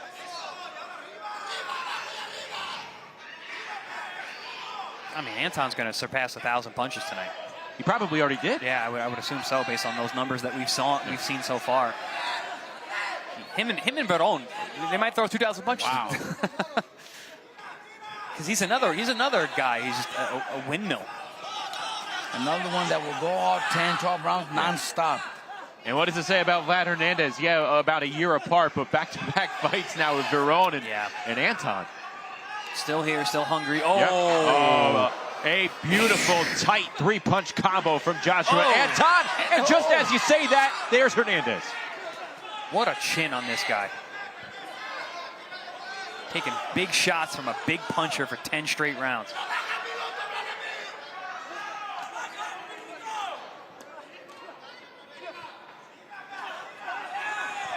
Doubling up that left hand, Vladimir Hernandez. Anton answers back. Less than a minute to go in what has been an action-packed, entertaining fight for the WBC Continental Americas Junior Middleweight Championship.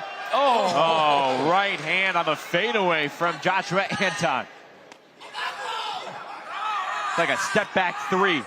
How do you not love Vlad Hernandez? This guy, man, just all heart and guts. Always in entertaining fights. And, you know, one thing that's also we have to acknowledge is he's got a strong face. Yeah, I was going to say that earlier. He doesn't swell. He doesn't get cut. He's right.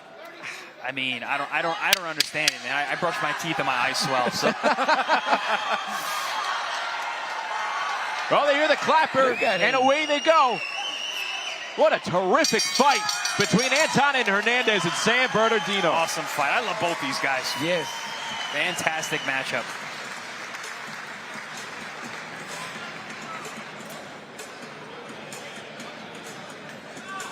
A lot of mutual respect between these two.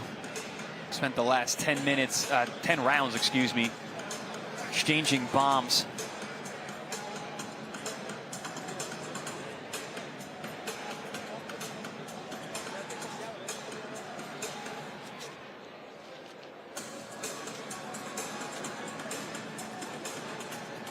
see Anton's corner.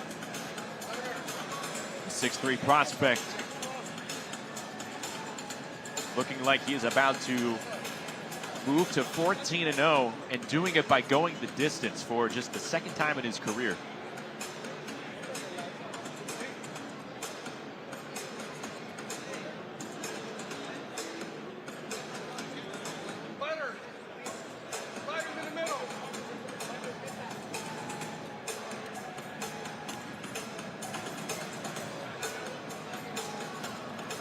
Chris and I were talking about it moments ago, right before the 10th round ended, through 8 or so.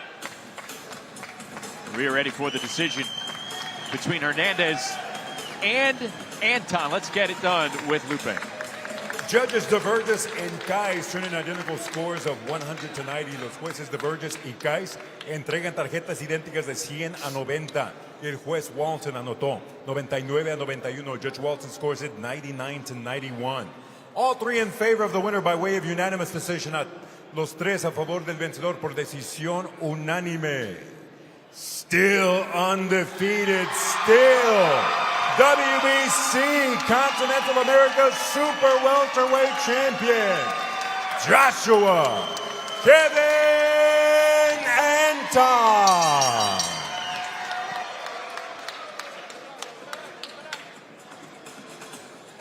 Joshua Kevin Anton getting his hand raised, victorious, now moving to 14-0. But like we said, going the distance against a really rugged, tough fighter. Answering a lot of questions as he continues to climb the prospect ladder, Chris. This is the kind of fight that makes you a better fighter, prepares you for the world title opportunity when the time does come. Anton showed a lot of new wrinkles. He showed that he's got the conditioning for a hard-fought 12-round fight. Is as much punches thrown in this 10-rounder. You know, you don't see that in many championship fights. So the conditioning is there, the youthful exuberance is there, the skill set is there. This was an excellent step-up fight and a hell of a performance from Josh Anton. And for Vladimir Hernandez, obviously a fighter with a fan-friendly style. You want to see more of him, but at this pace, 37, what's the ceiling for him? Look, I don't see him fighting that often, but yeah, once or twice a year, he's going to put up a good fight. He's going to be one of those guys that they bring in to test a young prospect, and that's perfect. He's going to continue working, making money. He's got a family, so good for him. You know, he takes a good punch, and he puts up great fights. He'll always have a home here. Exactly. On ProBox TV. I'm going to give a shout out to CompuBox. I hope those guys are icing their fingers after that one. A lot of punches to record between Joshua Anton and Vladimir Hernandez. Very, very entertaining scrap. Started very evening in the early rounds. Had a long delay of nearly 11 minutes, so another obstacle right there. Some adversity for each fighter. And as the rounds crept along, and Anton pulling away, the punch volume continued to climb even. Hernandez slowed down, and it is the young 6'3" junior middleweight coming away with an impressive win that he can take with him and take back to the barbershop. This is a kid who cuts hair as well, and here we go. The punch counter. There we go, 1266, 1,266 total punches thrown from Joshua Anton. He even beat me. My record is 1,100 punches in a 10-round fight. In a 10-round fight, that's impressive. This is 1266, so even a junior middle beat me. That's very impressive. 265 total punches landing for Joshua Anton as we continue the action here from San Bernardino National Events Center in Southern California. Crowd continuing to file in as we move closer and closer to our main event. Justin Shackle, Chris Algieri, Robert Garcia with you. The good sign here between rounds, between matches, the ring crew still hard at work with this ring, so they're doing their due diligence, making sure everything is in tip-top shape as we have some championship fights coming up in the short term. Yeah, it's a good sign, hopefully, that everything has worked out. I mean, they made it through that fight, 10 rounds. Those are the biggest guys we have on the card left, so that's a good sign. But they didn't spend much time on the ropes, to tell you the truth. So they didn't put a lot of pressure on that top rope, the one that was damaged in the second round. So Anton moves to 14-0. I want to talk about what we have coming up here next because it is the only world title fight on the card. Ginny Fuchs and Adelaida Ruiz, the champion here for the WBC Super Flyweight title. It's a rematch, round 2, or fight 2, I should say, between these two women. And a meeting in which Fuchs came away victorious nearly 2 years ago, but here she is the title challenger for Ruiz. So who has the momentum and who has the championship mindset? So the championship mindset to go to the champion, Adelaida Ruiz. She's been active. She's been fighting often. She won the title on our air against Kubicki, a very, very tough Canadian fighter. She looked phenomenal that night. Scored a knockdown with a big left hook. Went and won a unanimous decision. Won the actual real title, not an interim title, the WBC Super Flyweight. But Ginny, as you mentioned, does have the win over Ruiz. She has the confidence that she can bring into this, but at the same time, she's been inactive. She's been fought over a year. Ginny Fuchs, 4-0. Her last fight was against Adelaida Ruiz. Happened here in Southern California, a short while away from San Bernardino, where we are at. She feels like she's fully confident for this one. She's carried herself with that confidence throughout the fight week. And this is a fighter also who's always been staying ready in the gym. There's no such thing as Ginny Fuchs needing to get ready. No, absolutely, and you know, she's a very, very deep amateur background. She has the pedigree there. She also did a bunch of the team combat leagues where she got the one-round experience. I believe she has got like 20 or so appearances there. So she hasn't been that inactive. But both of these ladies look to be in phenomenal condition from what we've seen from the weigh-in. Yeah, Robert, a unique circumstance. If you're Adelaida Ruiz, yes, you are the champion right now, but you also know that you dropped this fight, your prior meeting, to the opponent that's going to be right in front of you here. What goes through your mind as you prepare for a fight like that? It's a tough one because you already lost to this girl. You already lost her, so you got a lot of work to do. But now, as a champion, that's a little more confidence in yourself because you're the champion. Now you got to defend it. And you got to be impressive doing it. So it's a big challenge for Ruiz. I see a very close fight, but yeah, Ruiz pulling it off, but it's not going to be easy. And that win awarded Ginny the I guess the interim title at the time. Didn't happen that way. This could be much sweeter if she's able to find a way to go 2-0 here against Ruiz to win the title, take it from the actual champion. And I had mentioned that yesterday in the fighter meetings. Is there a little extra caveat there, a little extra oomph on it that you get to beat the champion, the defending champion, and not win an interim or a vacant title? So it's always better when you beat the champion. All right, let's take a look at what we have coming up. Again, Adelaida Ruiz, Ginny Fuchs for the WBC Super Flyweight title. Ruiz trying to make her first successful title defense against a fighter who's already defeated her here in the state of California. Let's take a look at the tail of the tape between Fuchs and Ruiz.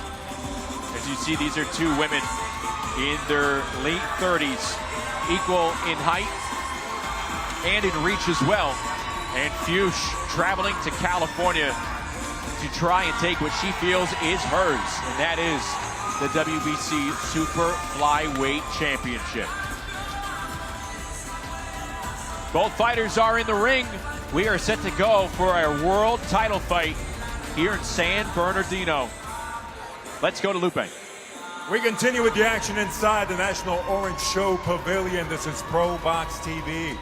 The action presented to you by Ban Rural. Tiene la red más grande para cobrar tu remesa. Más de 12,000 puntos en toda Guatemala. Ban Rural, el amigo que te ayuda a crecer. Along with Bet Online, the odds for tonight's bouts are being presented to you by Bet Online. And White Sands Treatment Center, ranked by Newsweek magazine as one of America's top addiction treatment centers for 6 consecutive years. Our mission is to KO the drug and alcohol epidemic. This contest set for 10 rounds. On the line, the WBC Super Flyweight Championship of the World. Este duelo, 10 vueltas en juego. El Campeonato Mundial Super Mosca del CMB. President Mauricio Suleiman. Our supervisor is Mohamed Noor. Our judges scoring at ringside, we have Joe Farbstein, along with Rudy Barragan and Sergio Caiz. Presenting first, the fighter standing in the blue corner. She enters wearing black with white lettering. Presentando la esquina azul, vestida de negro con letras blancas. Su peso oficial, 113 libras y media. Her official weight, 113.5 pounds. Tonight, this 2020 Olympian and interim WBC super flyweight champion looks to repeat her last performance and puts her undefeated 4-0, 1 KO record on the line esta noche. Esta olímpica del año 2020 y campeona interina del CMB pone en juego su récord invicto de 4 victorias. Una de sus victorias por la vía del knockout. Fighting out of Houston, Texas, Captain Ginny Fuchs. En la esquina roja, vestida de color morado con plateado in the red corner, wearing purple with silver trim, she weighed in at 114.5 pounds. Detuvo la báscula a un peso oficial de 114 libras y media esta noche. Busca vengar su única derrota profesional y su récord de 18 victorias, con solo una derrota, un empate, 8 de sus victorias por la vía del knockout tonight.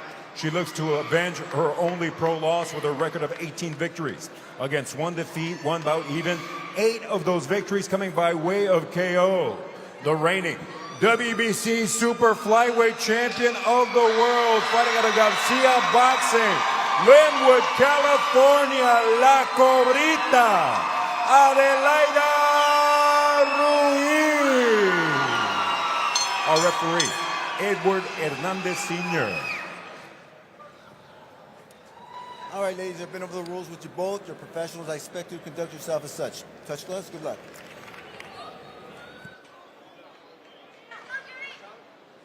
August 31st, 2024 in nearby Carson, California. That's where Ginny Fuchs earned a 10-round split decision win over Adelaida Ruiz to become the WBC interim champion. Ironically, it is Ruiz with the belt after she defeated Canada's Alexis Kubicki back on November the 29th in Fresno. Oh, good right hand right away from the champ. Right out of the gate.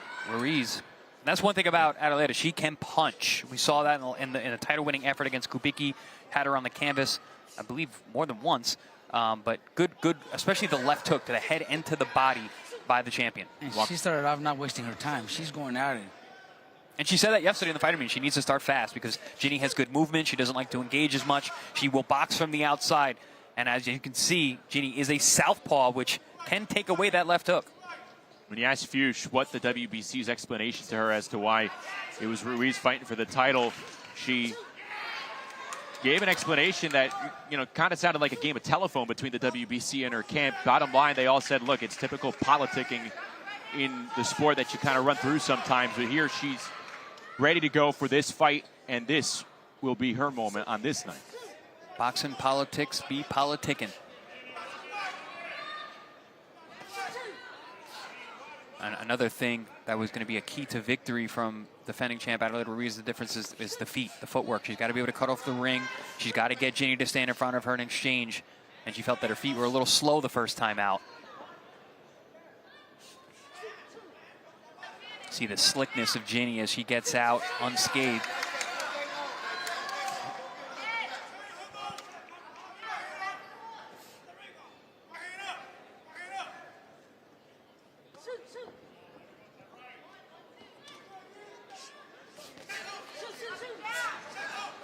You see Ginny, she is a tactician.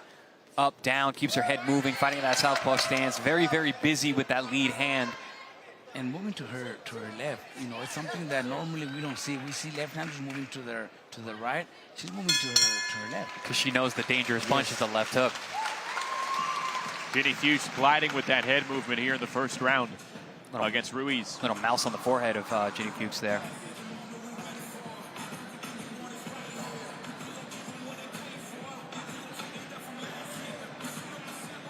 Quick reminder, ProBox TV will enter its championship series era. Coming up August 1st for just $5 a month. Full membership gets you terrific fights, championship level scraps as the new series ushers in a new era.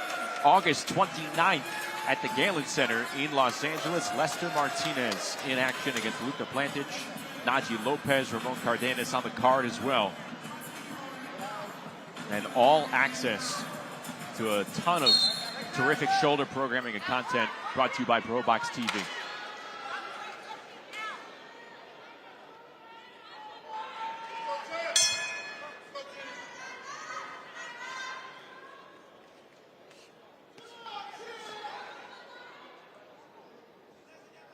10 two-minute rounds for the 115-pound strap between Fuchs and Ruiz.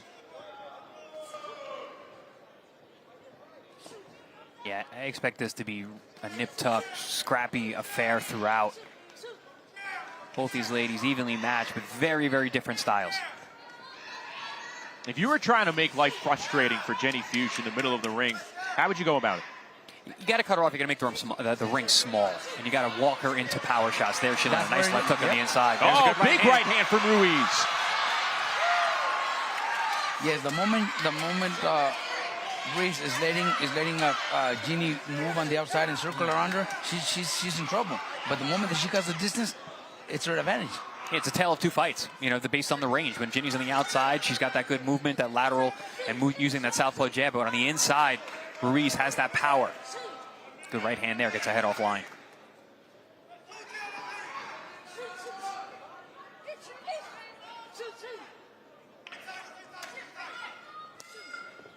I was really impressed last time out against Kubicki when Ruiz was letting that left hand go, but she was going to the body really well with the left hook, which set up the knockdown.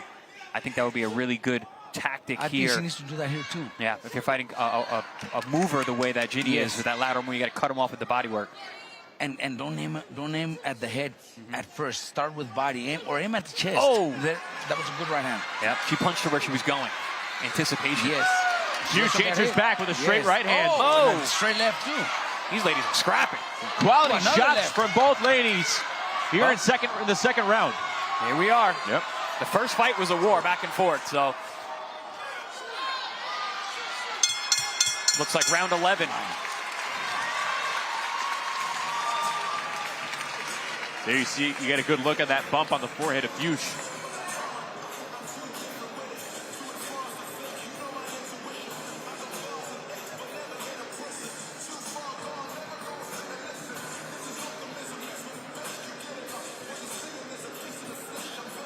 That was a good round for the defending champ. She had a nice right hand, a couple good left hooks. She did a good job of making that ring small and was able to get Ginny to exchange with her in 50-50 exchanges.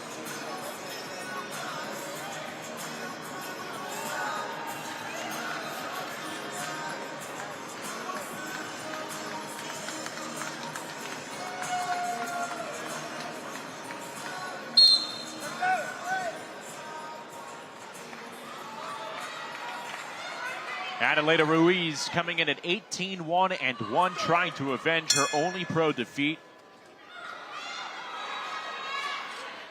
And trying to keep her title in the process. That's right. One thing you've already seen over the first two rounds is that for Adelaida Ruiz, the power is real. 8 KOs for a 115-pound fighter. That is impressive. That stands out. Yeah, it's rare to see power like that in the women divisions, but I've seen it firsthand. You know, that left hook is real.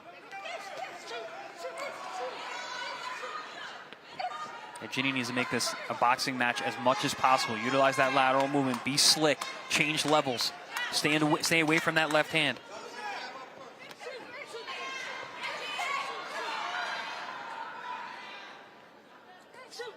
As I mentioned, both women in fantastic condition. You can tell that. Left hand lands for Fuchs. At the weigh-in, and we're seeing it here. Fuchs operating well at this distance. What Ruiz is doing good is punching with Ginny. Every time Ginny throws punches, Ruiz punches back. The moment that she doesn't is when she got hit with a straight left and couldn't counter after that. She needs to punch with her. She needs to stay a little bit busier. As George Foreman used to say, timing beats speed. Mm-hmm.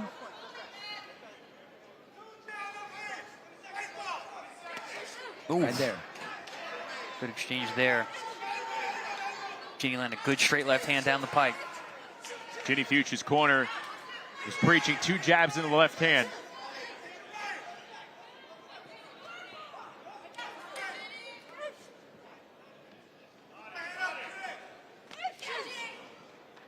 Yeah, Robert, it's so strange to see her moving into the right hand. You don't normally see that. We know why she's doing it, but it's very weird for my eyes to see someone moving that way. We always think that that's a mistake doing that. But it's actually working for her. Yeah, generally as a southpaw, you want to stay to the weak side, but not in this situation.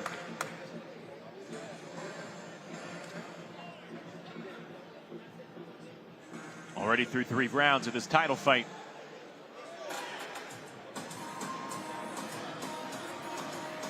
Fast-paced, and with the ladies, the 2-minute rounds, man, they go by quick.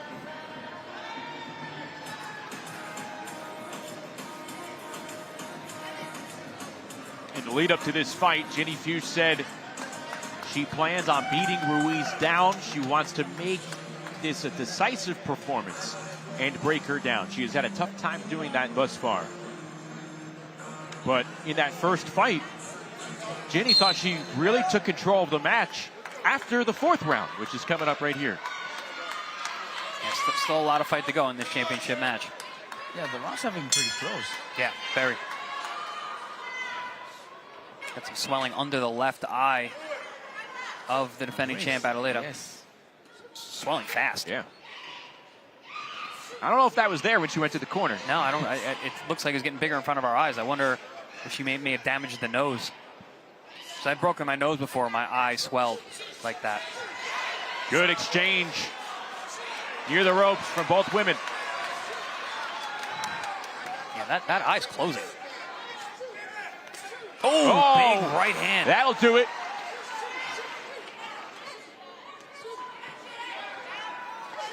Adelaida's getting a little wild here in the exchanges, getting clipped with some big shots.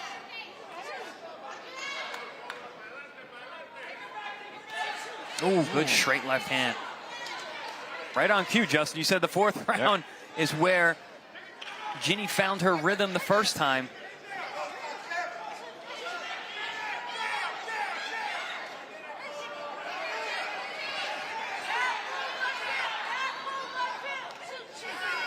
Under a minute to go here in the 4th round. This round has looked like Ginny Fuchs' best round so far. Yeah, no question. The rounds have been really tight. You know, Ruiz had some good rounds earlier. Ginny's having a great round here. And if she said the best of her is going to be after the 4th round, then we're going to see something special. Well, they were supremely confident the fighter meetings yesterday was Team Fuchs, so... Well, she's fighting great. She's fighting a good game plan, being effective, and if she continues doing that, she might be a champion tonight. Might be a champion tonight. Oh, look at that left hand again. Yes.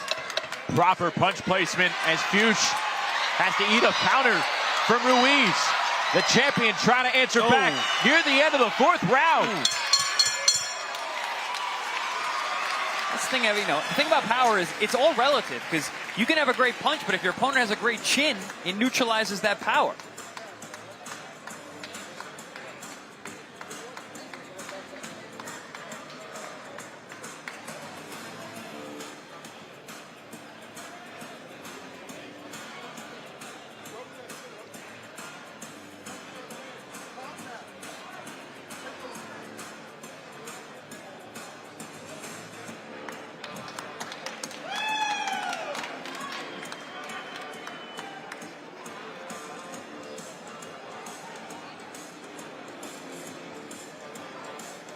Heated action, a very good round for Ginny, the challenger.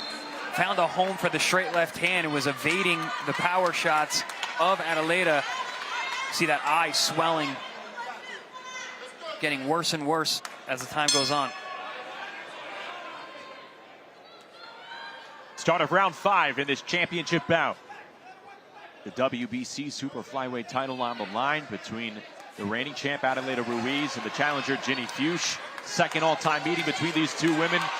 Fuchs winning the first meeting by split decision back in August of 2024.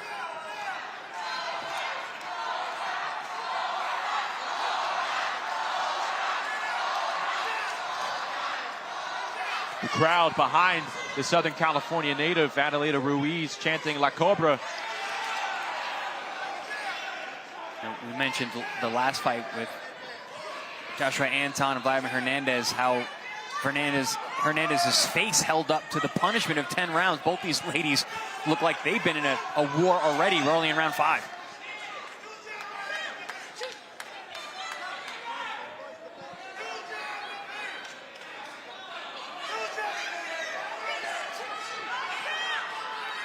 And Ruiz needs to tighten up. She's getting a little wide with these shots. And Ginny with the straighter punches have been finding a home. A near clash of heads when Fuchs came in there. Adelaida has also abandoned the body work. Haven't seen much, even attempts. There's a good straight right hand. One. Just as Fuchs came in. Yeah, you can see the power. Ruiz, she throws with bad intentions. Well-timed left hand there over the top. Oh, heads came together there. But Ginny knows Ruiz got the power. That's why she practiced to avoid it, and she's done a great job. Now, Ginny's very, very smart. Very smart. Very high boxing IQ, that deep amateur background. Oh, big right hand. Ruiz answers back. Landed good. What a fight. Midway through. Maybe tension's ticking up a bit as well. Good scrap thus far.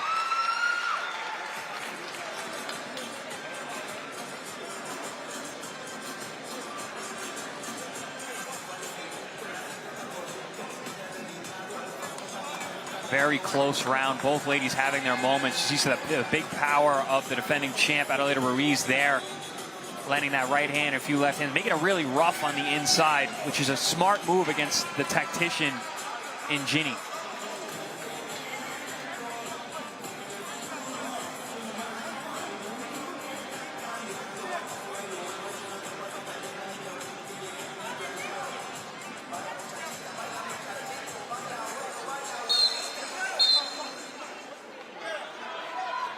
Fuchs grew up in Texas, played multiple sports, ran track as a walk-on at LSU. That's where she began boxing when she was in college. Started to compete aggressively at the amateur level.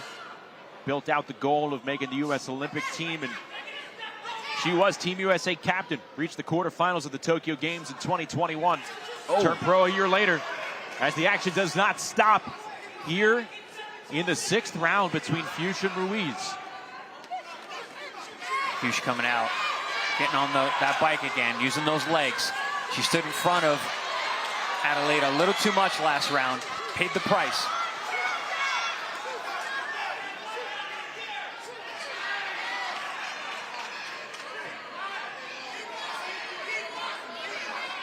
Fuchs' corner urging her to keep boxing.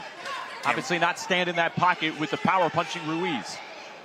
And when she's on her feet on the outside, pop-shotting like that, she's hard to beat. That is the range in which Fuchs could be victorious for a second time over Ruiz. And it's not running, it's just circling around her opponent, boxing around, you know, and doing those angles, but at the same time, she's got to do it throwing punches. Throwing 2, 3 punch combinations. And that's why it's not running, Robert, because she is moving laterally, but she's pop-shotting, she's landing good shots, she's obviously doing damage.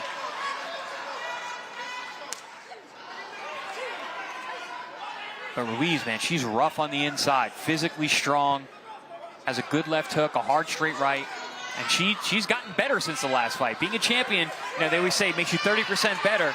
I think you can see that with Ruiz. Why is 30% not an arbitrary number, former champion of the world? It's just something Teddy Atlas said once. Okay, so it is. It is.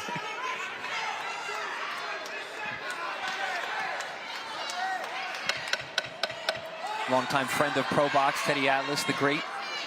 Oh! Good Big shot. Oh, she felt it.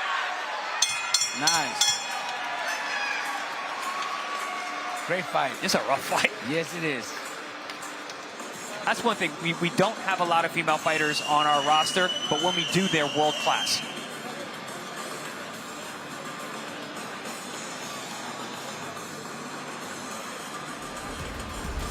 Coming up, our main event of the night, Bryan Flores, Jonathan Navarro. A few matches away here in San Bernardino, California.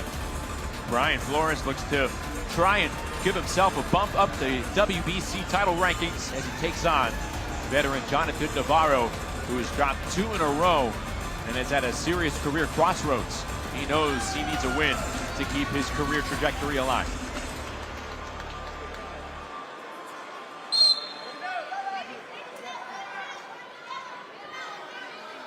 Well, through 6 rounds, you gentlemen mentioned that this is it's starting into a rough fight. Can Ginny Fuchs, based on what we've seen, win a rough fight? Yes, I believe so, because these rounds are very close. It favors Adelaida, the defending champion, but it's not necessarily a one-sided affair if they fight this kind of fight, because Ginny is having success as well. Look, I think it's one of those fights where the fight's so close that judges could go either way. And we could see one judge give most of the rounds to one and the other one the opposite to the other one. But that means it was that close of a fight where judges had to choose who wins that round. And Robert, that's exactly how the last fight ended yes, up. One exactly. judge had Ruiz wide, one judge had Fuchs wide. And a lot of people might think, oh, what a robbery. No, it's because it was that good of a fight. I think these ladies could fight 100 rounds and it would be hard to pick a winner. It is. It's hard. Oh, good body work on the inside from Adelaida Ruiz, digging with both hands. Just to give an idea of how wide those scores were in the initial match, one judge each scored at 97-93, a round each for, or a scorecard each for Ruiz, one for Fuchs. Fernando Villarreal, the deciding card, scored at 190 for Fuchs. Hard fight to score. So is this one. But this one's even better, more competitive. There's better sustained action. These women have improved in the last 2 years since they fought. They have, but since these last couple of rounds, I think Ruiz has caused more effect in Ginny. Her punches are affecting Ginny a little more than Ginny's affecting Ruiz. Yeah, the power is real. Yes, I think the power is real. Left hand lands from Ginny Fuchs. I've been impressed with that timing left hook that Ruiz is landing over the top, which is a great weapon against the southpaw if you can time it right. Oh, there it is. Left hook, the calling card for the champ. You can see it. Fuchs' face more marked up as we are through 7 rounds in this championship fight. This is an intense one.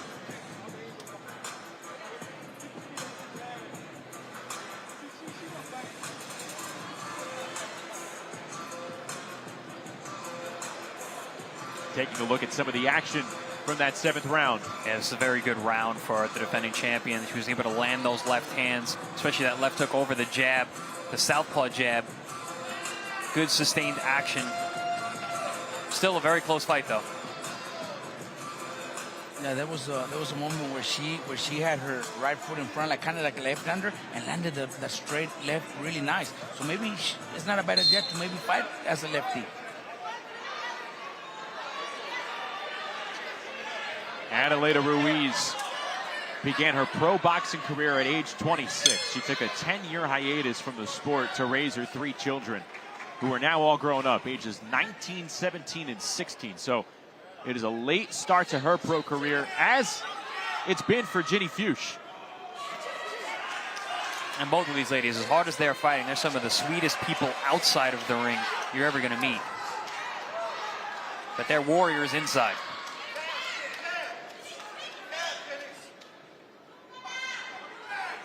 See the punch totals, 95-84 in favor of Adelaida Ruiz. And a big double up on the punch output that last round, 18-9 over Fuchs. Yeah, Ruiz doing a really nice job of timing the onslaughts from Fuchs as she comes in. Yes, she's not missing anymore. No. Look at that. Oh, Yeah, that was good a nice body work. shot. Yeah, it was body The shots. momentum in the second half of the fight kind of gaining here for Adelaida Ruiz. She is breaking Ginny down.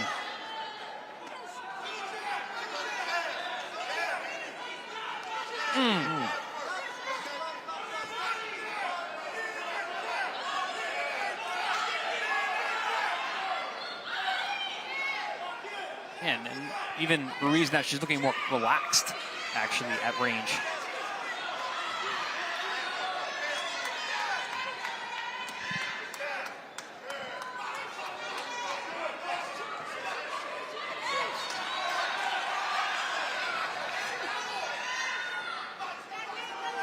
Oh, big left hook over the top. Counter from Adelaida Ruiz. Both these ladies slowing down. The fatigue is setting in. Ginny's legs slow down, and that's showing the difference. Those punches are landing now. Would you have forecasted that in the second half of this fight, Ruiz is arguably outboxing Ginny Fuchs? No, I would not. I mean, again, Adelaida has gotten markedly better since their last fight, but this has been a very good performance so far. I mean, both women are boxing really well from their respective styles.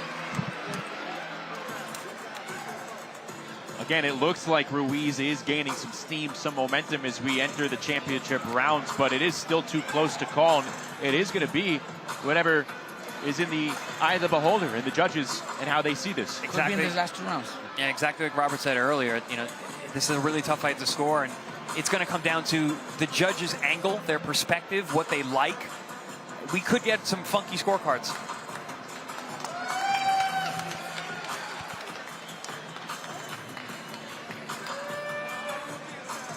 Robert, when you're in this type of situation, entering championship rounds, like Chris said, funky scorecards could be on the way. You want to avoid that. What do you tell your fighters? It's tough. Right now, look, right now it's more about motivation, motivating the fighter to bring that energy in, because it's a very close fight, and instructions could help, but I think right now it's most about just motivating your fighter to push themselves a little bit more harder for their families, for their, for their careers.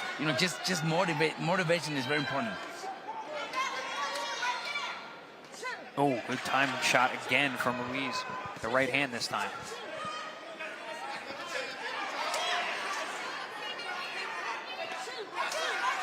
Gonna be curious to see these scorecards, how those judges had those early rounds where you could have had Ginny out to an early lead. And now you see Ruiz coming on strong late. Oh, big shots from Ruiz over the top. Yeah, the first half could have been all Ginny. Could have been, absolutely. She was boxing really well, using that straight right hand. She busted up the eye. Yes.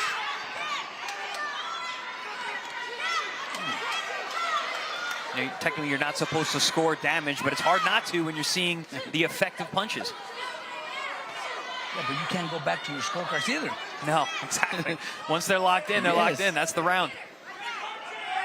In any sequence in this round that Ginny Fuchs has been successful in, it has started with the jab. Yes. Yep. I mean, all fight, it's been that way. There it is. There it is again. Yeah, she has to be first also.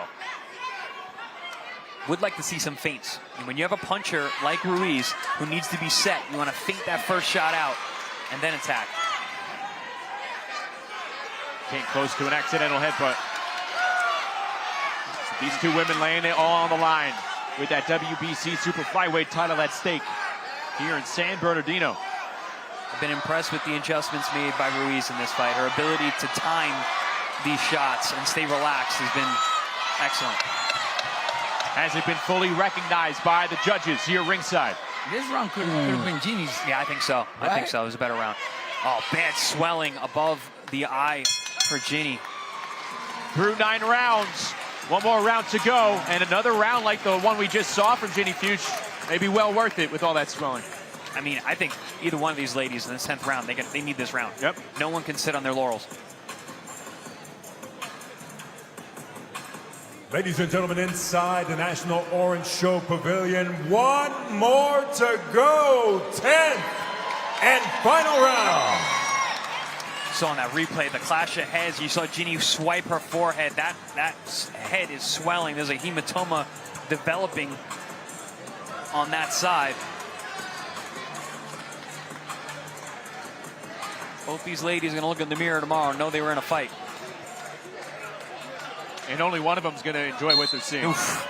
Yeah. It's one thing to have a busted up face with a brand new shiny belt around your waist. Right.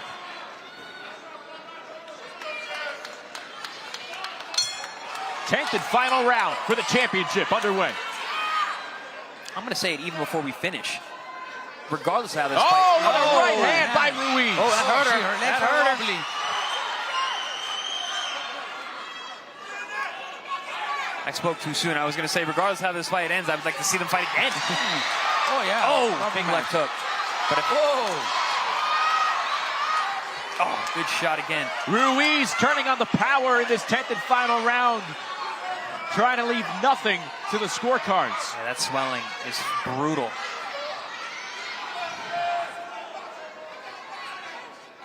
Started out as just a mouse bump, but again, that clash of heads in the last round, it is ballooned up to, like Chris mentioned, a hematoma.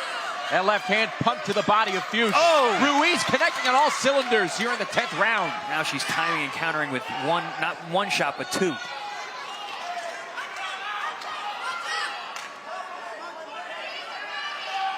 In a matter of 1 minute, Adelaida Ruiz has turned Ginny Fuchs into a bloody mess and an easy target shot. The strength of that straight right-hand counter, right down the middle. Got the nose busted. And that's because Ginny stopped doing those movements to the sides. She stopped moving side to side. At least stopped doing it a lot slower. She was look at that. Look at that exchange. That started with a body shot. Oh, wow. It was left hand to the solar plexus. You see Ginny holding on for the first time. The reigning champion, her first title defense, trying to leave nothing to chance. Digging deep here with the power shots. She's seemingly pulled away in the second half of this fight. Her corner is urging her to keep it going. Keep the blitz on. Ginny Fuchs, Team USA's former captain in the Olympics. And Adelaida Ruiz. She may be one decision away from avenging her first pro defeat. A terrific fight between these two women. That was action-packed throughout. Incredible. Both these ladies left it all on the line.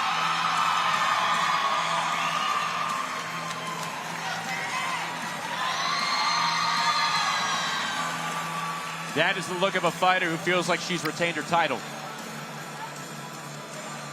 WBC super flyweight title on the line here, being defended by Adelaida Ruiz. This is her first defense. And they put up, both ladies put up a championship performance. Through the end of the 8th round, we talked about how close this could be and how valuable the last 2 championship rounds would become. 9th round looked like Fuchs. This round, I don't think there's any debate. It went to the reigning champ. Exactly. Makes things a little more spicy. Oh wow! For the judges, right now it's all into the judges. You know, I don't actually have a prediction because I thought a decision because I thought the fight was so close it could go either way. Now it's going to be to see what the judges have. So many rounds were so competitive, and there was ebbs and flows in the fight. There were parts where either lady was technically dominating based on their style, but it was back and forth. No one could really string a bunch of rounds together. Maybe Ginny did early. But this is going to be a tough one to score. What was the key to Ruiz looking sharper in the second half of this fight? Timing. She stayed very relaxed in the pocket. She didn't break position, and she would fire the right hand, left hook. Once she started countering with more than one, that's when she really started to separate. See the body shot there, ending with the right hand. She became a two-fisted fighter tonight. I saw the left hook when she won the title. Tonight, I saw a right hand and a left hook.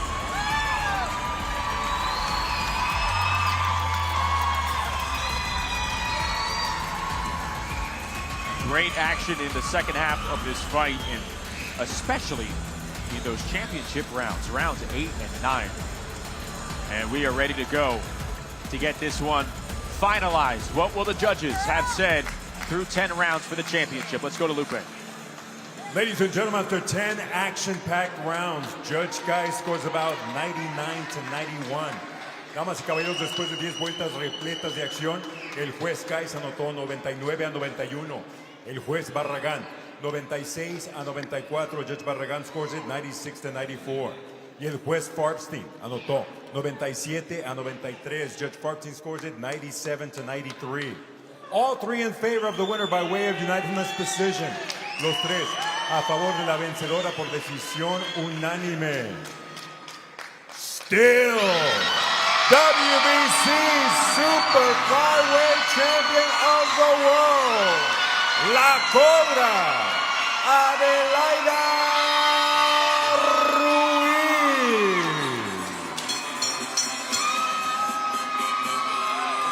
The defending champ does enough in the second half to avenge her first and only loss to her pro career. Adelaida Ruiz successfully defends the WBC Super Flyweight title with a unanimous decision over Ginny Fuchs, and the scorecards were tight. They were tight, and again, it was like everything we were saying the whole time. It's what do you like?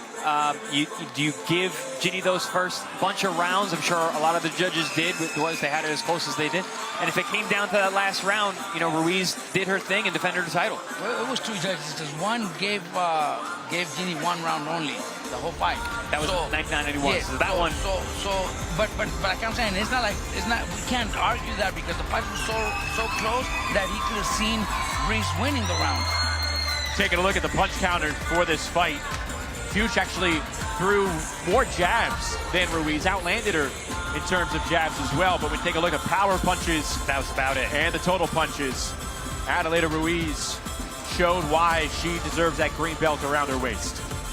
And I think that's one thing Ginny got away from was the jab. It was working really good early on, but got away from it later, in the especially the second half of the fight. And it could have been fatigue, it could have been the body shots, it could have been the power, it could have been the timing, could have been a number of things. But she did get away from that, and I think if you're going to blame anything on her performance, that was probably what cost her the win tonight. Adelaida Ruiz improves to 19-1-1. Coming up next, it is Charly Suarez returning to action here in California, taking on Manuel Avila over 10 rounds at 130 pounds here in San Bernardino. Suarez back in action, trying to strengthen his position as a title contender here on ProBox TV.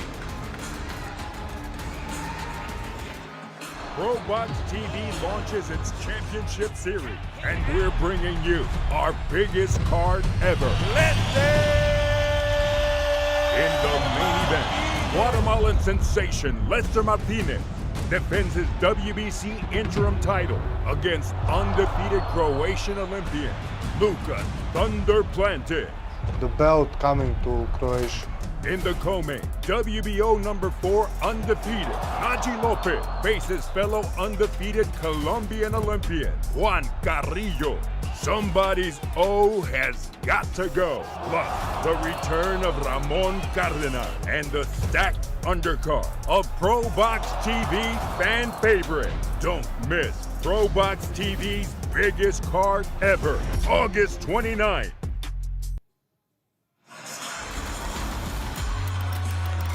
Back here in San Bernardino, California, it is a blistering hot weekend in the Inland Empire, and we are inching closer to our main event. But when we talk about championship caliber fighters, that absolutely applies to the fighter who's coming up next. As we take a look at the tail of the tape between the Philippines' Charly Suarez back in action against Manuel Avila, and the tail of the tape right there at 37. Suarez acknowledges time is running out for his championship shot, but he needs a win like this. And this is a borderline stay busy fight against a fighter like Avila who's trying to reestablish himself as a contender. Yeah, don't tell Manuel Avila that it's a stay busy fight. That's not the way he's looking at this. That's not how he sees himself. That's not how I see him either. This is a tough fight. 10 rounds at 130 pounds between these two coming up here in San Bernardino. Let's take a look at the keys to victory for each fighter. Yeah, for Manuel Avila, I mean, he's not much younger, but he's still younger, so he's got to set the pace early. Also, Charly Suarez has fought in 14 months. He hasn't been as busy, so starting fast is going to be good so he doesn't have a chance to knock off that ring rust. Also, 37 years old, older legs. Get to the body and stay on him. Avila coming in at 26-2-1 with 9 knockouts. He's been stopped once, and the keys to victory for Suarez. For Suarez, you got to establish that jab early. He's a tactician. He wants to fight at range. He's really good at middle distance on the outside. Number 2, break off that ring rust. It's been 14 months since he's been in the ring, but he does have the Army discipline, so I know he's been staying in the gym. I know he's in fantastic shape. And then also take it into deep waters. Ready to go for 10 rounds at 130 pounds. Let's toss it into the ring with Lupe Contreras. From inside the National Orange Show Pavilion, this is another edition of ProBox TV being sponsored by Ban Rural. Tiene la red más grande para cobrar tu remesa con más de 12,000 puntos en toda Guatemala. Ban Rural, el amigo que te ayuda a crecer. Along with Bet Online. The odds for tonight's bouts are being brought to you by Bet Online, as well as White Sands Treatment Center. Ranked by Newsweek magazine as one of America's top addiction treatment centers for 6 consecutive years. Our mission is to KO the drug and alcohol epidemic. This bout, 10 rounds for the vacant WBO International Super Featherweight title. Este duelo, 10 vueltas por el título vacante internacional Super Pluma de la OMB. President, el licenciado Gustavo Olivieri. Our supervisor is Porfirio Betegon. Our judges at ringside, Joe Farbstein, along with Damian Walton and Pam Hayashida. Presenting first, the fighter standing in the blue corner. He enters wearing the black trunks with white, presentando la esquina azul.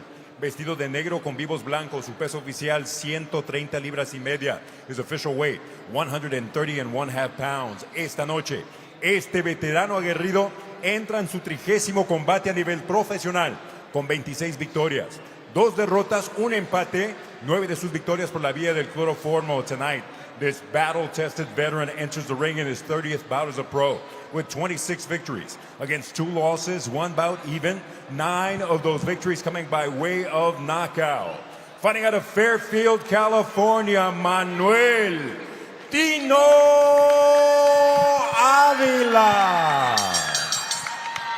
His opposition in the red corner. Su oponente en la esquina roja. Presentado en asociación con Samson Boxing. Being presented in association with Samson Boxing. Vestido de camuflaje con blanco. He steps in wearing camouflage with white trim. His official weight, 129 pounds. Su peso oficial, 129 libras. Esta noche, este olímpico, retador del título mundial y soldado en el ejército filipino, entra a la guerra dentro del cuadrilátero del ProBox TV y pone en juego su récord invicto de 18 victorias. 10 de sus victorias por la vía del knockout. Tonight, this 2016 Olympian, former world title challenger and Filipino soldier, now goes to war inside the ProBox TV ring and puts his undefeated 18-0, 10 KO record on the line. Fighting out of Sawata, San Isidro, Davao del Norte, the Philippines, King's Warrior, Charly Suarez. Our referee, Ivan Guillermo.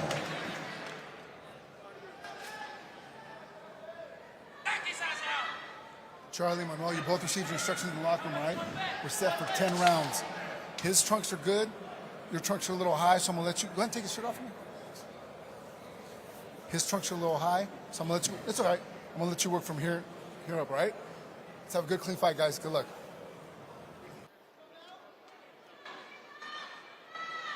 So a high waistband for Charly Suarez. 18-0, 10 knockouts. Trying to stay busy and move to 19-0, but that again, as Chris Algieri was saying, that is not a phrase Manuel Avila wants to hear, nor does he appreciate as he goes for a 4th straight win and really trying to revive his career with a big victory over a name brand. Got back in action on May 1st, earned a split decision win over Ruben Garcia in Tijuana. Went the full 10 rounds. It marked Avila's return to action after a near 3-year layoff. So banking 10 rounds in your comeback, that is invaluable. And it was against a really tough guy. Was not an easy comeback fight. Go right into a 10-rounder. So he's the more active of the two. Although Suarez not fighting like he's got any ring rust. He's coming right forward. I also see that maybe the long layoff, maybe that's why he's probably fighting at a different weight division, because Avila looks a little soft in the midsection. Soft, exactly. So he could be maybe a 126 pounder instead of 130 pounder. He just looks small for the division in general. Yes. I mean, Suarez. Suarez looks big. He looks ripped. He looks sharp. Avila standing at 5'5". But yeah, Suarez cut, broad shoulders, wide back. Fighting for the first time since his meeting with Emmanuel Navarrete back in May of 2025. And that was a meeting that he feels he won due to a punch that he delivered that cut Navarrete, but it was a costly ruling by the referee. It gave Navarrete a thin victory, and it was later switched to a no contest with a rematch ordered. But we talked about the politicking in boxing, and Navarrete had chances to unify, and that obviously happened. And a win here tonight would keep Suarez in position for the champ. And here he's trying to let it be known. But Avila standing in the middle of the ring. That was a beautiful, sharp shot over the top. Little stab, heart jab, and then the right hand over the top. Avila did not see it coming. Look, Navarrete is a great fighter, great champion. Already on some... There's another one. On some people, he already made the top 10 pound for pound. But Suarez should have been champion that night. Yes, absolutely. Suarez should have been champion, and I don't think Navarrete has any intentions of defending against. Avila on wobbly legs, and he takes a knee. Wow! It's a delayed reaction shot high in the head. No, yeah, he's rocked. Yeah, now it's over. Now those legs are unsteady. That's it. All she wrote. Show's over. Charly Suarez returns with a first-round stoppage. Well, that's how you turn a tough fight into a keep busy fight. And that's how you know Navarrete is not looking to defending against Charly. He's actually already looking into a unification Foster.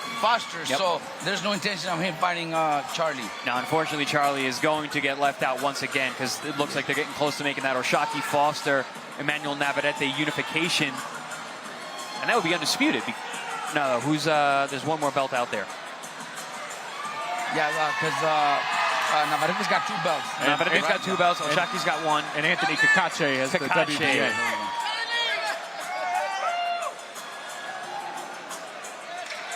I'd love to see Suarez fight Kakache. And I bet you he'd go over there too. Oh, definitely. Bring him over to Ireland. Let's take a look at this shot. That was that first right hand, the beautiful setup with the stab jab down low. And then, yeah, it was high in the head left hook. Let's see that again. Boom, boom. Yeah, it might have been the right hand. It was the left hook. Yeah, left hook. Yeah, in the head. He does a good right hand. Right there, that one. I think that was it, yeah. Yeah. Sometimes those shots that crick your neck like that. Yeah. Yeah. Hit high on the dome can take your legs away.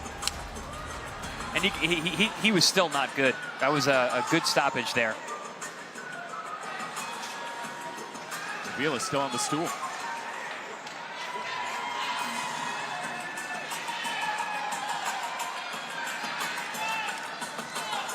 All right, let's do this one. Make it official. Into the ring we go with Lupe. Ladies and gentlemen, this bout concludes with an official time of 2 minutes 31 seconds of the opening round. Damas y caballeros, este combate concluye con un tiempo oficial de 2 minutos 31 segundos del asalto inicial. Your winner, by way of knockout, el vencedor por knockout, and now WBO International Super Featherweight Champion from the Philippines, King's Warrior, Charly Suarez.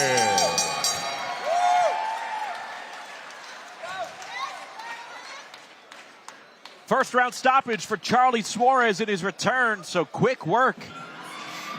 In his 5th straight fight in the United States, he improves to 19-0, picks up his 11th career knockout. And this was actually his first fight. Now aligned with the man you see on the right of your screen, Samson Lukowicz. So, look, if anybody could get Charly Suarez that well-deserved title shot, it's going to be a guy like that. Yeah, Samson Lukowicz is a brilliant eye for talent. You know, he was talking to us yesterday, you and I, Justin, about all the talent that he found, the Sergio Martinez, the Manny Pacquiao. Here we're going to take another look at that shot. Left hook high on the head, just took the legs and equilibrium away.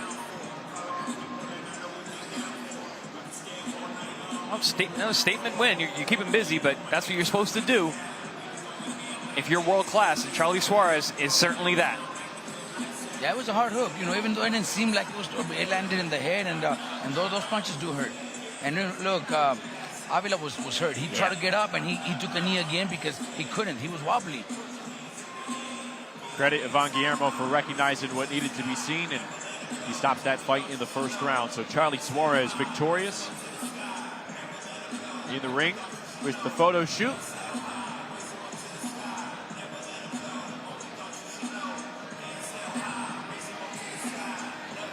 In less than 1 round, the co-feature in the books.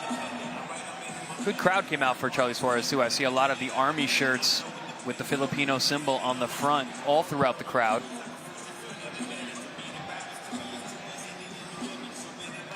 This is a soldier in the Philippine Army. Holds the rank of corporal.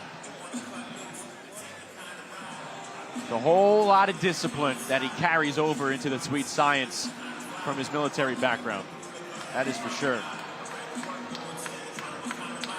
And it will be an interesting next 12 to 15 months for Charly Suarez.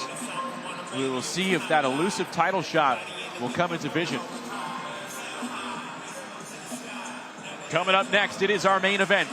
Here in San Bernardino, Bryan Flores and Jonathan Navarro, as the temperature continues to rise in this building. You know, guys, we were talking about the conditions. It's 97 degrees outside. The airflow in here is a little soft, I guess you could say.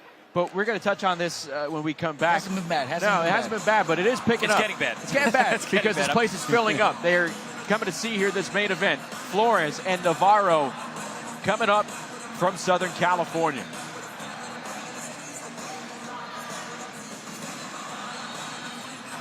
ProBox TV launches its championship series, and we're bringing you our biggest card ever.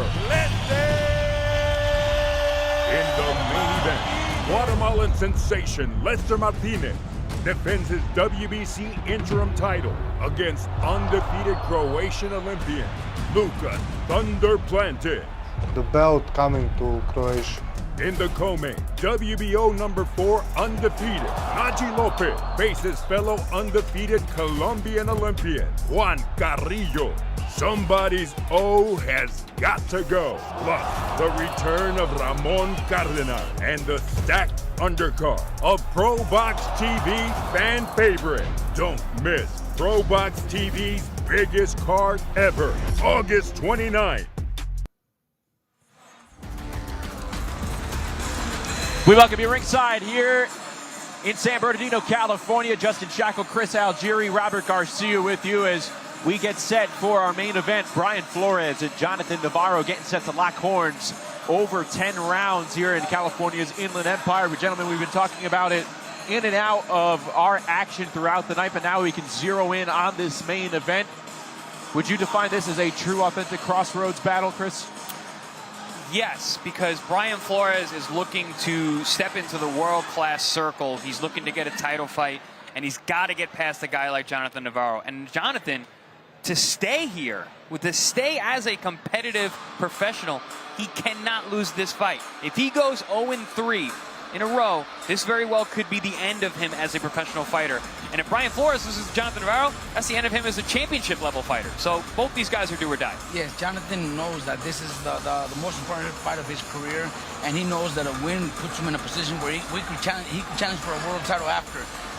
But so does Flores. Flores also knows the importance of this win. So both of them in a great position. I think this fight ends by knockout.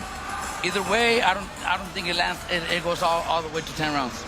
But Navarro's looking for his first win since July 31st of 2024. He's entering a 13-month layoff after his defeat to Liam Paro. So yeah, like Chris was saying, like Robert was saying, you cannot afford a third straight defeat. But when you take a look at the promise that could be in front of a guy like Flores, the guy that you see on your screen, specifically in the 140-pound division, the field seems like it's open. Bryan Flores is a guy that lives what I call the champion lifestyle. He lives, breathes, trains like a champion because he wants to be a champion. He's there. He's on the doorstep, knocking on that door. He wants to kick that damn door down. And his last couple performances have been those kind of performances. He's the kind of guy who lives in the gym, comes in fantastic shape. He might be the best conditioned junior welterweight in the world, honestly. He's big for the weight. He's got a great gas tank. He's strong. He's relentless, and he's going to need to do that tonight against a guy like Jonathan Navarro, who's very fundamentally sound. He's in front of a fighting family, too. He's in front of Jonathan Navarro, who his whole family fights, and they've always put up great fights. We've seen a lot of talent in Navarro's, and Navarro is going to come in to upset their plans. The way to punch, too. He's got a good right hand. And the way you just described him, all the qualities that he has right now, living that life, he is a hungry fighter. Is there any type of version of fighter that is more dangerous than a guy who is this hungry? No, and listen, I say this all the time about guys who spend too long being contenders, they get stale. I don't see that in Bryan Flores. I think he's getting better every fight. He's an ever improving fighter. Let's take a look at our main event a little bit closer. Bryan Flores, Jonathan Navarro. Flores coming in at 28-1-1 with 16 knockouts under his belt, and Navarro 18-2 with 9 KOs. The tale of the tape between Flores and Navarro. Flores is the older fighter, but again, has a longer leash at this point in his career. Each with a 69-inch reach, and Bryan Flores with 1 inch in height advantage over Jonathan Navarro.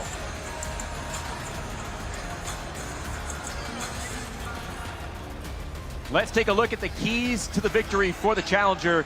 in Jonathan Navarro, Chris? Jonathan Navarro needs to make this a boxing match. He's got great fundamentals, a really good jab, and a very pretty right hand. But he's got to slow the pace, make it a boxing match. Don't let it get too frantic, because Bryan Flores likes those kinds of fights. He's got to get behind that jab. He's got to look to set up those right hands and to keep the fight in a pace that he can maintain. Navarro looking for his first win in nearly 2 years, and for Bryan Flores, the keys to victory. Bring mayhem. The guy's got great conditioning. He's physical. He likes to get on the inside. He doesn't want this fight to be domesticated. He wants an all-out war. I think with his conditioning, his heart, and his chin, that will serve him best. Let's get ready to go inside the ring with Lupe Contreras. We continue inside the National Orange Show Pavilion. It is another edition of ProBox TV, the action. Being sponsored by Ban Rural. Tiene la red más grande para cobrar tu remesa con más de 12,000 puntos en toda Guatemala. Ban Rural, el amigo que te ayuda a crecer, along with Bet Online. The odds for tonight's bouts are being presented to you by Bet Online, as well as White Sands Treatment Center. Ranked by Newsweek magazine as one of America's top addiction treatment centers for 6 consecutive years. Our mission is to KO the drug and alcohol epidemic this contest. Set for 10 rounds in the super lightweight division este duelo. Pactado a 10 vueltas, división peso super ligero. Los jueces, the judges, Joel Farbstein, Rudy Barragan, and Pam Hayashida. And now, with 2 Mexican warriors in the ring, we're going to find out quién es el más macho. San Bernardino, the ProBox main event is on now. Presenting first, the fighter standing in the blue corner. He enters wearing black with white, presentando la esquina azul. Vestido de negro con blanco, su peso oficial. 141 libras y media, his official weight. 141.5 pounds esta noche. Entra el cuadrilátero en un combate decisivo en su carrera profesional. Con 18 victorias, solo 2 derrotas, 9 de sus victorias por la vía del knockout tonight.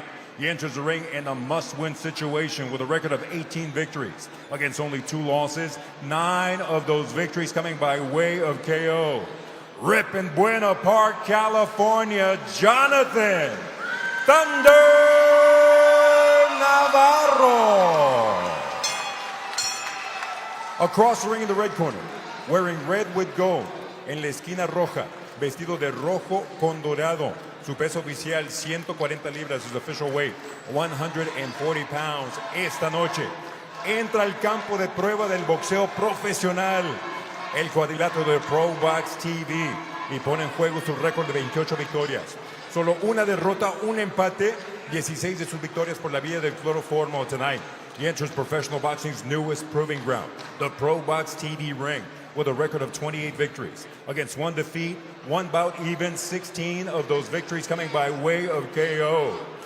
Being presented in association with Samson Boxing y Puro Colonia Los Alcaldes, Ciudad Juárez, Chihuahua, México, el Niño Maravilla, Bryan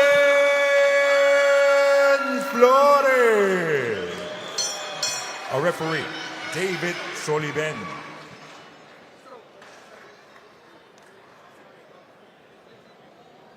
Let's go, fighter. Okay, fighters, I've given you instructions in the locker room. I expect a good, clean fight. Listen to my commands at all times. Protect yourselves at all times. This is a little high here. I'm going to let this go right here. Ya te dice sus instrucciones. Óyeme todo el tiempo. Escúcheme los comandos todo el tiempo, ¿ok? Esto está arriba. Esto está aquí. Está bien, ¿ok? Touch gloves. God bless you both.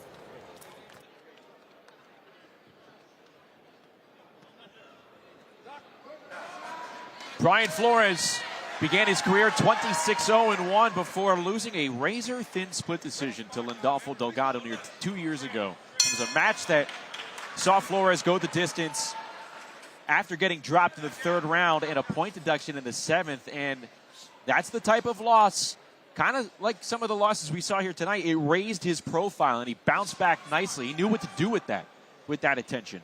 And with 2 wins since, he has put himself in this position. Yeah, I actually called that fight on the card of a top-ranked fight, and it was very, very close. And Delgado is a good fighter, very good puncher at 140. Flores in the red and gold, Navarro in the black and white. Jonathan Navarro, at 29 years of age, turning 30 next month. He believes he has a lot left to give to the sport. He's got to go in there and prove it. And Navarro very sharp with the jab, has good right hand. Just all around good boxing, Really fundamentals. good start, really good start for Navarro. Yeah, he had a nice little body shot earlier. He's got a good, sharp, snappy jab.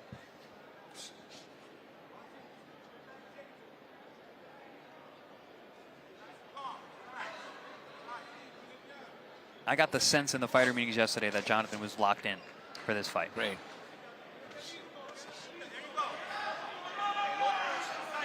Man, look how big Flores is. He's got to be one of the biggest 140-pounders in the world. When I seen him at the wins, I said, man, this guy's ripped. This guy's in shape.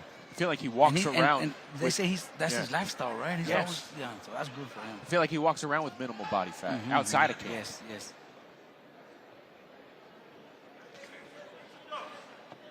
That's years of compounded work, strength conditioning, diet, conditioning, discipline.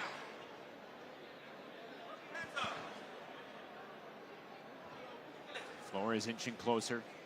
Step by step, stabs Good the jab jab by to the Navarro. body. Caught Flores coming in.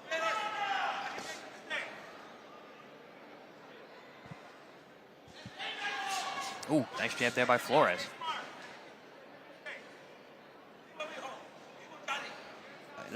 These guys are playing chess right now. High-level stuff, matching wits. This is real boxing, real championship fights, man. This is awesome. These guys are coiled like vipers, ready to strike.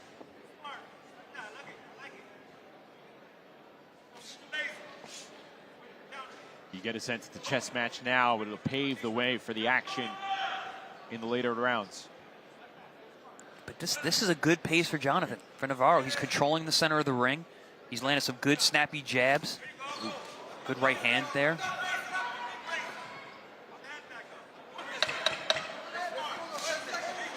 Navarro's corner telling him to stay smart.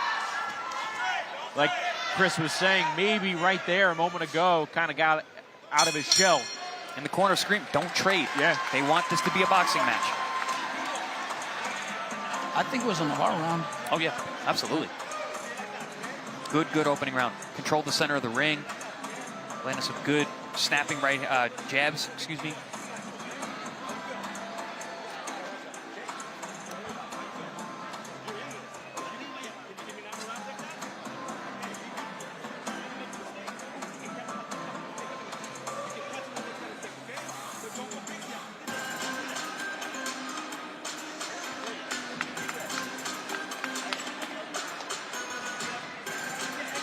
Bryan Flores turned pro in 2014, had his first 20 fights take place in his home country of Mexico, made his U.S. debut in late 2021 in nearby Carson, and this marks his 5th fight in the United States.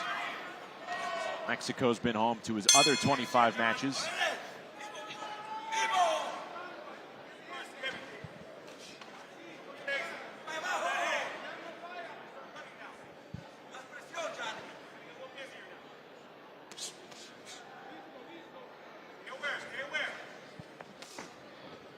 It's a first wind-up power shot attempt from Bryan Flores this fight.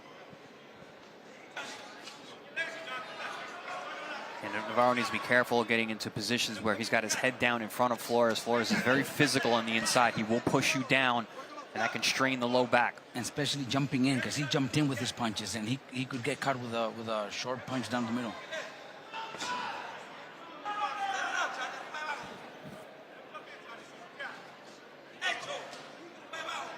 More jabs from Jonathan is what he needs. He started off the first round throwing that jab, and it was landing pretty effective. He hasn't done it this round. That was the first thing I noticed when he came back off his layoff on our air. The jab, man, it was sharp. It is yet to show itself here in round 2. He's gaining ground, though. He's pushing Flores back just with body position. But it'd be more effective with the jab, because he's looking for one punch, and he's showing Flores that he's looking for one punch. So Flores is being smart in order to be able to counter punch him. But if he throws everything off that jab, it makes it a little more difficult for Flores to counter. Nice feint there by Flores.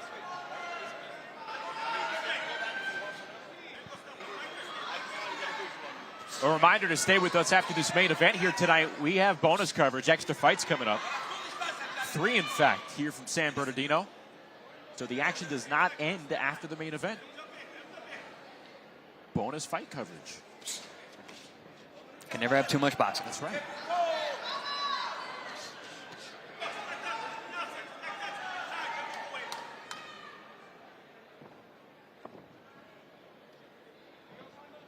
And Flores in the fight meetings yesterday, he said that his team, they were working on their boxing, working on the jab, controlling the pace. Because we've seen him in the past really just run guys over and be very, very physical. Nice short left hook that he landed. Yeah, he's hooking off the jab nicely.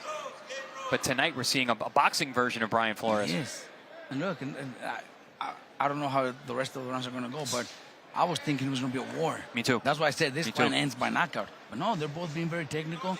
Jonathan fighting smart, and Flores is just waiting for that moment. And Flores said he was gonna box. I didn't believe him, but he's showing it. He's showing the discipline. Good feints from Flores. Ooh. Oh, nice feint right hand. Good little stutter there. Good round for Flores.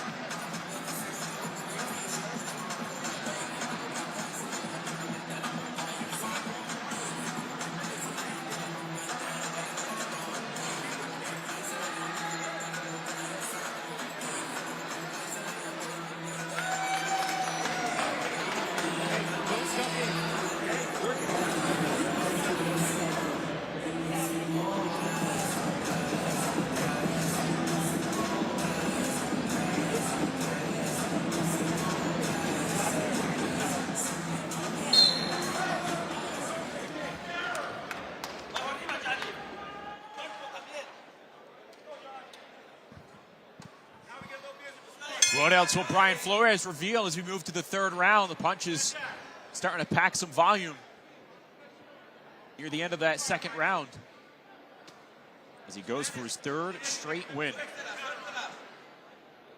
Again, Flores ranked 13th by the WBC.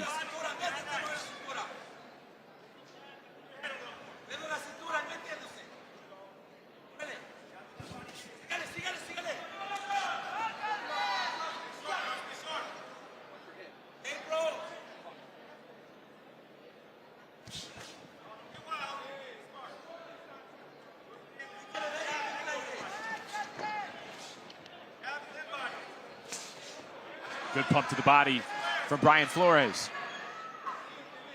You can see Flores has, Navarro has the respect of Flores. Oh, nice right hand by Flores. Good overhand shot, because he does react to the feints.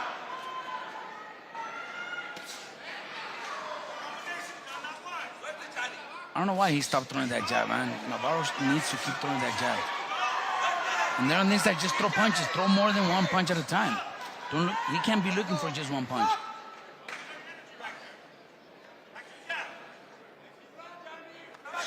The corner of Navarro is urging Jonathan to get back to that jab. We have not seen it since the 1st. Yeah, he hasn't been throwing it. Yeah, it looked great in the 1st round. He's been out-jabbed the last 2 rounds, though. Flores unveiled a nice left jab. Good right-left work to the body. Because you could see that Flores is fighting smart, but he's also showing respect to Navarro's power. So, absolutely. So Navarro should take advantage of that to follow up with more jabs and then follow up with those hard punches. Little cut over the left eye, a little nick over the left eye of Flores.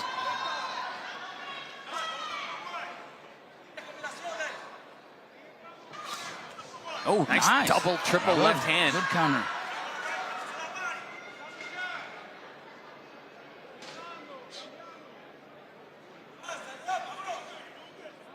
Much more of a boxing match than we expected, but this is high-level stuff. Nice jab there by Flores. Gets right through the guard of Navarro. He started with the jab, but then you saw him lunge forward. right? Yeah, when he does that, he takes that risk of getting countered by a short little uppercut or a short little left hook, and he could go down because his feet is in the air. Yeah, he's getting tall. Yes. Diving in. And Flores is not busting his position. Yeah, you see that little cut over the left eyelid.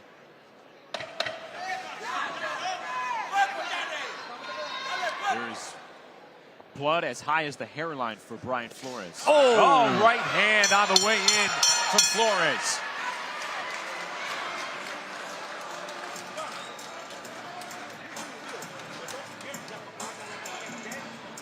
That shot at the belt Navarro took really well. An overhand right, landed right on the money, and walked right through it.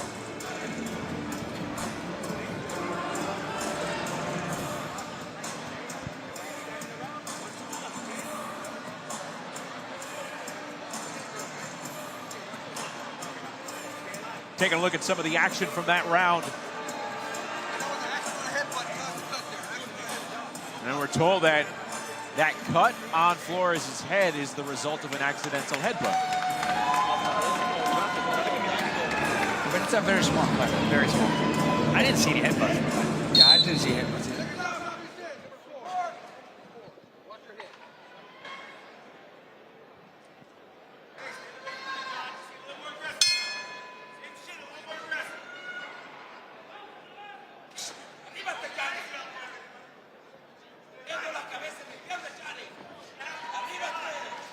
That jab from Flores landed 2 already here in round 4.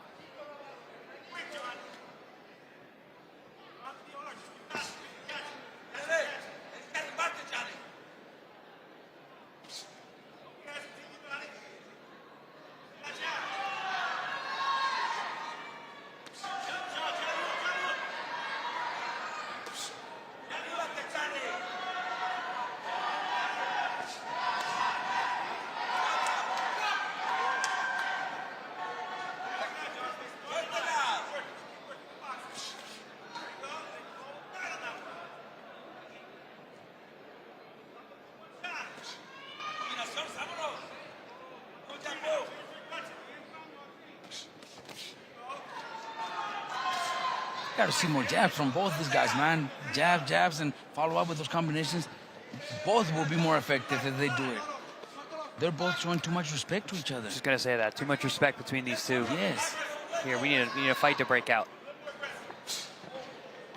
See, that right hand was done right, but with that too careful. That's why he pulled back right away. Too careful that he was gonna get countered. They need to have more confidence in themselves.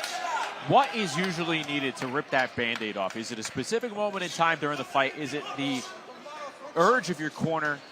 Which one happens? Navarro needs to jump on him and look, invest a little in the body too. There's points where, yeah, what Maravilla is in great shape and he'll take a good body shot, but still invest in body shots. That way your opponent puts his hands down and then you go to the head. He's not doing that. He's looking for just one punch. I mean, Navarro is not doing much of anything consistently. I mean, everything he does, it's good, it's sharp. But neither is Flores. You want more. No, Flores needs to be doing more. Look at that.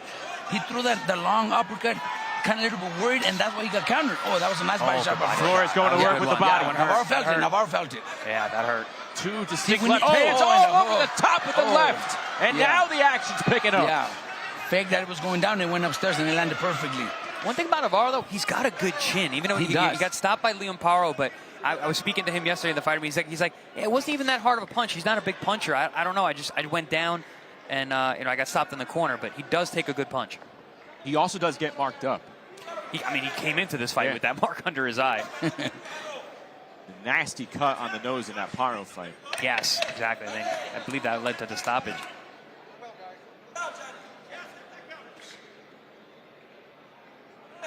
Said he was very impressed with the timing of Liam Paro that night.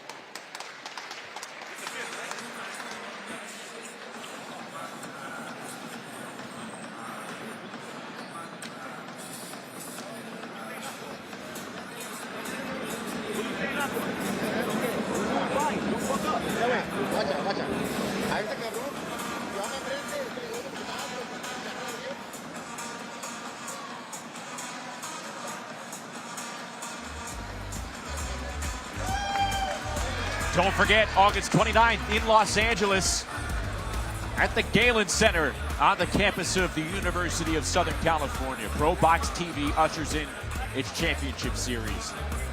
Lester Martinez, Luka Plantic. Martinez, the WBC interim super middleweight champ, getting back into the ring.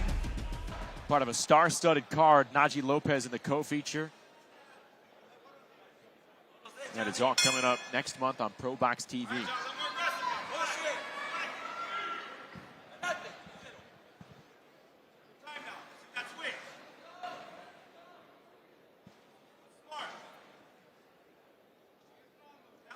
I have the feeling that Bryan Flores is missing an opportunity to make a statement here for the division. You want to be a world champion, you want to get a world title fight, you got to go out there and excel. You got to get people excited. You beat me to that. I was going to say that. And look, he's actually making Navarro look good. Yeah. Because Navarro's coming off 2 losses. So anywhere in the world with any promoter, you're going to think, oh, maybe he's just coming into as an opponent. No, he's actually making him look good because Flores is letting Navarro do it. And Navarro's actually taking advantage of it. You know, he's having his moments too. It's like I said, the keys to victory for Navarro. It's make this a boxing match. Yes. He hasn't had to make it a boxing match. Flores is playing along with it. He's playing along with it, correct. You know, we talk about all the right things Bryan Flores is doing, a lot of boxes that he checks off, but in a situation like this, in a position he is in, you guys hit the nail on the head. There is the absolute need to do it in style. Yeah, he's missing the X factor right now. He's showing good boxing. He's smart, disciplined. Obviously, he's in great shape. But he's missing that thing that's going to get people excited to tune in.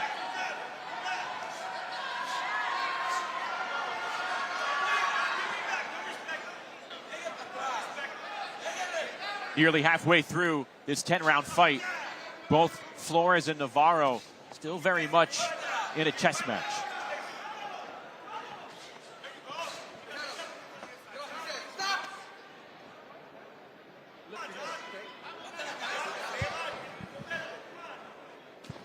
Oh, good 2-punch combo from Flores. Set up with the jab.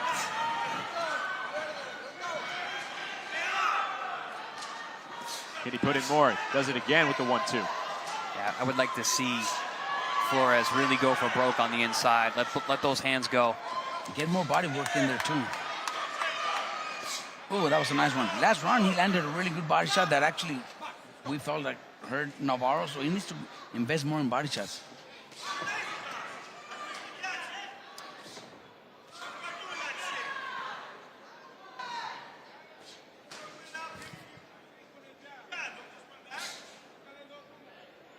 Navarro gets a jab in with less than 20 seconds to go in this round.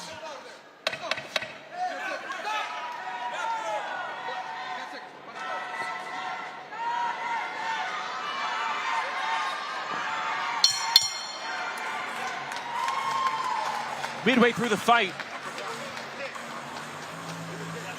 Flores with some moments of jolting, but it is very much a chess match between he and Jonathan Navarro. Yeah, neither man very busy, and there's opportunities to take control and take possession of the fight. It seems like both men are allowing that to lapse. Yeah, the way the fight's going, even if Flores pulls off the win by decision, it's not going to be impressive. It's not going to be impressive. It's not going to be where everybody's saying, oh, he could fight for the world title next. You know, the performance he had against Lindolfo Delgado was one of those performances, even though he lost. Right. It was one of those performances. He needs to show that in this fight.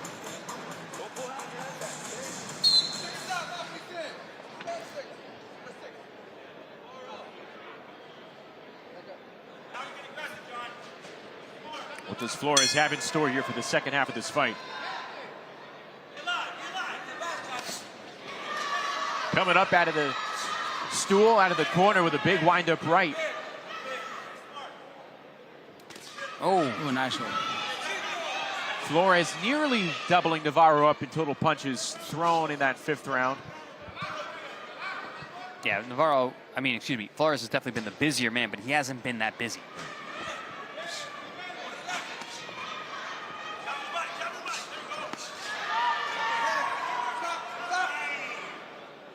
Moments ago, Beto Duran was in the corner of Bryan Flores. Beto, what do you have? And they like what they see. They said they're going to pick up the pace a little bit more. They like his patience, and they don't see much coming back from Navarro. They need to capitalize on it, but this is a fight, as the trainer said, I really like what I have right now.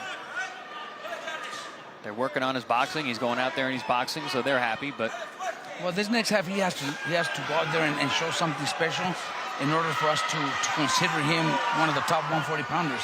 Well, he has certainly picked it up this round. He has picked it up this round. That's the beautiful thing about getting a stoppage, though. So if Flores does get the stoppage, you kind of forget everything before that. It's like, oh, okay, he boxed well, but he still got the stoppage. So, but if it goes to a decision, walked into a right uppercut. Wow. And that's why he's showing that respect, because Navarro has power. And that's a dangerous punch. That can do damage. Oh, good little body shot with the right hand there.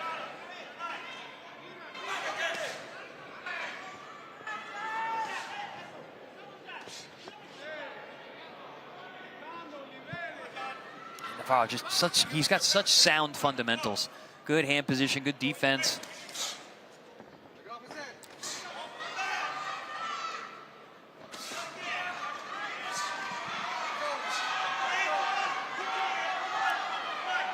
Flores nearly caught Navarro out of position, took his foot off the gas, then landed a big right hand in the corner. Yeah, I want to see more of this, the physicality from Flores. He's the bigger man, he's the fitter man, he's the fresher man, even though he's older.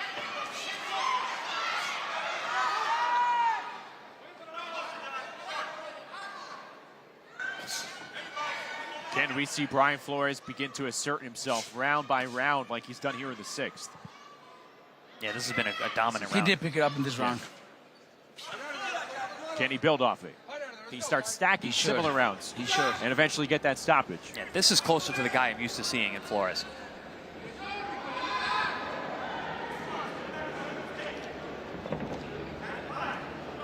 And Navarro looking more and more uncomfortable as the pace rises.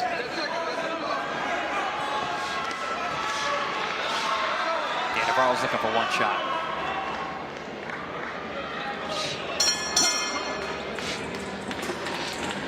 Navarro said Flores, obviously a well-rounded fighter. He knows that Bryan Flores likes to come forward. And that's where he brought up his own power.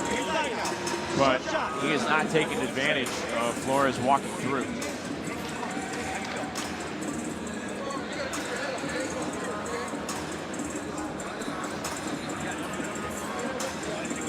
So take a look at the best round of the fight for Bryan Flores. Right uppercut by Navarro. Probably the best punch of the fight for Navarro was that right uppercut. But for the most part, Flores was pretty dominant that round. Put together a string of good power shots and jabs and controlled the action, the physicality.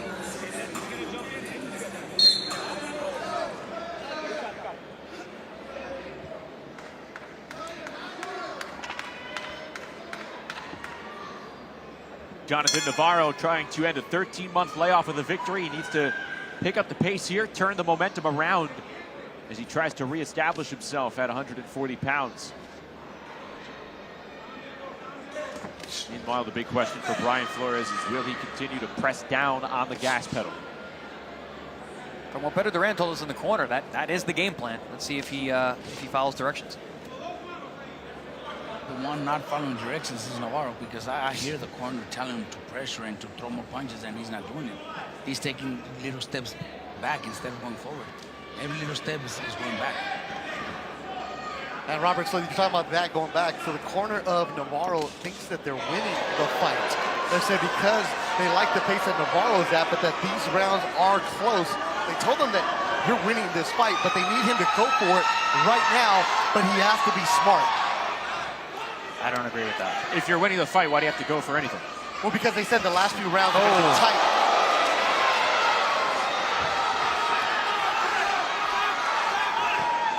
So he was saying the last few rounds are going to be close and tight. That's why he has to go for it, because the aggressiveness needs to be shown for Navarro now.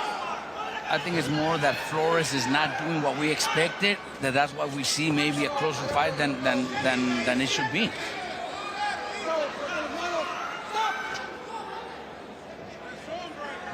And Navarro has done well, but he's not active enough. He has been doing well, but yeah, he hasn't been active. He's throwing one punch at a time.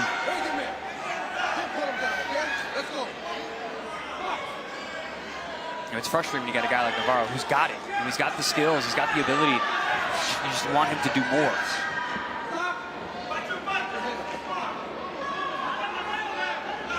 Look, if Navarro threw more punches and made it a little more physical on the inside, that's gonna give Flores problems. Flores is more of a long jab, 1-2, long hooks, because he's landed some beautiful long hooks. Yeah, off the jab. On the inside, I think Navarro might have the advantage, but he's not doing it. Look, getting the work on the inside with those body shots, those uppercuts that he's landed, he would be a little more effective. Yeah, Flores is more of a smothering fighter on the inside. Navarro is sharper. Right there. Like that. More of that. Two-punch release from Jonathan Navarro. And again, he's got to continue doing that more often, not just one at a time. Yeah, when Navarro throws, he lands. Yes. But they are also slow to get his hands back up on defense. He needs right there. That's what he needs to do. In a matter of he needs seconds. to continue throwing punches right there. Yeah. This fight is kind of morphed into a He brawl needs to in the make middle. it into a fight. Yes. That's what Navarro needs to do. And there's blood on the face of Navarro. Yeah, it looks like a bridge of the nose, maybe under the eye. It's hard to see right here. If it's on the bridge of the nose, it's in a very similar position, maybe just on the other side. No, compared to the cut. Oh, it's on the eye. It's on the left eye. Yep.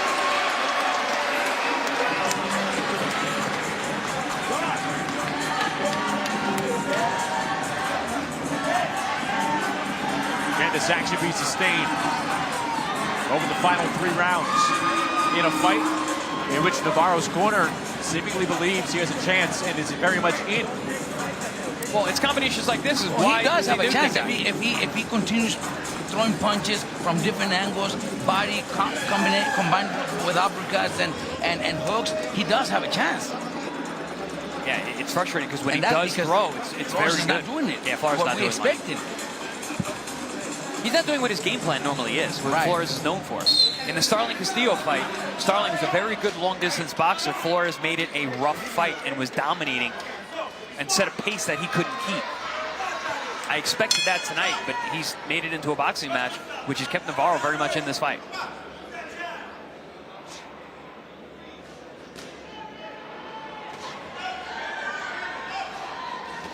This is a story in which the hare is just keeping the tortoise very much in the race.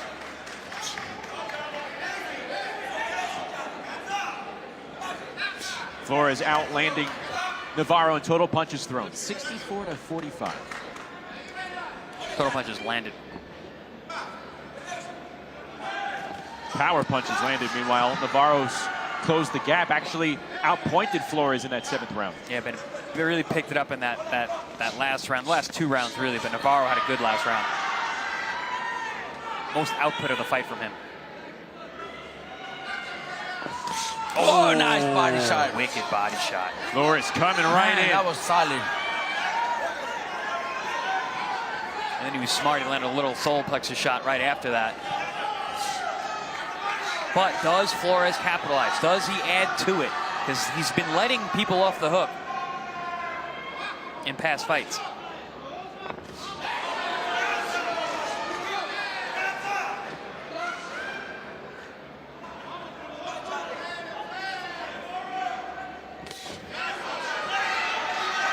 Flores might be realizing he started too late. Yep. The first half of the fight, I seen him giving Jonathan too much respect. And he very easily could have lost some of those rounds. Yes, definitely. First round, certainly, I gave to Jonathan Navarro. Second round, I gave to Flores. 3, 4, and 5, very easily. Very you close. could look at that at Navarro. Last They're round very close rounds. was very Last close. round, I thought was Navarro round. Yes. When a fighter realizes that, is it dangerous to play that mental game of catch-up? It can be, but I don't think you have a choice. What are you going to do? I mean, you're just going to sit back and lose a decision, or you're going to go for it? Close range left hook connecting from Bryan Flores. Oh! And another right hand thudding on the head of Jonathan Navarro. But like we said earlier, Navarro has a very good chin. So you're putting yourself in a hole if you're giving him early rounds and you're expecting to get him late.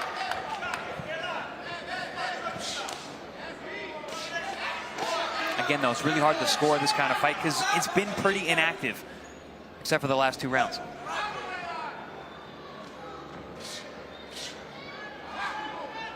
The inactivity from Bryan Flores allowed Jonathan Navarro to make his mark on this fight and make an impression in the eyes of the judges.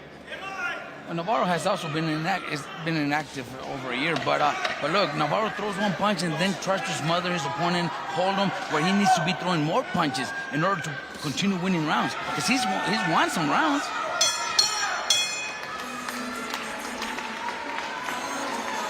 Jonathan Navarro walking back to his corner with a determined strut. Yeah, I like the body language from Navarro, but I want him to be more active.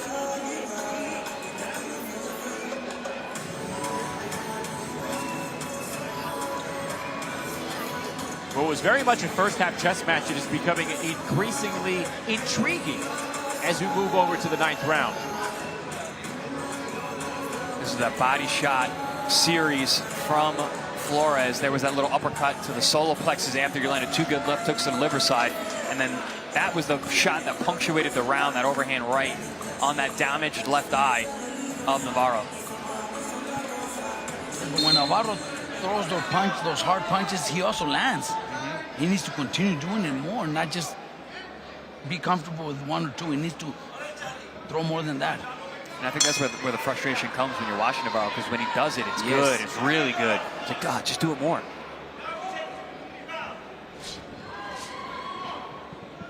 Jonathan Navarro trying to pick up his first win since July 31st of 2024.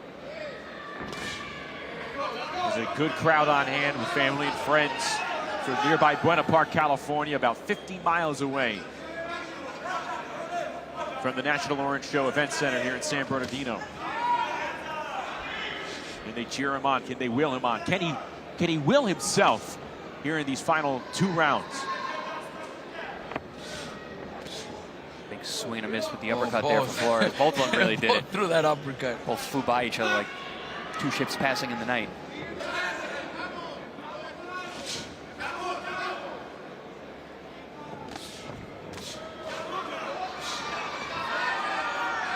One thing both are showing is great condition, and both could take a punch. Yes, absolutely. I don't think we could say it enough. It is hot in here, fellas. Very hot. And for the fighters, the we're air not is moving. thick. Yeah, they're breathing hard. It is another obstacle that you don't see all too often in certain venues.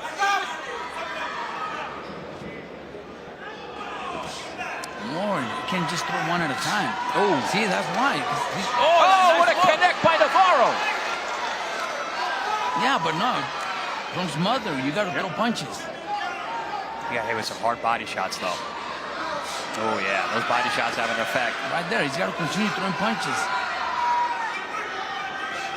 These are close rounds. Both need to throw more punches. There's another body shot. To win it. Oh, those body shots are brutal. That's some gamesmanship from Bryan Flores. You see Navarro trying to hold on. Yeah. Oh, and he walked right into a right hand.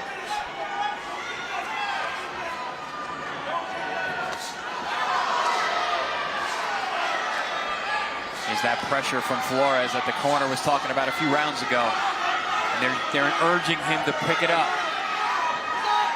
Yeah, Navarro felt those punches. Yeah, for sure. The body shots are adding up. That sequence about 40 seconds ago, that was some of the best body work from Flores this fight. Yeah, Navarro's trying to close the distance. Flores is trying to make a little bit of space so he can get back to that body. Yeah, closing the distance is good, but he's got to throw punches. He's got to do that. At the same time, he's got to throw more punches. Right there, not just 2. He's got to go follow up with 2 more after that. Look, he's allowing Flores to turn him and be the one throwing those punches. Oh, nice. Navarro trying to answer back. Through 9 rounds. Second half of the fight, a fight broke out.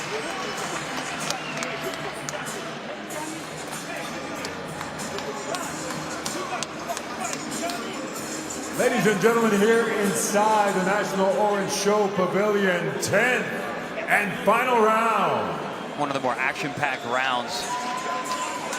Flores doing good work to the body, letting those hands fly, picking up the pace like the corner was asking for. Navarro when he did let his hands go, landed good shots, but too far and few between.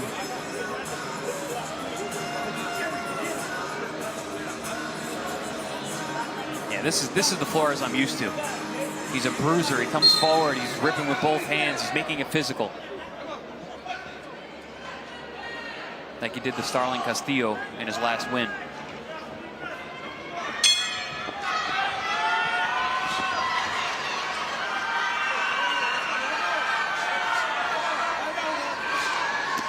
Tenth and final round. Yeah, and both men coming out exchanging at a busy rate. Ooh, swelling under the eye of Navarro on that right side. Big mouse. They're both fighting like they need this round, which is good for us, good for the crowd. They do need this round. They do, exactly. Absolutely. Trying to make up for it, for the inactivity over the first 5 rounds. Ooh, right uppercut at close range from Flores, pumping another left hand to the body. Navarro's corner yelling for him to dig down deep. And Flores answering back. Both these guys showing good chins tonight. Absorbing heavy shots throughout. Cut opened up over that left eye again of Navarro.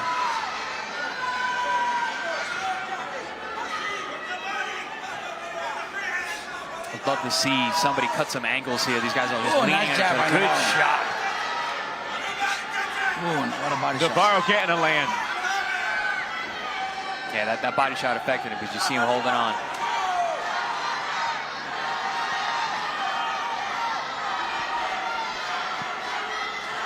Final 90 seconds in San Bernardino. Each fighter with a whole lot on the line. Bryan Flores, at this point in his career, in high-risk, high-reward territory. A win, you continue to advance. A loss would be a brutal setback. Navarro can't afford a 3rd straight defeat. Could be curtains for the Buena Park, California native. Flores looking the fresher of the two, but still looking fatigued. And still, one punch can make a difference right now. And Navarro's still swinging. Oh, those body shots, those little shots on the inside. Under a minute to go.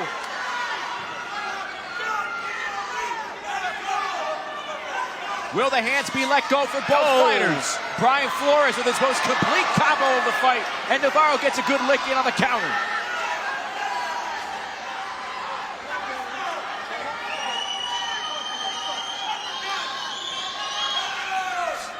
Another connect for Flores. How about that chin on Navarro? Oh, the body shots, that doubled him over. Seconds ticking away between Bryan Flores and Jonathan Navarro. Overhand right Flores. They fight to the bell. What a war. And as quiet of a first half, that's how loud of a second half we had on our hands here in San Bernardino between these two. Started as a boxing match, degraded into a war. And the ring didn't break, which is good. Yes. I actually forgot about that at this point. We've had so many good fights.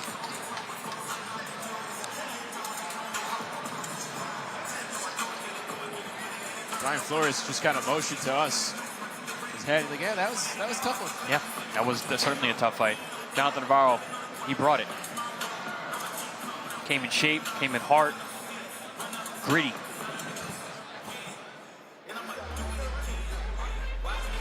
Taking a look at some of this action. Over 10 rounds between these two. Like I said, early on, it was a boxing match. Bryan Flores was showing some new boxing skills that he's working on, but that very much kept Navarro in the fight because he's an excellent boxer, good fundamentals. And when there wasn't a lot of action going back and forth, a lot of these eye-catching shots from Navarro could have taken a bunch of those rounds, which I do believe early on he did. But then as the fight degraded and became more physical, you saw the body work of Flores, the combination punching, and just the overall consistency in the work from Flores pushing the pace. But Navarro had a lot of good rounds in the second half as well, where he landed some big shots. Cut over the eye, blood from the nose, and then really good body work from Flores, but Navarro landed some really good power shots, especially upstairs throughout the night. And I agree with you said, Robert. Flores should have started the pressure much earlier, because this fight probably was a lot closer than it needed to be. I always said I think the fight ends by knockout, because I thought both guys had a really good chance. They both studied their opponents well, and they both fought careful the first half of the fight. That's probably why we didn't get the knockout, but either one could have knocked their opponent out, because they both went at it hard. This is where the next few moments get a little juicy here. Like Chris mentioned, if Flores had he left, no doubt earlier in the fight, we might not be wondering so much what is lying in store with the judge's decision. Well, we are moments away from getting that final decision from the judges' scorecards. Let's go into the ring and make it official with Lupe. After 10 competitive rounds inside the ProBox TV ring, the official scorecard reads as follows. Damas y caballeros, después de 10 vueltas competitivas dentro del cuadrilátero de ProBox TV, esta es la decisión oficial. Judge Hayashida scores it 97-93. La juez Hayashida anotó 97-93. And judges Barragan and Farbstein turn on identical scores of 98-92. Y los jueces Farbstein y Barragan entregan tarjetas idénticas de 98-92. Los tres a favor del vencedor por decisión unánime. All three in favor of the winner by way of unanimous decision. El Niño Maravilla, Bryan Flores. Bryan Flores picks up the unanimous decision over Jonathan Navarro in our main event to improve to 29-1-1. The judges' scorecards. 2 in favor, 98-92, then 97-93. We take a look at the punch counter, the final stats here. Flores outlanding Navarro in jabs, in power punches, and in total punches, 116-76. Very close percentages. Yeah, exactly. Because Navarro wasn't that busy, but he was accurate. And you know, the numbers show that the judges preferred the activity of Flores, because two judges gave him 2 rounds, one judge gave him 3. That's to Navarro. So obviously the judges like the activity. They like the guy who was pushing the pace, even if he was not that effective in terms of percentage-wise. So Flores improves to 29-1-1. And we talked about the need to impress. Didn't get the stoppage. We know that. But where does a performance like this put Bryan Flores in the near future? I think he showed some different wrinkles with his boxing early on. But I think he failed to show that X factor that I was talking about that's going to demand him a title opportunity. Not that he won't get it, but if he would have went out there and made a statement, it'd be a little bit different. I agree, and if he gets that title opportunity, it's because the champions are going to choose him for a voluntary title defense. Right. So Flores picks up the unanimous decision here in San Bernardino. Don't go anywhere. We have a few bonus fights coming up after this quick break, as Justin Brown and Beto Duran will have the call as the action continues from California's Inland Empire. Stay with us.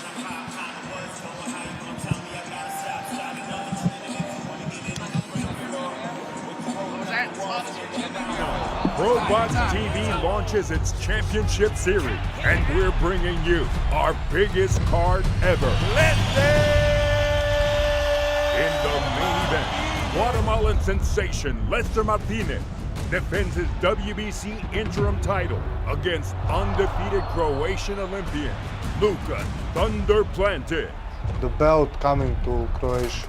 In the co-main, WBO just a reminder, number ladies and 4 gentlemen, we do have more undefeated action remaining here in the National Orange Show faces Pavilion. fellow 3 more undefeated bouts Colombian on Olympian the way. Juan 3 more bouts still to come. Somebody's O has got to go. Plus, the return of Ramon Cardenas and the stacked undercard of ProBox TV fan favorite. Don't miss ProBox TV's biggest card ever, August 29th.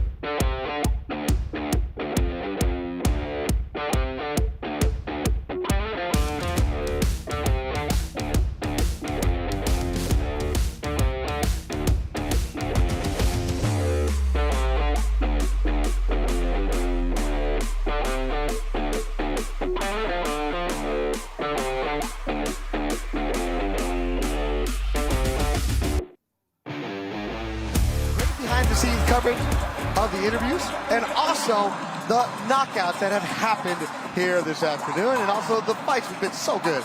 Beto Duran alongside Justin Brown. And Justin, it's just a vibe inside the night. We got 3 more coming your way. Youngsters, and I know you love seeing these young fighters an opportunity to shine. Yeah, it's always great to let these young guys have an opportunity, like you said, and really kind of prove, especially with these 2 guys making their first fight in the United States. Great opportunity. Supposed to fight a week ago. Now they get to run it in San Bernardino tonight. Oscar Bonifacio from Uruguay taking on Raúl Escudero de España. Look at the talent tape for this one, as the fighter from Uruguay has the 3-inch height advantage. He also has a 4-inch reach advantage. So it should be a good one for 2 fighters that are both 4-0. Bonifacio with that 1 draw, though.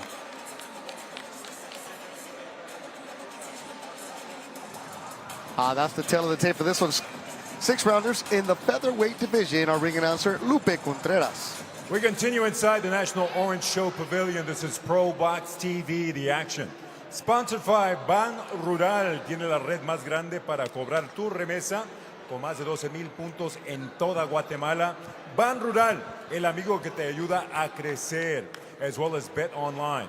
The odds for tonight's bouts are being brought to you by Bet Online and White Sands Treatment Center, ranked by Newsweek magazine as one of America's top addiction treatment centers for 6 consecutive years. Our mission is to KO the drug and alcohol epidemic. This contest, 6 rounds or less in the featherweight division. Este duelo, 6 vueltas, división peso pluma. Los jueces, the judges, Adrian Corona, Rudy Barragán, and Sergio Caiz.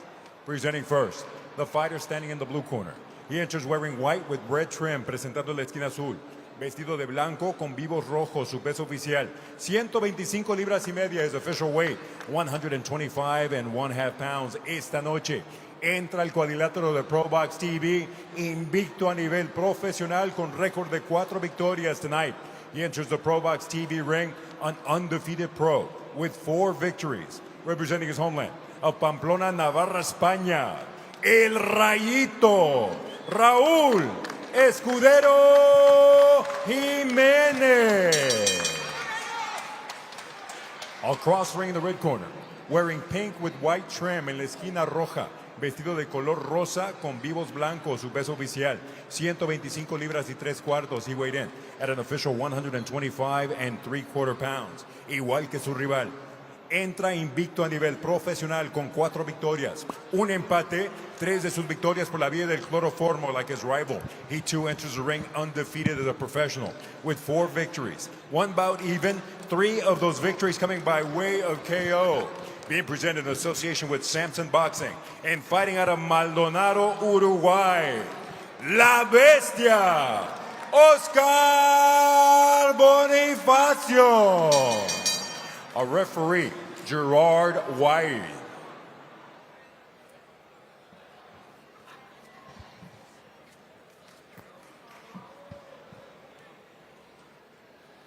Oscar, Raul, we went over the rules in the dressing room. Both of you guys know what I expect out of you, a tough, clean fight.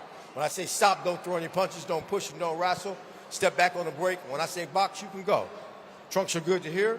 We're good to hear. Let's go.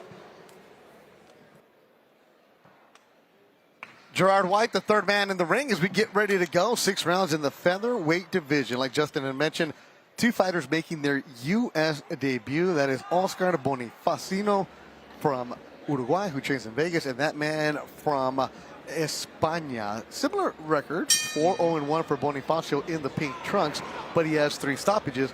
Escudero, and we have water bottle here. Gotta get the water bottle. Good job by Gerard jumping on right on it. Escudero, 4-0, but all of them have gone the distance. Yes, and now look, what's interesting, Beto, is it's hot in the San Bernardino arena right here. And both these guys actually came out a little bit dry, and sometimes that can happen with these younger fighters, but right away you see Oscar kind of pressing the pace. Yeah, you and I were both in the back where the locker room, this is a great event center here, but they have the locker room. Like, there's no way that you can't sweat in here. These 2 guys come in bone dry. Go figure. Well, it's those Bob Santos, Oscar's new trainer. He's got a hot gym as well. But you see right away, Escudero, he usually is a come-forward fighter, kind of likes to brawl in there. But talking to Bob Santos, he says once he tastes the power of Bonifacino, he won't be doing that, but there he is with the right hand. Yeah, Escudero coming in with the overhand right in the red and white. ProBox TV, great afternoon of boxing. Like mentioned earlier, make sure you check out the social media accounts. for all the great interviews and action-packed highlights they have for you. It's always interesting, Justin, you know this, and whenever you face an opponent and you don't know anything about them, you go and look for video, and it's a little grainy video, the one you could find. So this is where their debut in the U.S. for both of them, but they both sound like they have a good background. Yeah, they do. I mean, look, both a little bit of amateur experience, but you saw it right away. Bonifacino, after he tasted that right hand, he landed a couple of right hands down to the body, some nice shots down there. There he goes, back to it again. Yeah, Bonifacino had over 25 amateur fights, and from Uruguay, but now living and training in Las Vegas with Bob Santos. And you said it, Justin, that gym is hot, but it's also hot because you have to fight your way out of that gym. It's nothing easy in that day. Yeah, and that's great, too. When you come to the United States, that means he's really taking his career seriously, getting some great sparring, and just being around pros can help you so much as a young fighter. Yeah, there's always levels to it as you move on up. And when you go to Bob Santos, does an excellent job with his team. His son is in the corner as well. And Bonifacino just talking to a little bit, just really excited about the opportunity to fight on ProBox. Yeah, well, he's got, as well as signed a new promoter, Samson Lukowitz. That guy's signed a few pretty good fighters himself as well, so he sees something in Oscar. Yeah, they're from the same country in Uruguay. Samson is here ringside with them. Well, they're developing a lot of young fighters, especially here on ProBox TV. Good right hand by the Spaniard Escudero. And that's something that could happen with Bonifacino. He will like to jump in, do his work, get out, but he has been caught in exchanges. Went down in round 2 a couple fights ago, got back up and won that fight, but he has tasted a little bit of those right hands. Yeah, it's an interesting 4-0-1 for Bonifacino. And Escudero, the 4-0, but all decisions. Yep. Look, Escudero, you see him right there landing those right hands, going right over the top of Oscar's jab, but Escudero doesn't quite get those knuckles over. Once he does that, get a little bit of those stoppages, but... It's the right hand by Escudero at the bell. All right, well, the record says there's no power, but I think Bonifacino might say, yeah, there's something there. Yeah, definitely. I mean, those first rounds, too, as a matchmaker, you're going to always be so nervous about them. Especially, we mentioned they came out a little bit dry somehow in this venue, but definitely a good first round for Escudero. See some of these highlights right here, and that's Oscar Bonifacino's getting caught by Escudero, coming in with those exchanges. He will leave those hands down at points, especially that left hand, and that's what allows that right hand right over the top. You'll see him jumping in right there, got his head off the line, but then that right hand sneaks in once more for Escudero.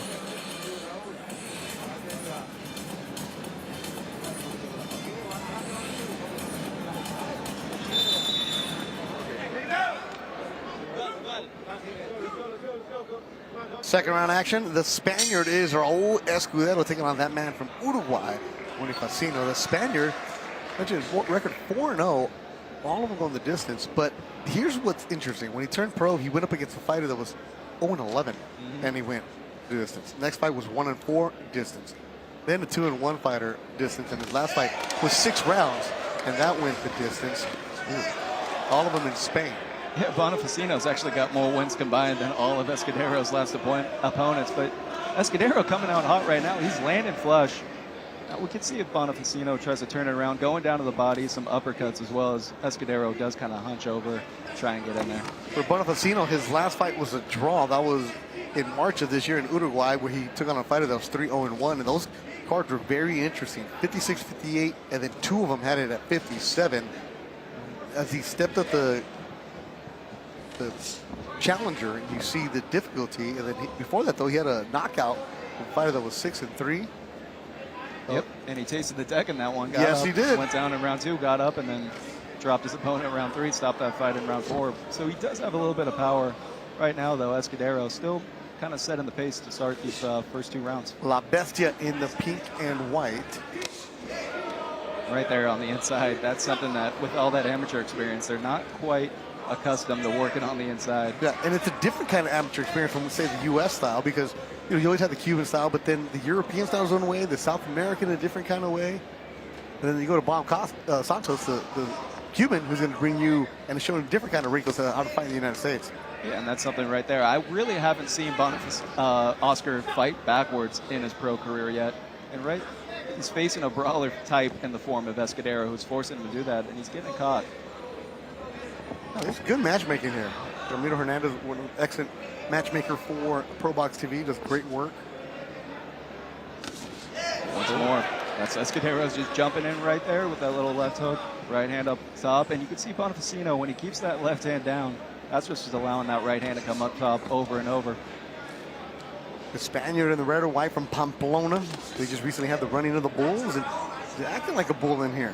Taking charge. Overhand right again from Escudero. Right hand again from Escudero. Bonifacino getting tagged a couple times upstairs. Yeah, and that's the thing. Oscar doesn't look too comfortable on the inside. And in the past, Oscar likes to jump into his work, step right back, and he usually has that hand speed, but he's finding a little bit of difficulty he's finding with the Spaniard so far.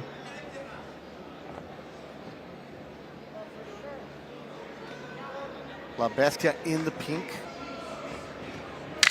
Escudero, he's looking good for the first couple of rounds. I didn't know what to expect from him. And there he gets knocked by Bonifacino. I believe they had a little bit of clash of heads right there. Yeah, also that.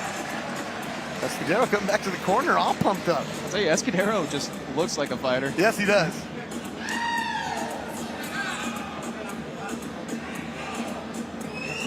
Close rounds right here. I'll give Escudero up 2-0 right now. I wouldn't be surprised. Some of these highlights right here once more. That's Bonifacino just leaving his left hand down. And that's Oscar just taking advantage, or Escudero. You can see it, Escudero, he does slap that right hand, but he is landed flush, whereas Oscar's a little bit more upright in there. But it's a real, you know, Bonifacino's going to have to dig deep in these last 6-round fight. You don't have much time to spare.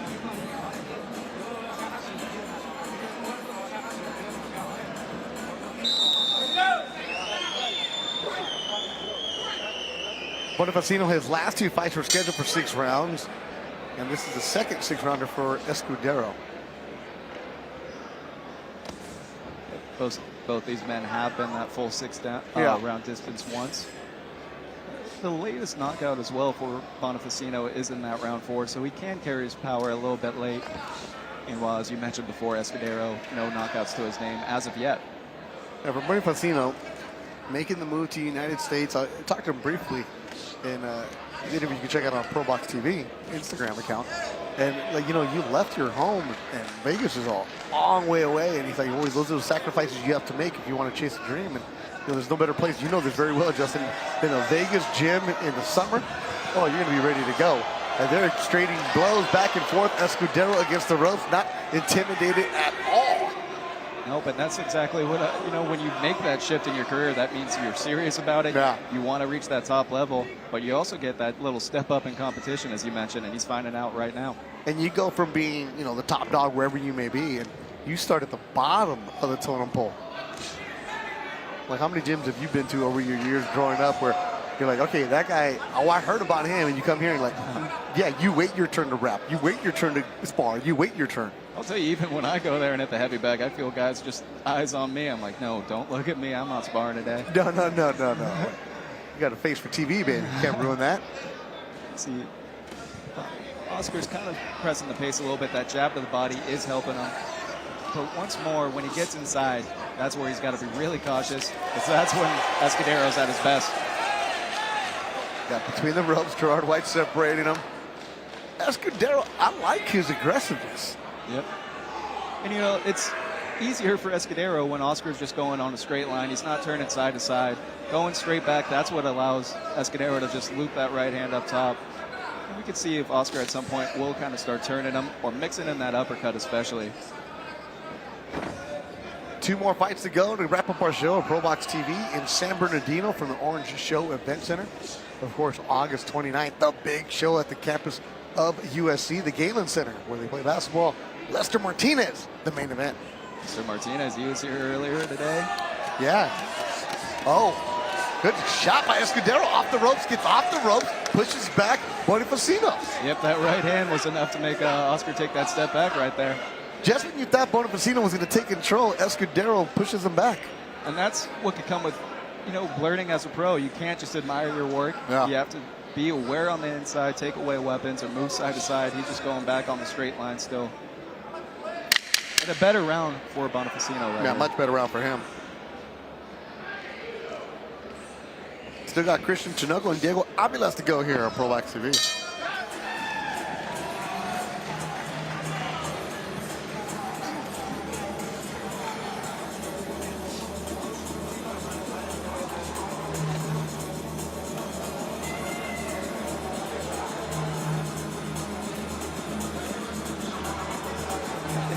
Look, that was, as we mentioned, probably Oscar Bonifacino's best round still.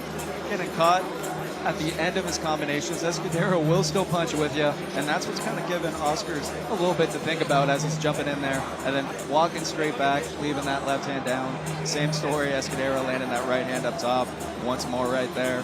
And, Escudero still landing good punches, slapping them, but I would say that maybe we see a little bit of the shifting of the tides as we enter the second half of this fight. And that's why you bring in a great trainer as well for these moments. U.S. debut for Oscar Bonifacino and Raul Escudero. Good back and forth through 3 rounds. We're in round number 4, scheduled for 6. Yeah, we mentioned as well before, this is Bonifacino, the latest KO he scored was in round 4. Are we looking over here? His lucky round right here, but no, I mean, look, Escudero's a tough dude. He keeps that chin tucked extremely well. Just not too much power to his name, but it is enough to make Oscar think. Yeah, I was able to find one highlight of Escudero that's worthwhile. And you can see he was always first. He's always attacking. Different style for him today because now it's Bonifacino who's been first a lot. Yep. And you would think with Bonifacino's hand speed, he would try and be first, really try and take that step back or to the side, countering when Escudero leaps in there. And he's starting to do it a little bit right now, but once more leaving those hands down in exchanges.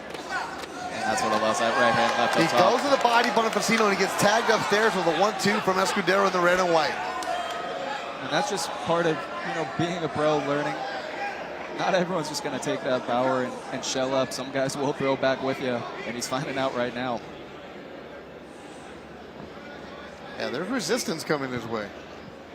Heavy resistance now. Still, Escudero slapping those shots. They haven't really rocked Bonifacino, made his knees buckle, anything like that. Yeah, but scoring shots and heavy shots. It makes you wonder if Escudero has any kind of power at all. Like that knockout power. I don't think so, because I think Bonifacino would have reacted different because he got tagged pretty well. He got tagged and a couple times. Body to him. I'm telling you, I just don't. In the amateur tape I saw of him, he was slapping a lot with it. Yeah. He's still doing it here, but I'll tell you, Bonifacino did land a good little slip left hook to the body. But still, you can see Escudero kind of looks to be in control right now. A minute to go in round number 4, scheduled for 6. You can see Bonifacino's a little bit more hesitant when he comes in there because he's getting met with a quick left hook right hand. That is a counter every single time from Escudero in the red and white. Once more, just the straight lines and kind of leaving those hands down as he walks in, and combinations as well for Escudero, especially following Bonifacino back, could be a weapon for him.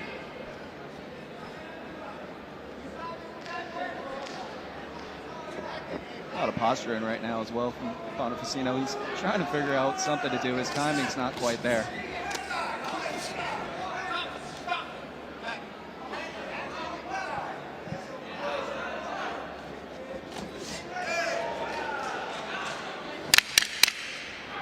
Final seconds of round number 4. So once more, once they get tied up on that inside, it's Escudero's kind of fighting there. Oscar he doesn't really work so far on the inside to start these. No, he ain't working. And when he does, he gets countered. I have it 3-1 myself for Escudero at the moment. ProBox TV launches championship boxing with a YouTube membership starting August 1st. $5 a month, cheaper than a cup of coffee. Or what are your... Depends where you get it, yeah. Well, yeah, well, you and I, we're fancy. Yeah, we're getting that nice little drip. Cheaper than the lattes or anything like that. But it's $5, you can get fantastic fights and all the great behind-the-scenes coverage that ProBox TV provides for you. Of course, August 29th at USC. Lester Martinez, the main event. You're going to have the championship series and also the prospect series available for you for $5. Come on now. See the Galen Center. It's Chris Ariola, Bermain Stavern back there. Yeah. It's a great place for boxing. Right there on the campus of USC. You can see once more, there's Escudero just looking for that right hand right up at the top. And that upright posture as well from Bonifacino, especially facing, he's got the height advantage. You saw it in their face-off at the beginning, but he's not using that to his advantage at all. Oh, big right hand once more. There it is. And at a certain point right here, what Bonifacino is doing is not working. He's going to have to adjust that game plan, and he's going to have to learn on the job and work on the inside or start turning side to side. So right now it's starting to stockpile against him. Yeah, this fight was supposed to happen last week. It was that big San Francisco card that never happened. So great job by ProBox getting him on here in San Bernardino. Yeah, never want to waste a camp. No. And Bonifacino from Uruguay, he is openly gay, and in his Instagram post always talked about how finding the United States gives him an opportunity to spread who he really is, and he's a big advocate for the community, as he told me in the back, because I speak for those who can't speak. And he said boxing has given him kind of that confidence, and he's found the confidence to, quote unquote, he said he feels free in the boxing ring, and that's what allows him, it's a driving force for him. He represents his country, his community, and being in the United States is a huge opportunity for him. But Bonifacino needs to step it up right now. You have a huge opportunity, but what are you going to do with that opportunity? Yeah, he's going to have to dig deep, and once more, he just continues to kind of get hit by that same exact shot, the same exact sequences by Escudero. Escudero doesn't really have to change a thing. He's the one moving, circling side to side. Now, Bob Santos told me that once Escudero tastes the power of Bonifacino, he's not going to want to exchange, but I've been waiting for that power, though. Yep.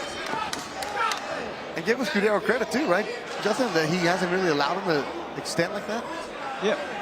Well, look, it's, once again, Bonifacino isn't kind of using the height to his advantage at all. He will use that jab few and far between, but he's getting countered when he does it because he leaves it low, and then Escudero just comes right back up top with that right hand. It's a 4-inch reach advantage, a 3-inch height advantage for Bonifacino. Escudero is just waiting to bounce in and throw that right hand. Like that, and he'll follow it up with a left. The Spaniards landing the bigger shots as Bonifacino goes up against the ropes, gets off him. That's what I'm talking about. There's right that quick right hook. Bonifacino, he's tasted his best shot. As you see Escudero flip southpaw, I want to really advise that for the moment. Yeah.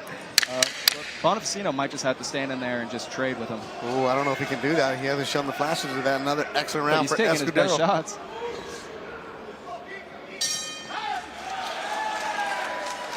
Look at Escudero looking right at you. That guy's locked in. That is something you never want to see. Talked to plenty of fighters, Lamont Roach included. He always kind of peek across, see how they're feeling. You can tell Escudero's the one that's in control right now, feeling himself. Lamont Roach got a great fight coming up as we look at this. Inside the National Orange Show Pavilion, we go to the sixth walks back and straight on final that round. line and leaving his hands down the exchanges. That counter right hand's been there all day. You see him trying to work on the inside, and Escudero, what Escudero does is he really keeps that chin tucked. He stays compact, and then he's just exploding up. And Bonifacino's standing up straight, and that looping right hand, you don't even have to look for it, it's there.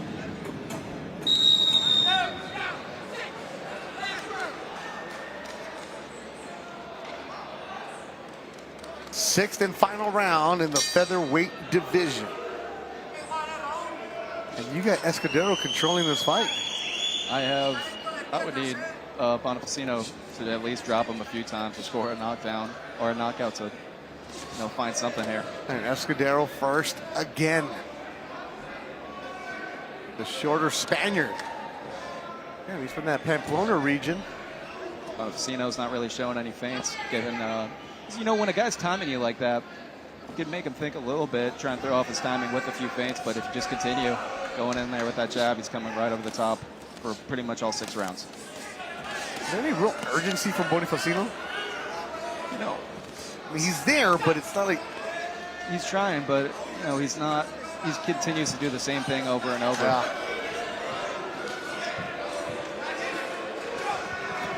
A little bit of showing something right there. The referee gave him a warning. When you're down by that, you're just trying to land anything, throwing the kitchen sink at him, but Escudero unfazed.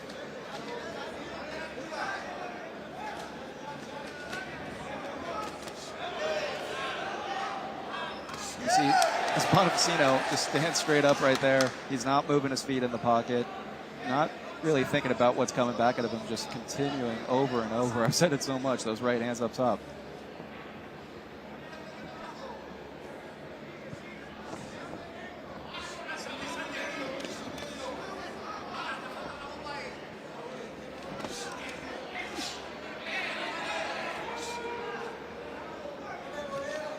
See that inside work too. So many, as they continue to grow on the insides, working some peels, especially when a guy's got the high guard up there.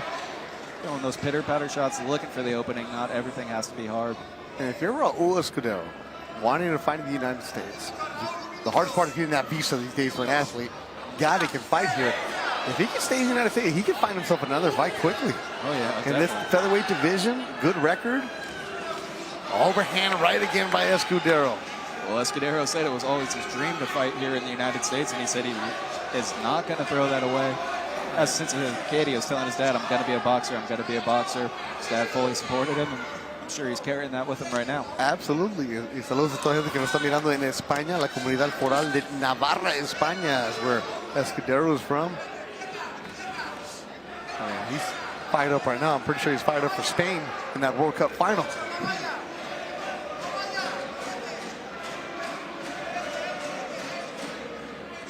And there's some Spaniards in the crowd chanting and making noise. Right on cue when you said it. I didn't know we're at a soccer game. Yeah, they got the scarves. They're ready.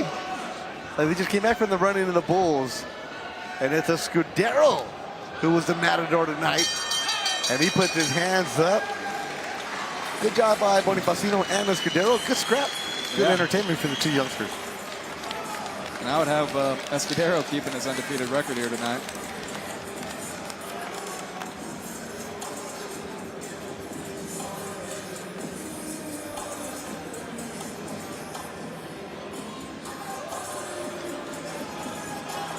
Great fights as well before. Bryan Flores, great performance, but once more back to these highlights as that left hand followed by that right hand up top from Escudero.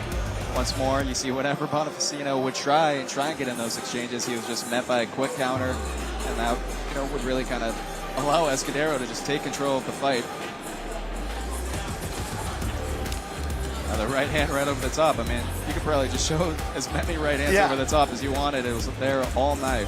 Great job by our replay crew finding those highlights, putting it together, and it's an excellent highlight package for Escudero.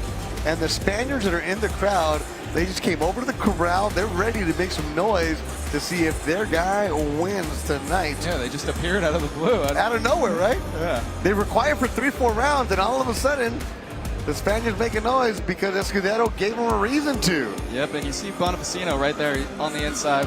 Everything he's trying to throw hard, not trying to set up a shot. And that's what just allows Escudero to stand in there tight and then meet him with the right hand. And great timing as well from Escudero. Bonifacino did make it a little bit easier on him, but like you said, sets up another big fight for him. Yeah, keep on going, the progression that you have. Good action back and forth. All right, so how do the judges have it? Our ring announcer, Lupe Contreras, will let us know. After 6 rounds inside the ProBox TV ring, referee, Judge Sergio Kai scores about 57-57, even a draw. Después de 6 vueltas, el juez Kai anotó 57-57, un empate. Superado por los jueces Barragán y Corona, que entregan tarjetas idénticas de 59-55.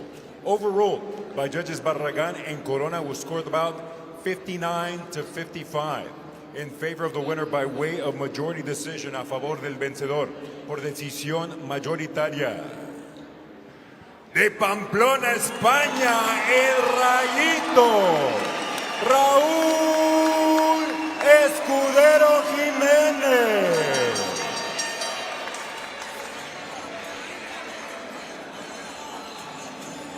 And the fighter from Uruguay, Bonifacino, has a look of shock on his face, and I don't know why he would think that. I'm shocked from the draw score. From the draw? Yeah, that's the only one that shocked me. 59-57 55 is how I had it. I couldn't see it any other way. Escudero just landing right hands up top all night.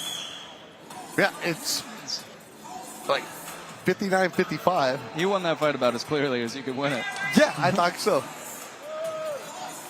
Thanks everybody watching us wherever you may be. Go August 29th, we'll be on the campus of UFC for Lester Martinez, Guatemalan fighter, at the Galen Center, where I once saw, just like I was there, you're bringing up the Chris Arreola fight, Henry Ramirez, who trained Arreola at the time. Yes. I remember telling Henry, man, what a night for you. Christian Tinoco, Michael Fernandez are coming up next. Super bantamweight scheduled in 4 rounds of action in San Bernardino.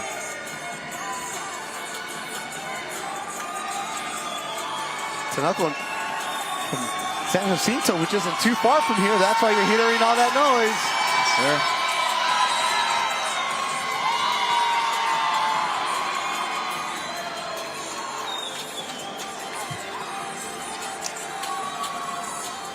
It's Championship Series, and we're bringing you our biggest card ever. In the main event, Guatemalan sensation Lester Martinez defends his WBC interim title against undefeated Croatian Olympian Luka Thunder Planted. The belt coming to Croatia. In the co-main, WBO number 4 undefeated Naji Lopez faces fellow undefeated Colombian Olympian Juan Carrillo. Somebody's O has got to go. Plus, the return of Ramon Cardinal and the stacked undercard of ProBox TV fan favorite. Don't miss ProBox TV's biggest card ever, August 29th.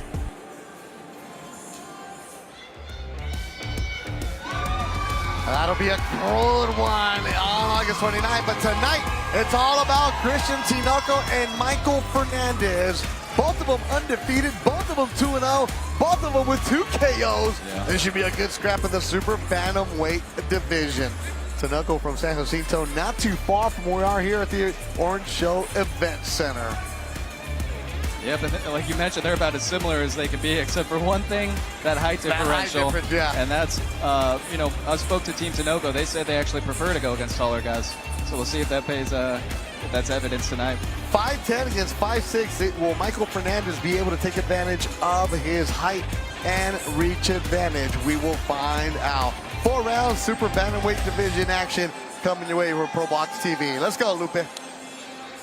We continue inside the National Orange Show Pavilion. This is ProBox TV, being sponsored by Ban Rural. Tiene la red más grande para cobrar tu remesa, con más de 12,000 puntos en toda Guatemala. Ban Rural, el amigo que te ayuda a crecer. Along with Bet Online, the odds for tonight's bouts being brought to you by Bet Online. And White Sands Treatment Center, ranked by Newsweek magazine as one of America's top addiction treatment centers for 6 consecutive years. Our mission is to KO the drug and alcohol epidemic. This contest, 4 rounds in the super bantamweight division. Este duelo, 4 vueltas, división peso super gallo. Los jueces, the judges, Adrian Corona, Rudy Barragan, and Sergio Caiz. And now, 2 undefeated fighters, but someone's gonna take an L tonight. Presenting first, in the blue corner, he enters wearing purple with white trim en la esquina azul. Vestido de morado con vivos blancos, su peso oficial 121 libras y 3/4 is official weight, 121 3/4 pounds. Tonight he enters the ProBox TV ring, undefeated as a pro with 2 victories. Both of those victories coming by way of KO esta noche. Sube el candidato invicto a nivel profesional con 2 victorias. Ambas victorias por la vía del knockout. Fighting out of Reyes Boxing, Fort Worth, Texas, Michael Superstar Fernandez. Across ring, the red corner, wearing black with gold en la esquina roja, vestido de negro con vivos dorados, su peso oficial 121 libras y media, his official weight 121 1/2 pounds, like his opponent. He too is undefeated with 2 victories. Both of those victories coming by way of KO, igual que su rival. Entra invicto con 2 victorias. Ambas victorias por la vía del cloroformo. Fighting out of San Isidro, California, Christian Big T Tinoco. referee, Edward Hernandez Sr.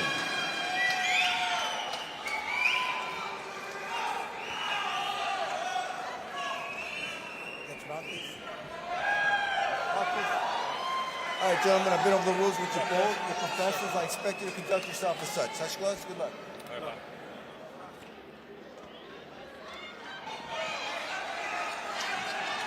All right, here we go. Should be a good one. 4 rounds of action. The crowd is fired up for that man right there, Christian Tinoco, who brought the crowd. He's about a half hour away from where we're at right now. And Tinoco, 2-0, but we haven't seen him in a while. He turned pro back in 2024.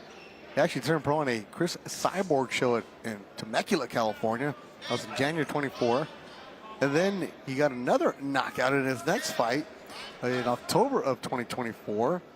And then we haven't seen him. And he's back in the ring tonight against Michael Hernandez from Fort Worth, Texas. Hernandez 2-0, all KOs. And he turned pro last year. That was in Fort Worth. And his recent fight was a 3rd round KO on May 1st. And I got to talk to Tinoco's team about that layoff. They said he had an eye injury, and he let it heal up a bit. But then he did still get some experience in that team combat league, that 1 round.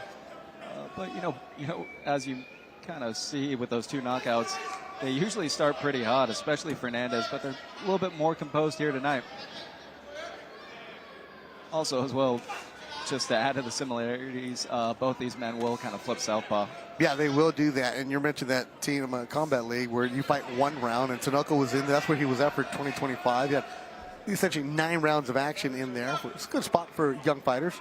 But there's nothing like having your own card and your own 4-rounders. Yeah, and he didn't start boxing, Tinoco, until the age of 16, so that helped him get some experience as well. Yeah. See, Tinoco's going to be the first one. He's already flipped southpaw a few times. I thought we'd see it in the second round. I didn't think we'd see it so quick. Look, I've watched some of his fights. He'll just do it at will, and he'll look for that right hook. But it didn't help him get inside there. Now Hernandez goes southpaw, and he gets tagged with the right hand as Tinoco goes back to orthodox. He said, good idea, I'll meet you there. And then got caught. Yeah. I'm telling you, they'll keep flipping all night.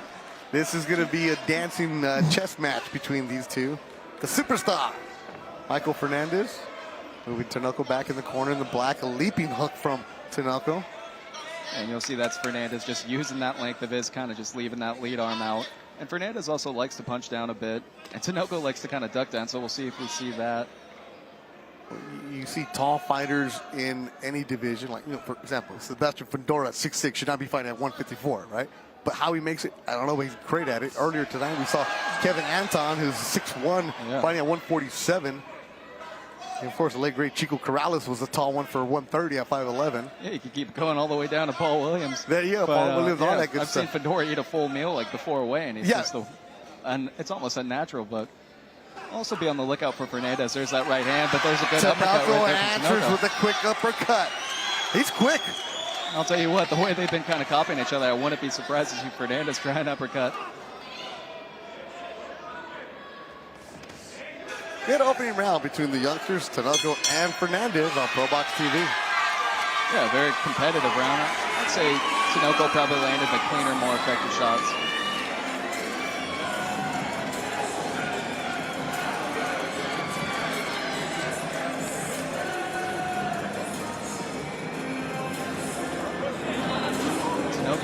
Actually didn't start boxing, like I said, until 16. He was a baseball player before. But then you see him right there, that kind of Manny Pacquiao type combo, shooting that jab left to the body, trying to follow with that right up top. And there's that right hand for Hernandez, but that counter uppercut just right off it. That's what Tinoco showing a little bit. He's a more technical boxer.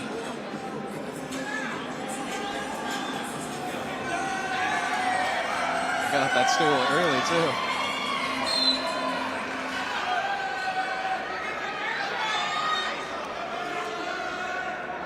Beth Duran, Justin Brown with you on ProBox TV. That is the superstar Michael Hernandez against Christian Tinoco.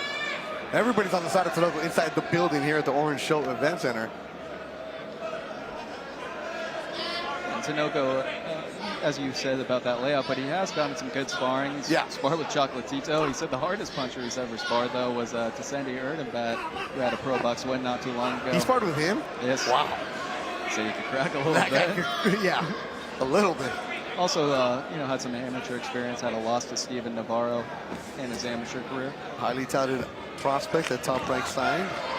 He's got a good team with him. Coach Flores on his side. His son Elijah's a fighter that we've seen on ProBox. That's Tinoco. But when you're 4-rounders, Justin, you cannot afford to take any kind of minutes off. You have to bring the action. Yeah, it's like being a bullpen pitcher versus being a starter. You got to come up with your best stuff right away. You got some runners on base when you go in that 4-rounder. Yeah, there's no such thing as an open base here in a 4-rounder. Yeah. It's Tinoco charging forward, and we'll see if. There's a good right hand. Yeah, there's a right hand. And that's what his team was telling me about. They like to loop that right hand up, and he's had his best performances Tinoco has against taller opponents. Yeah, I also work in the team boxing league, so having seen Tinoco last year, I liked him. And I remember saying this on my broadcast, I'm looking at my notes right now, is it'd always be this. If this guy had a 6-round fight, if he had an 8-round fight, what would we see?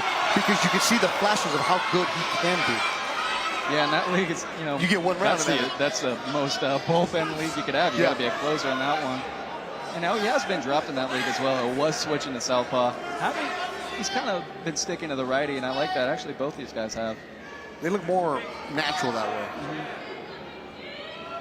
It's kind of something that always feels better than you try it in the ring. Sometimes it's not as good as it felt in sparring or on that back. Good 1-2. Some blood from the mouth of Hernandez. As we approach minutes to go, round number 2. See, Hernandez looking a little bit tentative right now. He's waiting on Tinoco to come in, but Tinoco's kind of disguising his entrances a little bit. And right there, Hernandez trying, or once more, Tinoco kind of blocked a little bit of that. For being the taller fighter, Hernandez is the one that's being the slick fighter, Yeah, well, he's not being as slick as he probably can be. Yeah, he likes to mix it up. That's his kind of in his heart. He wants to get in there and really likes those uppercuts on the inside, but he's having difficulty timing up Tinoco. I see him right now looking for something, but those feints really aren't doing anything to make Tinoco bite. Round number 2, winding down, scheduled for 4. Right there, you saw Hernandez trying to kind of push Tinoco off, but Tinoco sometimes you could be stronger on the inside even if you're not the harder puncher.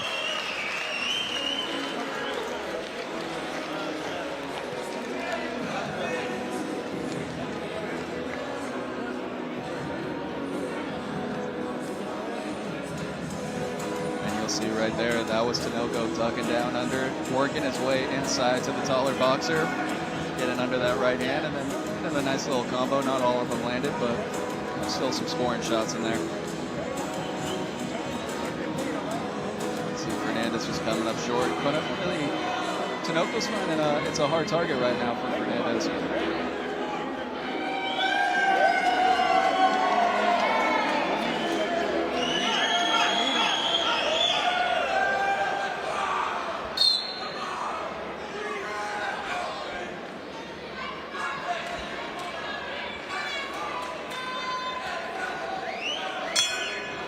Third round of action.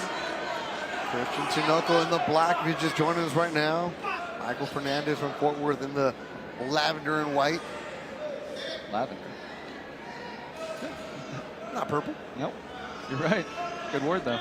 But I was talking to Tinoco backstage, actually. He wanted me to mention that his father did pass away when he was 5 years old, and his family, and that really motivates him. And he said the key tonight is smart aggression, and it's paying off right now.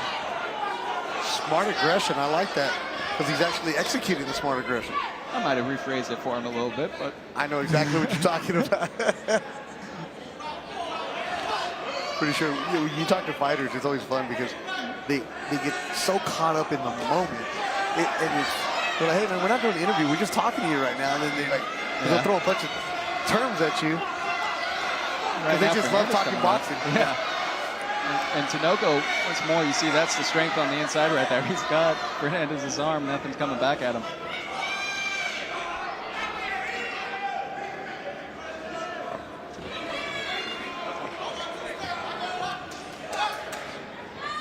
And Hernandez can punch going backwards, but he's at his best when he really could turn his body, plant his feet, throw that right hand. He tried it right there.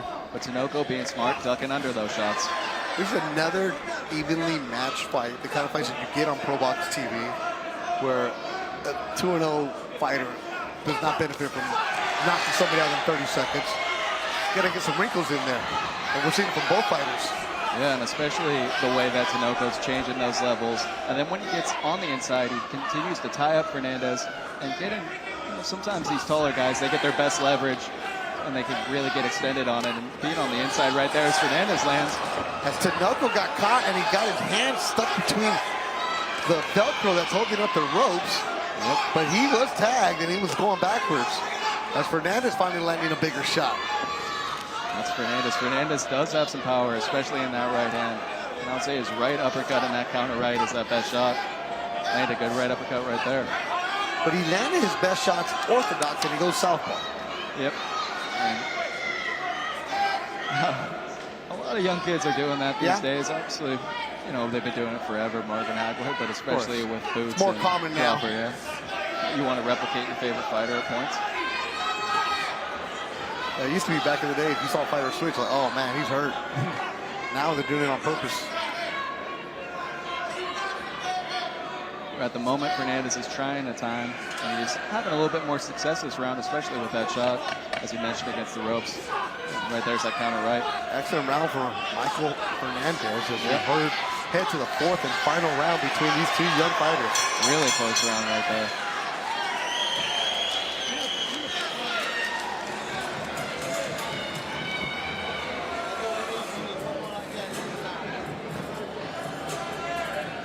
You see the California Commission jumping on it, fixing the rope. Give him a nice little pointer for it. Here inside the National Orange Show Pavilion, we go to the fourth and final round. These highlights right there. That's Tinoco bouncing in, doing his good work as he was doing at the beginning of the round, ducking under those shots. But then later in the round, you see right there, that was when Hernandez kind of landed his best shot of the night. And that was kind of a tale of, the first 1 minute, 30 seconds was Tinoco. The second half was for Hernandez.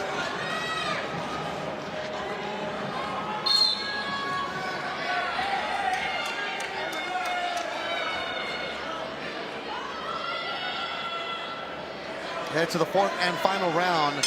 And we are next to the corner of Michael Hernandez. And I think they heads it off real quick to eavesdrop. And their corner's telling him, we're winning this fight. All right.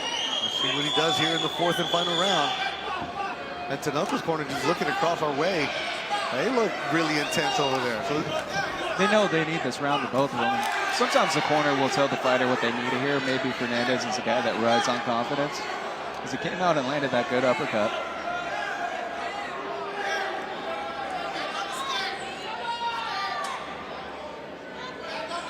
Here Hernandez corner as well. Get back on that jab. And hasn't quite gone to it quite yet. He's just looking at time. Tinoco's is coming in.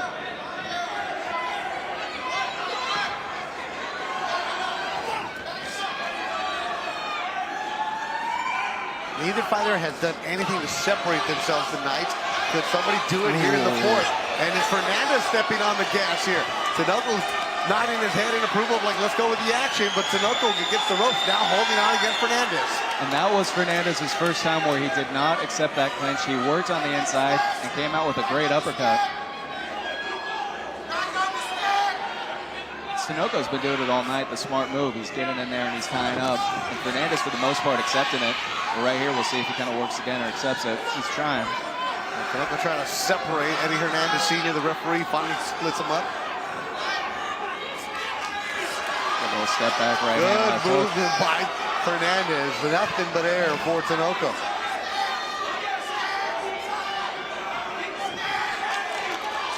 See, I think Tinoco's corner probably told him the opposite, that you need this round.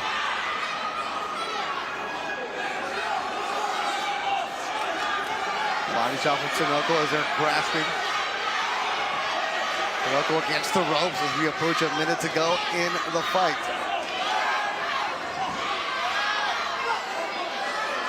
This has been a tough one. Nothing easy ever on ProBox TV. You're going to get your money's worth. Yeah, whenever you got that couple undefeated fighters in there. Neither one of them really knows how to lose just quite yet. And you know, there's just in other years we've seen fighters have undefeated records, but it's a suspect record. These two guys have been fighting well, and to take them on in the third fight like this is good. Good matchmaking.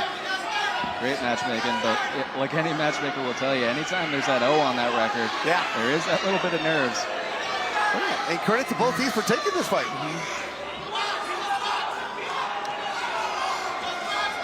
Clock winding down.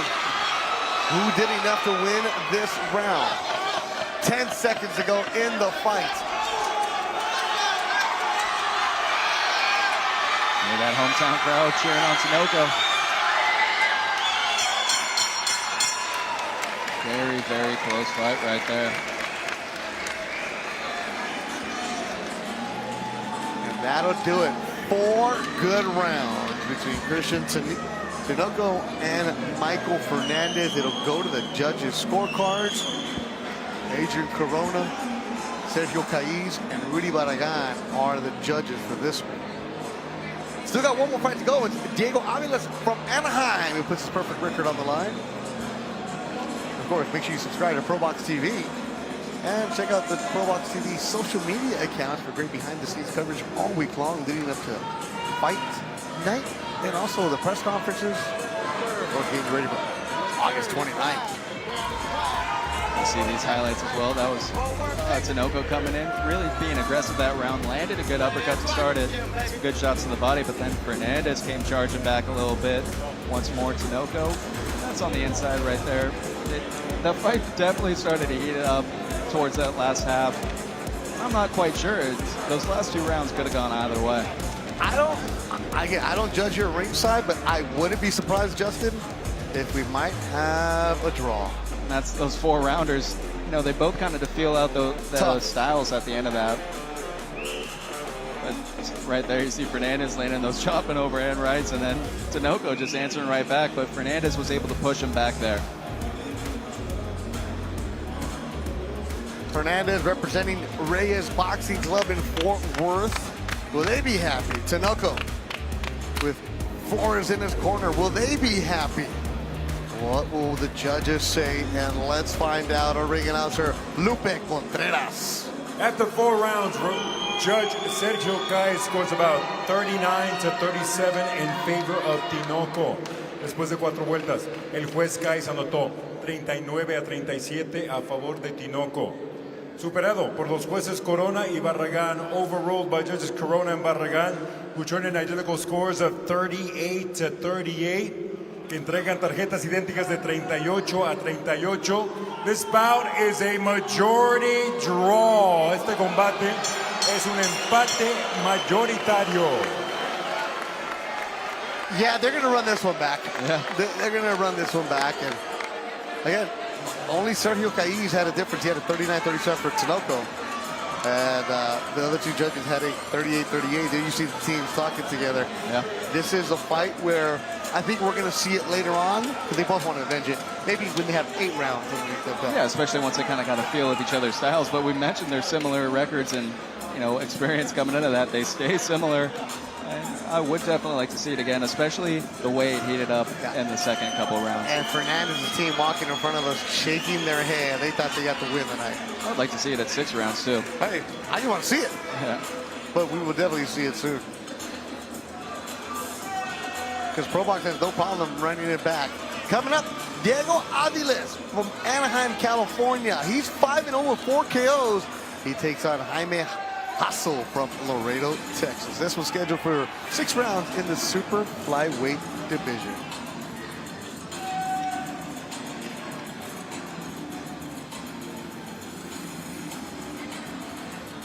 August 29th, ProBox TV launches its championship series, and we're bringing you our biggest card ever. In the main event, Guatemalan sensation Lester Martinez defends his WBC interim title against undefeated Croatian Olympian Luka Thunder Planted. The belt coming to Croatia. In the co-main, WBO number 4 undefeated Naji Lopez faces fellow undefeated Colombian Olympian Juan Carrillo. Somebody's O has got to go. Plus, the return of Ramon Cardenas and the stacked undercard of ProBox TV fan favorite. Don't miss ProBox TV's biggest card ever, August 29th. That'll be August 29th, but we still got one more for you to go here in San Bernardino, the Orange Show Event Center. Undefeated Diego Avila takes on Jaime Hasso from Texas. Super flyweight division. This should be a good test for Diego Aviles to see what he's about. He's got 4 KOs. Let's look at the tail of the tape for this one, Justin Brown. Yep, and Triple J, Jaime Hasso against, there you go, Diego Aviles. As you see, obviously, Aviles, 20 years old. He has got off to a very hot start in his career. Came out with 4 knockouts to start it, but went the distance in his last fight. And Aviles does have 3-inch reach advantage. Will he use that tonight? Let's see what we get on our final bout here on ProBox TV. Lupe Contreras is ready to bring them in to make it official inside the Orange Show Event Center. ProBox TV's very own Lupe Contreras. From the National Orange Show Pavilion, this is ProBox TV, the action presented to you by Ban Rural. Tiene la red más grande para cobrar tu remesa con más de 12,000 puntos en toda Guatemala. Ban Rural, el amigo que te ayuda a crecer, along with Bet Online. The odds for tonight's bouts are being brought to you by Bet Online and White Sands Treatment Center. Ranked by Newsweek magazine as one of America's top addiction treatment centers for 6 consecutive years. Our mission is to KO the drug and alcohol epidemic. This contest, 6 rounds or less in the super flyweight division. Este duelo a un límite de 6 vueltas, división peso super mosca. The judges are, los jueces son Don Diverges, Damian Walton, and Sergio Caiz. Presenting the fighter in the blue corner, wearing pink with black trim, presentando la esquina azul, vestido de rosa con vivos negros, su peso oficial, 113 libras, his official weight, 113 pounds esta noche. En su 11º combate a nivel profesional con 8 victorias y 2 derrotas tonight. He enters in his 11th bout as a pro with 8 victories against 2 losses. Out of Laredo, Texas, Triple J, Jaime Hasso Jr. In the red corner, wearing gold with red and white en la esquina roja, vestido de dorado, con vivos rojos y blancos, su peso oficial 114 libras y un cuarto. He weighed in officially at 114 1/4 pounds tonight. He enters the place where no undefeated record is safe, the ProBox TV ring, and puts it all on the line. With 5 victories, no losses, all 4 victories coming by way of KO esta noche. Entra a la zona de peligro con su récord invicto de 5 victorias, 4 de sus victorias por la vía del knockout. Ripping Anaheim, California, Diego Avila. Our referee, Iván Guillermo. Avila's Jassy, we both received instructions in the locker room. Both trucks are good to go. We're scheduled for 6 rounds. Let's have a good, clean fight. Juan Guillermo, the 3rd man in the ring for Diego Aviles. 5-0, 4 KOs from Anaheim, California. Aviles had a good 2025. 3 fights, 2 KOs. His last fight was in November. That was his U.S. debut. Before that, he had been fighting in Mexico.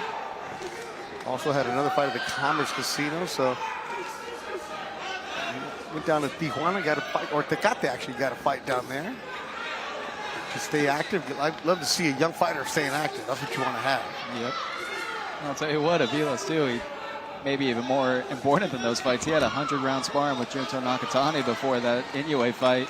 And you know, if you could hang around a sparring camp like that with a guy like Nakatani, it makes you pretty good. And he's coming out, shoot a nice jab to the body, is Aviles. Thing with Aviles too, Rudy Hernandez, who trains Junto, you know him very well from Chicarito's days, for his brother, he doesn't bring many sparring partners. And if he doesn't like you, he'll send you home quick. Yep. So for Aviles to get 100 rounds with Junto, that says a lot about what Rudy thinks about Aviles. Yeah, Junto himself said Aviles is very good, really good mentality. But I'll tell you, Triple J, Jaime Hasso came out, landed a good little left hook. There it is once more. Yeah, Hasso 8-2, but 0 stoppages. So we have any kind of power to stop Aviles, who, having worked his last fight, I'm telling you, he comes in, and once he gets that full head of steam going, he does not stop, and he unloads on punches, Justin Brown. Yeah, these guys are really going at it right now. That's what happens with these lower weights as well. There's that hook from Aviles. See, they got the similar idea, both really turning those shoulders, looking for the kind of right hand to get their body in, followed by that left hook. Scheduled for 6, the last fight of the night here at ProBox TV, and I love what Lupe Contreras said, the ring announcer, in the ProBox TV ring where nobody's record is safe. Yeah. That means you got to go right there. You never want to hear that when you're the undefeated fighter. You know you got a real test ahead of you. And that's what Hasso is as well. His only losses came to one of them being Floyd Diaz. Which is a good loss. Yeah, on that Lomachenko card. Aviles coming forward, doing some good work right there. Yeah, Aviles is sitting down on his punches early on. One thing that Aviles is good at is he can really cut that ring. You see his feet right now. He's trapping Hasso in that corner. And right there, you see him still kind of sticking on him, but good right hand to the body. Pushed him down. Yeah. Hooked him over. Or the push right there, but always good, you know, when you're fighter, that you put somebody down, even if it doesn't count. Let him know, hey, I'm here. A little bit of confidence. Good jab from Aviles. Working the body. Left hand, right hand. Good shot by Aviles. Going upstairs. And Hasso holding on. There's that right hand that Aviles has been looking for. Hasso's eyes opened up real big after getting caught with the right hand. Another right hand and a body shot from Aviles. Closing out the opening round strong as a fighter from Anaheim.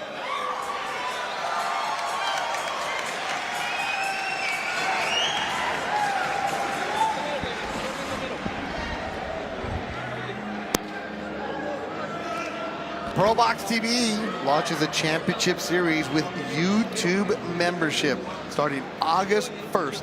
$5 a month gets you amazing fights, always exciting. ProBox TV championship series, of course, August 29th. Lester Martinez will be on the card, and you see a lot of talented fighters that ProBox TV has. So make sure the subscription model gets going for you.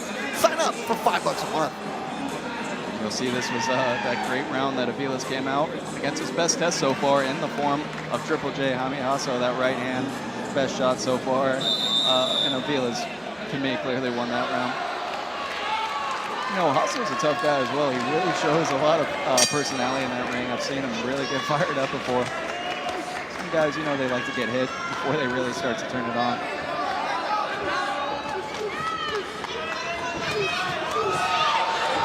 Here comes Avila. I told you, this is that pitbull attitude when he just continues to attack. There's a left hook from Avila, and Jasso wears. Jasso answers back with an overhand right.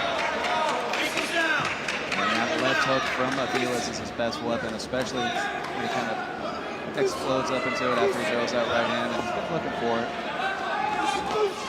Another solid overhand right from Avila. I see what you were talking about earlier, the first round, the way Avila cuts off the ring. And that's something, you spar 100 rounds with Nakatani, you pick up a few things. And that's also what got those 4 stoppages in round 1 to start his career. Much lighter opponents, but then he was a teenager at that time. Body shot, finally we see some body from Aviles. Yeah, and he's got a great left hook to the body. See him once more continue to set that up, but he's showing power in both hands as well tonight. Aviles also has some pretty good amateur experience sparring guys like Jordan Roach, brother of Limon, and Luis Coria, who we saw earlier today. Coria suffered a loss tonight, his first one of his career, against a very tough Yusniel Abrasante, the Cuban. That's ProBox for you. There it is. Those tough matchups, but I'll tell you what, in the biggest test of his career so far, Avila's passing so far with a great A. Yeah, but the good thing about ProBox is you might lose, but they're not going to give up on you. They're going to bring you back. Yeah, you know, losses can always come back from a loss, especially if you're that type of guy with a great mentality. You take that loss, learn from it, never want to let it happen again. And Avila's just teeing off. There it is. That's the Avilas that fans really like about him, the way that he attacks. A minute to go in round number 2. So this for Yasso, he can take a punch. He's wearing shots, and there's a good left hook by Avilas. Yeah, never been down in his career, has Triple J. We mentioned the likes of Floyd Diaz. There's body work, yeah. And that's always good to see from a young fighter, touching upstairs, downstairs. The mixing it up. Especially as you progress, you know, there's going to be fighters that have that beard, that can take the shots. You see right there, also just kind of shaking his head no. And that's something that he does in pretty much every fight I've seen him in. Very, to show his personality, but Avila staying composed, right hands. Excellent second round for Diego Avilas. Another big right hand coming right over the top from Avilas.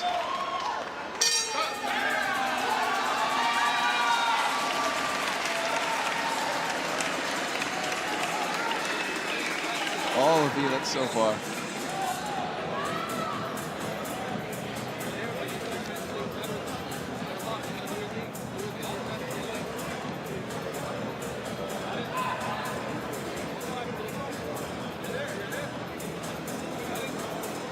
See a few highlights from that round. That's Avilas touching both upstairs with that right hand and touching it down to the body. Triple J also trying to kind of throw back with him, but right now just outgunned by the volume and that firepower of Avilas. It's more of that right hand coming right over the top and following with that left hook down to the body. And to round number 3. There's Jaime Hasso. And before he sat down on his stool, I don't know if you saw this, Justin, but he opened up his trunks trying to get some air. Yeah. And because of those body shots that happened late in the second round from Avilas. You'll see, very experienced corners, they'll kind of lift that belt up for him, that cut protector, so you can get some air, especially when sitting down. But, those body shots definitely do not help. Also, his 2 losses, they were back in 2021. You mentioned the Floyd Diaz fight. That was Floyd's second pro fight. But after that, it's been soft touches in his wins. I don't think he's been hit this hard in a while. No. And he did avenge that other losses to Guillermo Gutierrez. Yeah. Also early on in his career, the loss. Way back in the day, he actually has a win over Bam Rodriguez in the amateurs. And the amateurs was a long time ago, yeah. Would they weigh probably like 90 pounds? Probably, yeah. I mean, he's been on 112 for a while, he was telling me. Hasso is not trying to stand and trade with Avilas. Something must have happened with the power shots that Avilas was landing. And that's the great thing about Avilas, that ability to cut that ring, because Hasso is a mover. He's looking for that right hand on the move, but there's that quick left hook as well. But Avilas doing a great job continuing to charge forward, to trap Hasso in those corners. Hasso landed a left hook, and Avilas just walked right through it. When you're that volume aggressive fighter, you will get you're playing with fire. He showed he has a little bit of a chin on him. Hasso says no to every punch that lands, right? Yep, that's what he does. He'll tell you whether you landed, whether you didn't. Everything's a no. And he will still punch with you, Hasso, but few and far between, and it's not enough to make Avilas take that step back or think about it. Once more, just the feet of Avilas. For age 20, that ability to cut off the ring, really impressive left hook to the body. Really good-looking 20-year-old is Avilas. That left hook to the body definitely hurt. Yep. Also, right there, you see him kind of take that step back, take a breather.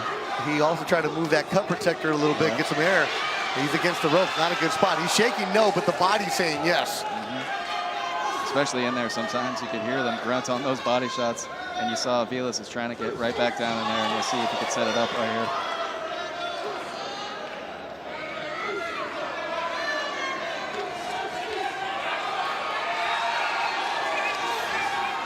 What, Avila's just a stone cold killer. He's not showing, whenever Hasso tries to talk to him, Avilas isn't having any of it, just gets right back to work.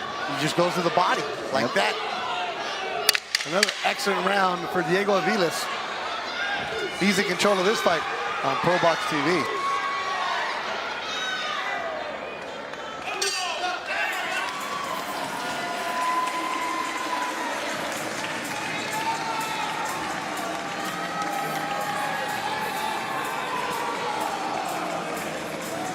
Avila's choosing to stand as well over in that corner.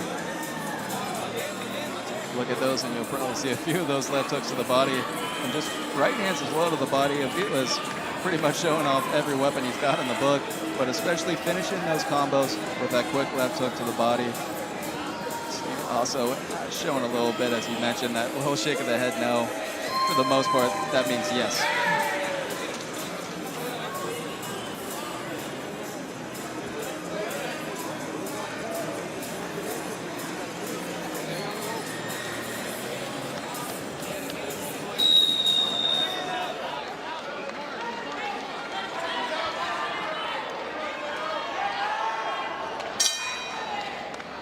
Fourth round of action. Bet the Ram, Justin Brown with you on ProBox TV.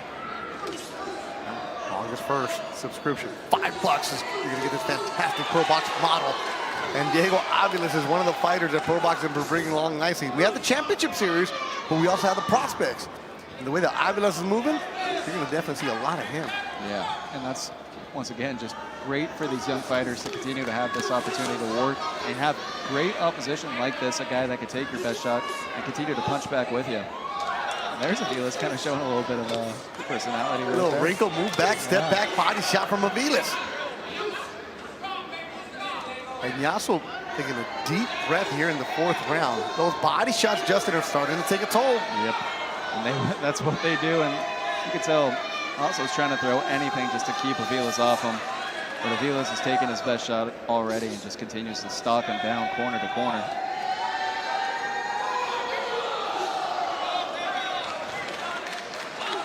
He's also taken away that jab a bit from also. It's also just kind of a sit and duck at the moment.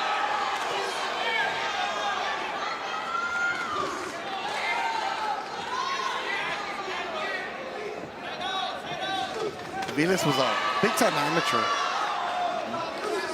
He was highly ranked by Team USA, you know, Golden Gloves, all those big-time tournaments. He was there. He was doing it. Turning pro at 18, and Yasso is trying to poke away. He's trying to just find a way to survive right now. He's up against it, and Avila's once more just continues to trap him in these corners, land those thudding body shots. And I believe if he kind of gets him out of there, it's probably going to start with that body. Once more, Hasso's never been down in his career. Well, I don't think he's been hit this much in his career either. No. Especially not this much to the body. Yeah, you're not really going to face too many guys like Avila's that early in your career. And this fight has definitely changed, Justin, because in the first fight it was Avila's headhunting, and then he really made a concerted effort in the second to go to the body, and he's been in control ever since. Yep, well, you see it right there going right back down, and Hasso's letting him know pretty much. He learned, you know, he does not like those body shots as most fighters don't. Right there was a nice little peel from Avila's as well. Just showing all those little tools he picked up from a training camp with Nakatani. I mean, it's one thing to spar Nakatani. All right, cool. 100 rounds with that guy, and they're intense because, if I'm not mistaken, they go 30-second breaks. Yep. We'll see. Finish round 4 right there. If Avila's at a certain point in this fight, we'll just really put his foot on the gas and force that referee stoppage. And again, you see Jocelyn coming back and fixing that cut, just trying to get any kind of ability to breathe. And listen, just stands. Just standing. You know, that's what you do in the gym, and a lot of fighters do that today. Canelo has done that. I'll tell you what, just that body attack, we keep mentioning it, but you can also see those little right hands and that jab to finish the combo. Really good, because in the past, Avila's has been caught, you know, admiring his work, taking that step back. But once more, that just sparring camp with Nakatani could really teach you how to really fight as a true pro.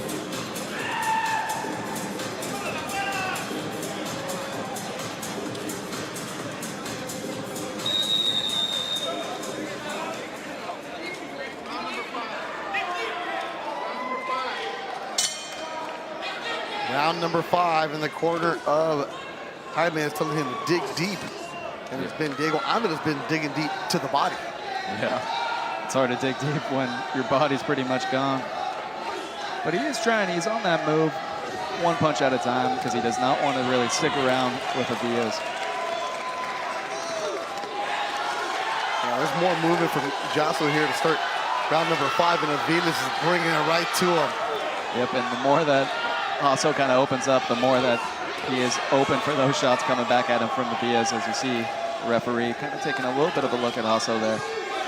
Body shot, overhand right from Avila's. And I think Avila's really smells that blood right now. He is looking to put an end to this fight and add another stoppage to his name. If it's going to happen, it's from the body, right?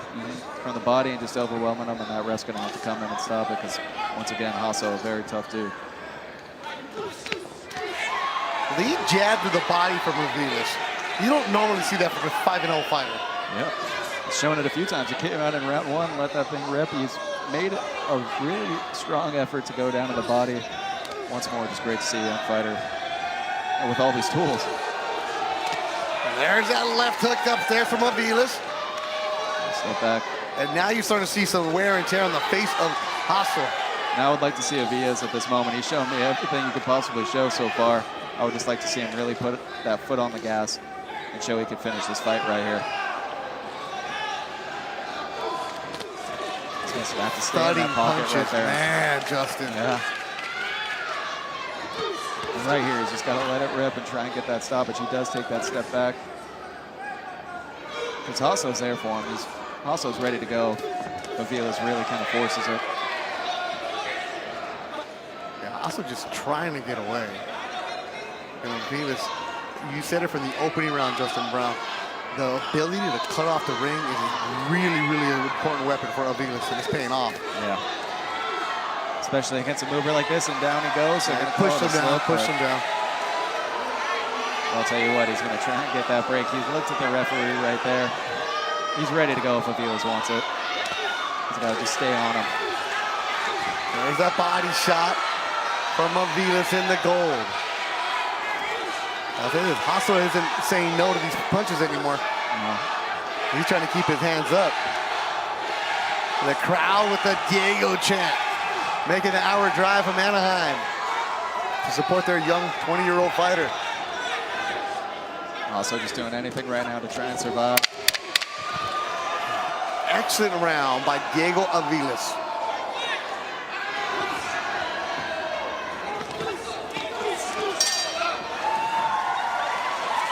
And that's it. I think Avila's is saying no, no, no.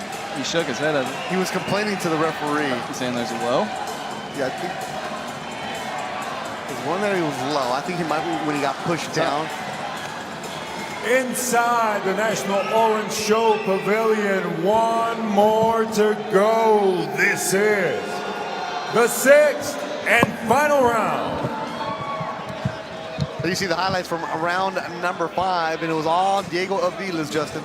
Yep, I mean, once more, we continue to just talk about it, but those body shots followed up by going up top, and you can see right there, I'm telling you, Hasso is ready to go at this moment, and I would really like to see, just as a, put a bow on it for Avila's to score that stoppage. Just step on the gas, huh? Yeah. He's been on the gas. It's the last round. I mean, this is where put it in 5th gear. Yeah. I mean, well, nobody drives a stick shift anymore, but they don't know that reference. But And you Flores, see him come out right there. He's coming out. this is where those rounds with Junto Nakatani are going to really pay off. Because Avila's in the goal just looks nice and fresh still. Yeah, he looks like a pro. That's just the best way to say it. Yeah, absolutely. And that jab as well. We talk about cutting the ring, but that jab is really helping him do it as well. Double body shots. You see right there, he's trying to work. He's going for it. Hasso trying to hold on and just survive the 6th round. Yeah, and the goal of winning the fight for Hasso is gone. He just wants to make it to that final bout. Body shot from Avila's. You hear it thudding here at ringside.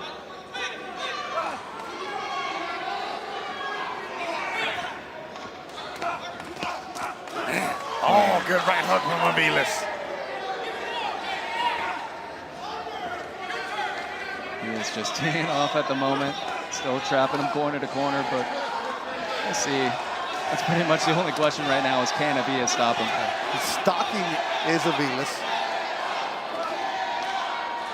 Jostle is tough. That is a tough dude. Never been down. Fighting with pride is Hasso. And he's punching between. He's giving, you know. There's a shaking the head no. He knows how to survive. Hasso is breathing heavy. Less than halfway through the round. And right there, when Hasso goes in for that clinch, that lets Avila's know he's going to go for it. Is Hasso actually right there? That's nice little Hasso. Little hook, check hook. And a left hook from Avilas. All night long, he's found a home. And that's what I wanted to see from Avilas. He's like taking a few shots right now, but that's what you got to do. He pushed him down again, pushed him down. He's going down a little bit. A minute to go in the fight. Oh, good hook from Avilas. Man, Hasso is tough. He wears those shots. And that's once more, Avilas, he's going to take a few shots when he goes in there. He's trying to put on, you know, a show, wants that stoppage. You're going to have to wear a few to get in there, but he's comfortable to do that. He's tasted his power here in round 6. Man, what action. Back and forth between the youngsters, Avilas and Hasso. Putting on a show on ProBox, and that's what ProBox TV is all about. These two youngsters letting it all hang out, leaving it in the ring. This is so much fun. Tell you what, Avilas is looking sharp. Yes, he is. I'm impressed with the way that Avilas dominated this fight, controlled this fight, did whatever he wanted. Hasso. 6 good rounds between Diego Avilas and Jaime Hasso.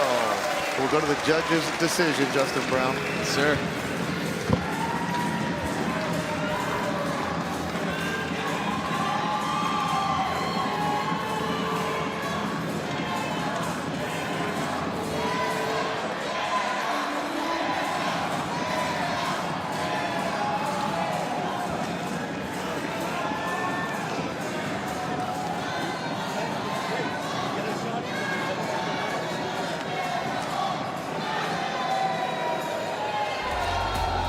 Some of these highlights right here. All of Avila's, just what a performance in those 6 rounds, and I'd like to see him really going for that stoppage right there. As he throws, just whipping in those left hooks, right hands. See, Hasso was, some of those times that Hasso went down, he was possibly could have been a knockdown, but once more, Avila's just continued to put his foot on that gas, press for that stoppage, and I really like to see him go for it in that last round, even if he couldn't get it. Also a true pro and knows how to survive in that ring, did everything he could, punched just when the ref was taking a good look at him, tied up when he had to. But Avila's 6 rounds of hard work, hard action. He continued to stalk that ring, use that good jab of his, and set up those combos, combination punching, finishing him down to the body. It's an all-out great performance right there from the man Diego Avila's. Double left hook. Finishing with a little right hand down to the body, finishing with one more left hook to seal that deal. And also shaking his head no, just trying to do anything to try and survive that non-stop, constant, calculated pressure of Diego Avilas.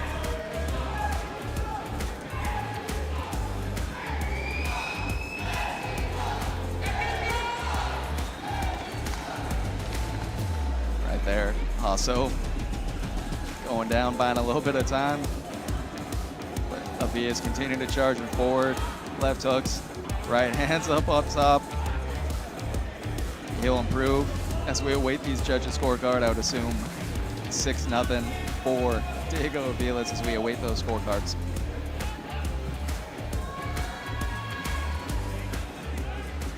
Ladies and gentlemen, they're going all 6 rounds. All 3 judges are in complete agreement with identical scores of 60-54.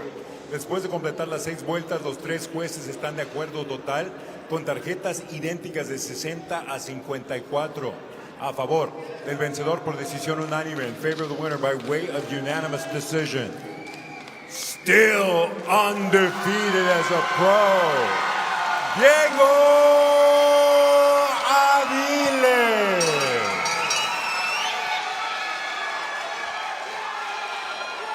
Diego Avila is 20 years old, improves to 6-0.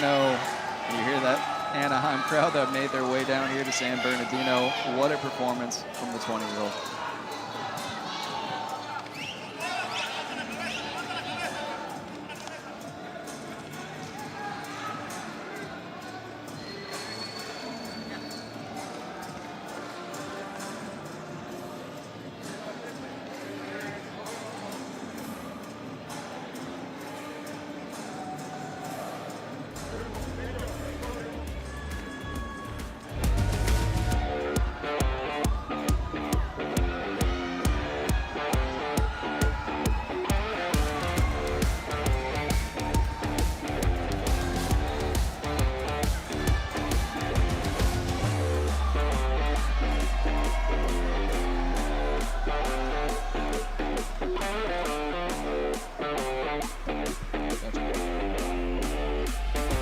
Do it for us here at ProBox TV. It's a great fight card. Bryan Flores scored another victory in that main event, and then obviously as these last 3 fights that you stuck around for, Oscar Bonifacino upset by Raul Escudero. Escudero improves to 5-0. Christian Tinoco and Michael Hernandez, a hard-fought majority draw between those two. Would definitely like to see them run it back again. And finally, Diego Avila is the 20-year-old from Anaheim. A great performance, and that will do it for us here from ProBox TV. Thank you for joining us. Look forward to seeing you again.